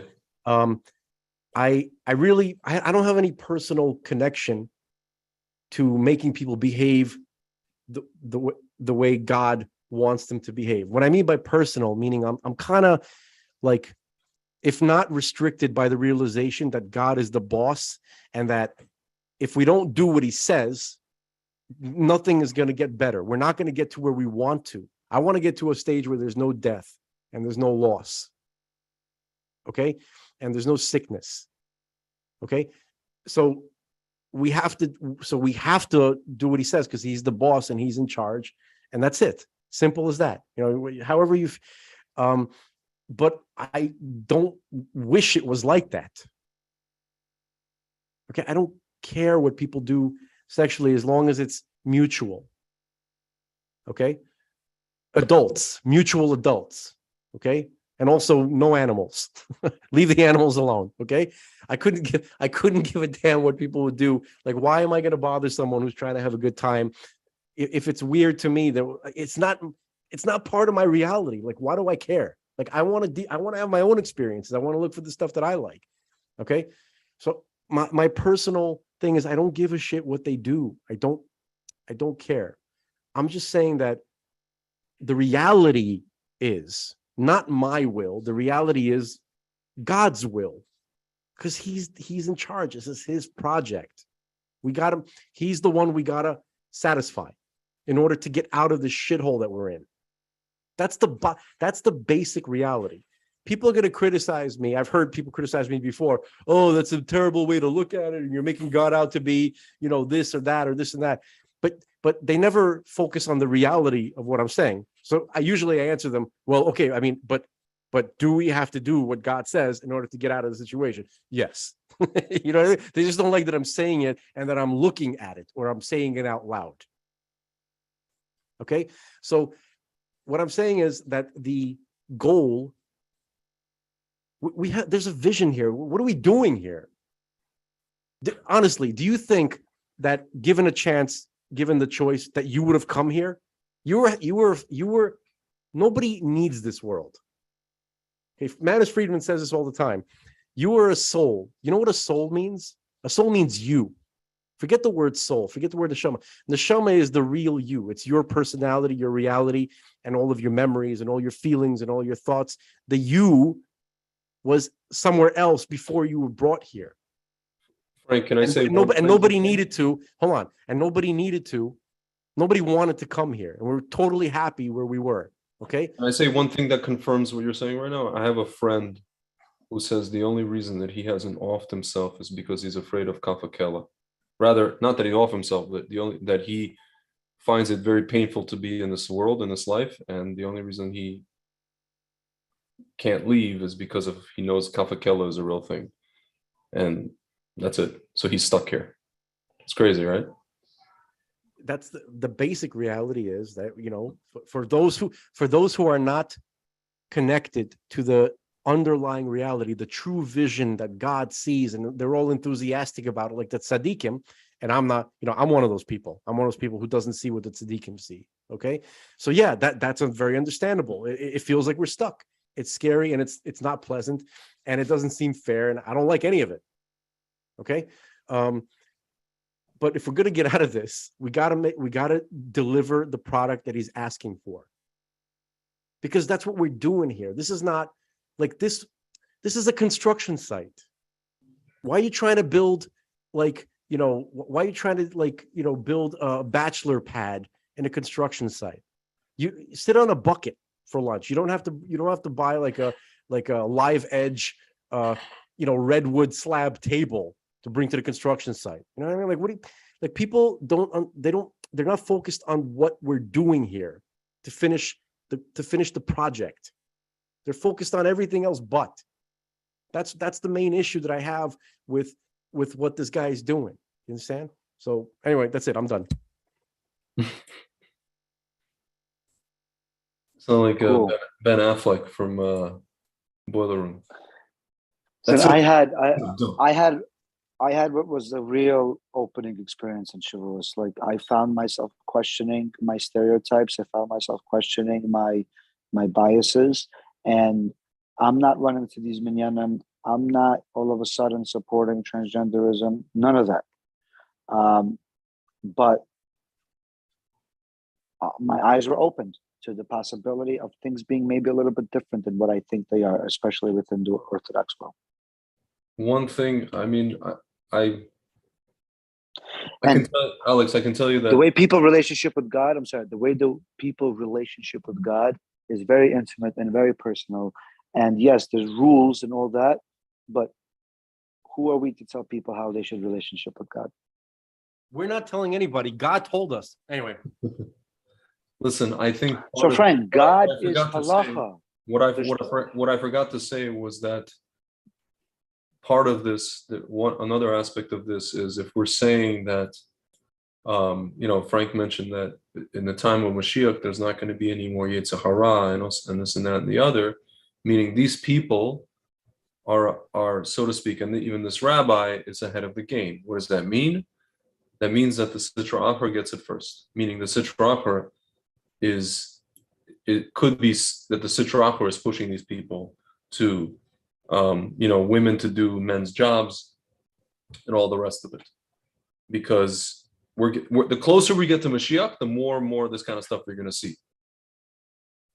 And not because, the Shechina coming, the Shechina is coming back, but because the Sitra Achra gets it first. So again, even in the Jewish community, first and foremost, we're going to see this kind of stuff more and more. Just like we're going to continue seeing, people in the Orthodox world just rebelling against how they were raised and their families and all these kind of things, and searching for other ways to connect or, reconnect or disconnect or, temporarily disconnect or permanently disconnect, whatever it is. But that's what's happening. The closer we get, it's all tikkunim, right? But part of that whole thing is the Sitra Achra gets it first. I mean, that's what I see when I walk into these shuls. That's what I feel. That's what my neshama is being communicated. That's what's being communicated to my neshama. That's what I. Rabbi Back said said similar ideas about it, but Yeah. Alex said something. He said, "God is halacha." I have to challenge you on that, and we find God extending Himself into halacha, but we find the dance of the gevurot, the chasadim and the gevurot. We find evidence of that within halacha. Okay, gevura is the will of God without any tolerance for anything going against it. It's basically it's the ultimate. If you want to know what God wants, look towards the gevurot. That's where the details are. Okay, you want to know, if you care about God and you really want to connect to Him and you want to know what He likes and you want to make a beautiful present for Him the way He likes it, look into the details. Okay. However, there's Can you get any more detailed than trying to carve out, based on halachic principles, a halachic pathway to create more space for people to serve God in the way that they're comfortable serving God? Listen for a second. Then you have the chasadim. That's the part of the mercy which tolerates that which is not what He wants. He does that to allow us to exist, because it doesn't seem like anybody could satisfy Him really. I don't feel like that's what it seems like to me sometimes. It's like it's almost impossible.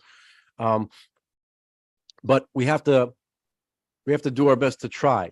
So the gevur, we have to get as much of the details that He set out for us as possible, and then the stuff that we can't accomplish, the chasadim, they save us. They temper this like strict. He tolerates when his will is not precisely done. Okay, so when you have to be really careful. And I'm not that careful, but I'm just saying anybody who wants to be good, you know what I mean? They have to pay attention to that very carefully and realize what's happening. Okay, these guys, these congregations are relying almost entirely on the chasadim, whereas they're like, look, we don't want to do, or we don't want to hang out with you the way you want. We want to hang out the way we're comfortable, and let's hope that you can tolerate us. That's actually, again, I'll tell you something. This was a unique congregation within that space. There was real distinction about what women still cannot do. It wasn't like, oh, you're the same as men. It was like a carve out based on what they were able to find halachic space for. I know, they want their cake and eat it too. Everybody wants their cake and eat it too. Everybody feels guilty. Everybody feels bad. You know, a lot of these people grew up from, they don't want to like... Or they feel comfortable doing those things, but not those things because there's no halacha, there's no way for them to halachically justify that. Maybe, I don't know. Maybe not. It just, the way it looks like to me, I don't know how it looks like to Greg. It looks like everybody there has something to prove, but it's not to God.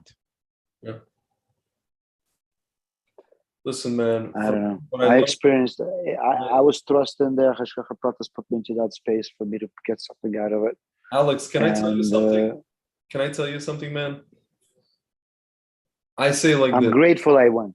No, I hear you. I hear you. I think it's great that you had that experience. I like to say like this. My life has already been complicated by becoming a Baal Tshuva.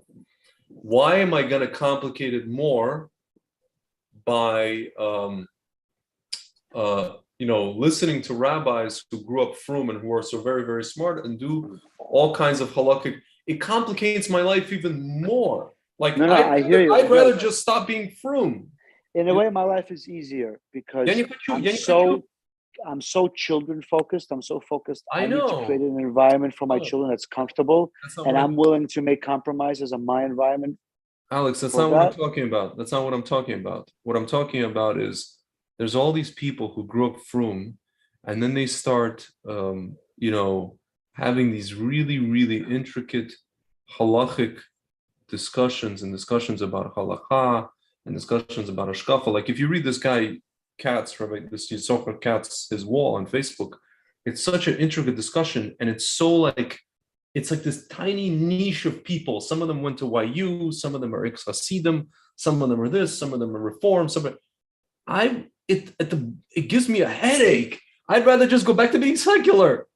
You understand what I mean? I'm not even talking about like all this stuff gives me a headache. It's enough of a headache just to be frum on a basic level. Now I have to listen to their discussions about like, oh, I don't know about this and I don't know about that and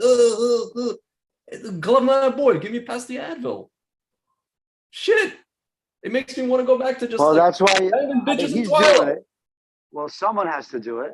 Someone has to do it, but it ain't me. Leave me alone. I'm just good. I'm good with my Rabbi Anava talking about the shibud. We're talking about they're not targeting you. You're not the guy that they want to. I know, but I had to live around. They're not there for you. I know they're not there for me, but I had to live around there for 3 years and listen and like be swimming in it. Jesus. Frank, what do you think? Listen, should I just become secular? Because I can't take this anymore. I mean, there's no reason to be involved in it. You know what I mean? Like you don't have the issues that these. I don't have the cli. I just don't have the cli for this. No, but you don't have the issues that everybody. I have other issues. Like there's no chance in the world I'm meeting a woman that is my beshert in that space. You never know, man. I'm not. You never freaking know. I dated a woman from that space, sort of, kind of. It's not. But I can still accept them and be friendly with them and try to give them the benefit of the doubt. I'm going to see them tomorrow. I'm going to dance with them tomorrow, probably, and some of the women too, probably. Not like how I used to dance in Twilight, but whatever.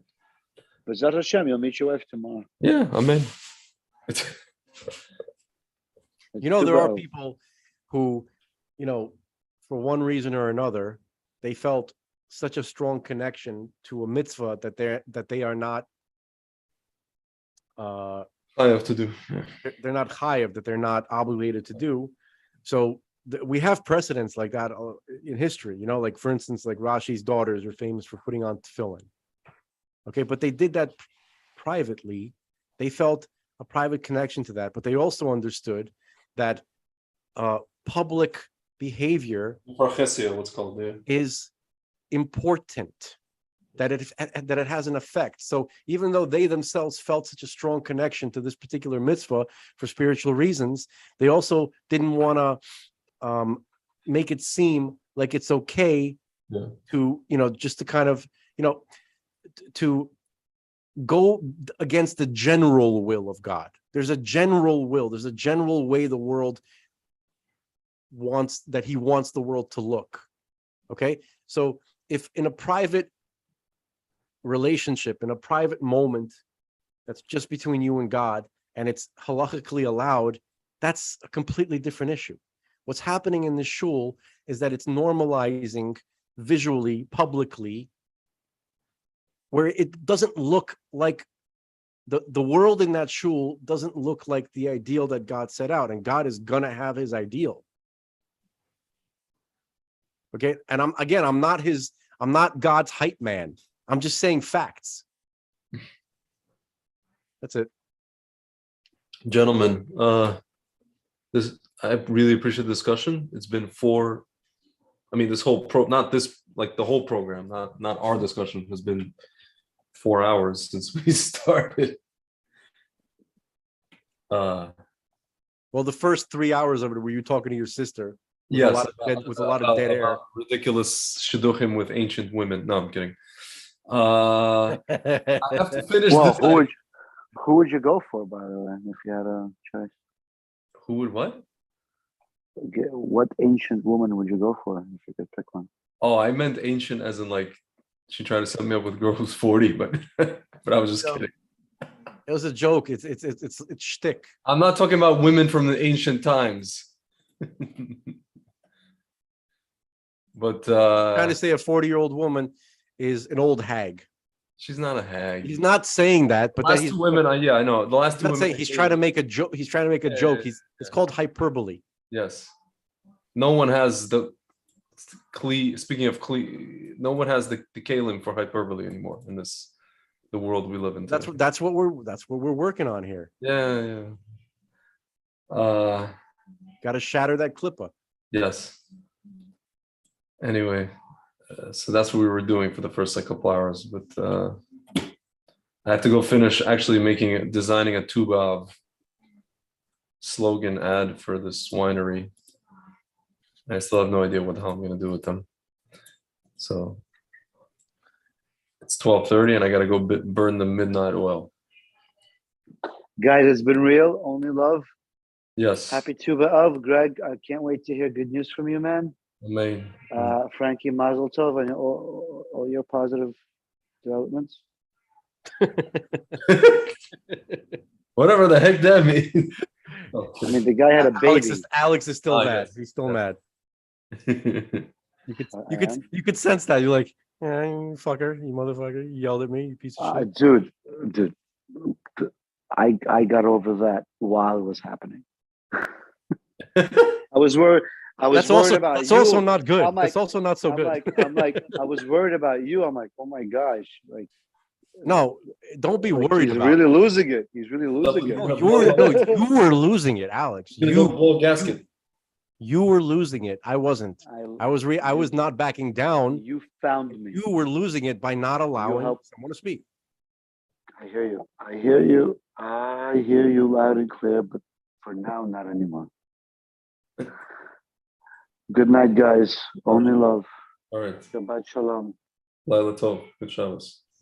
Never too early. Yes. Be well.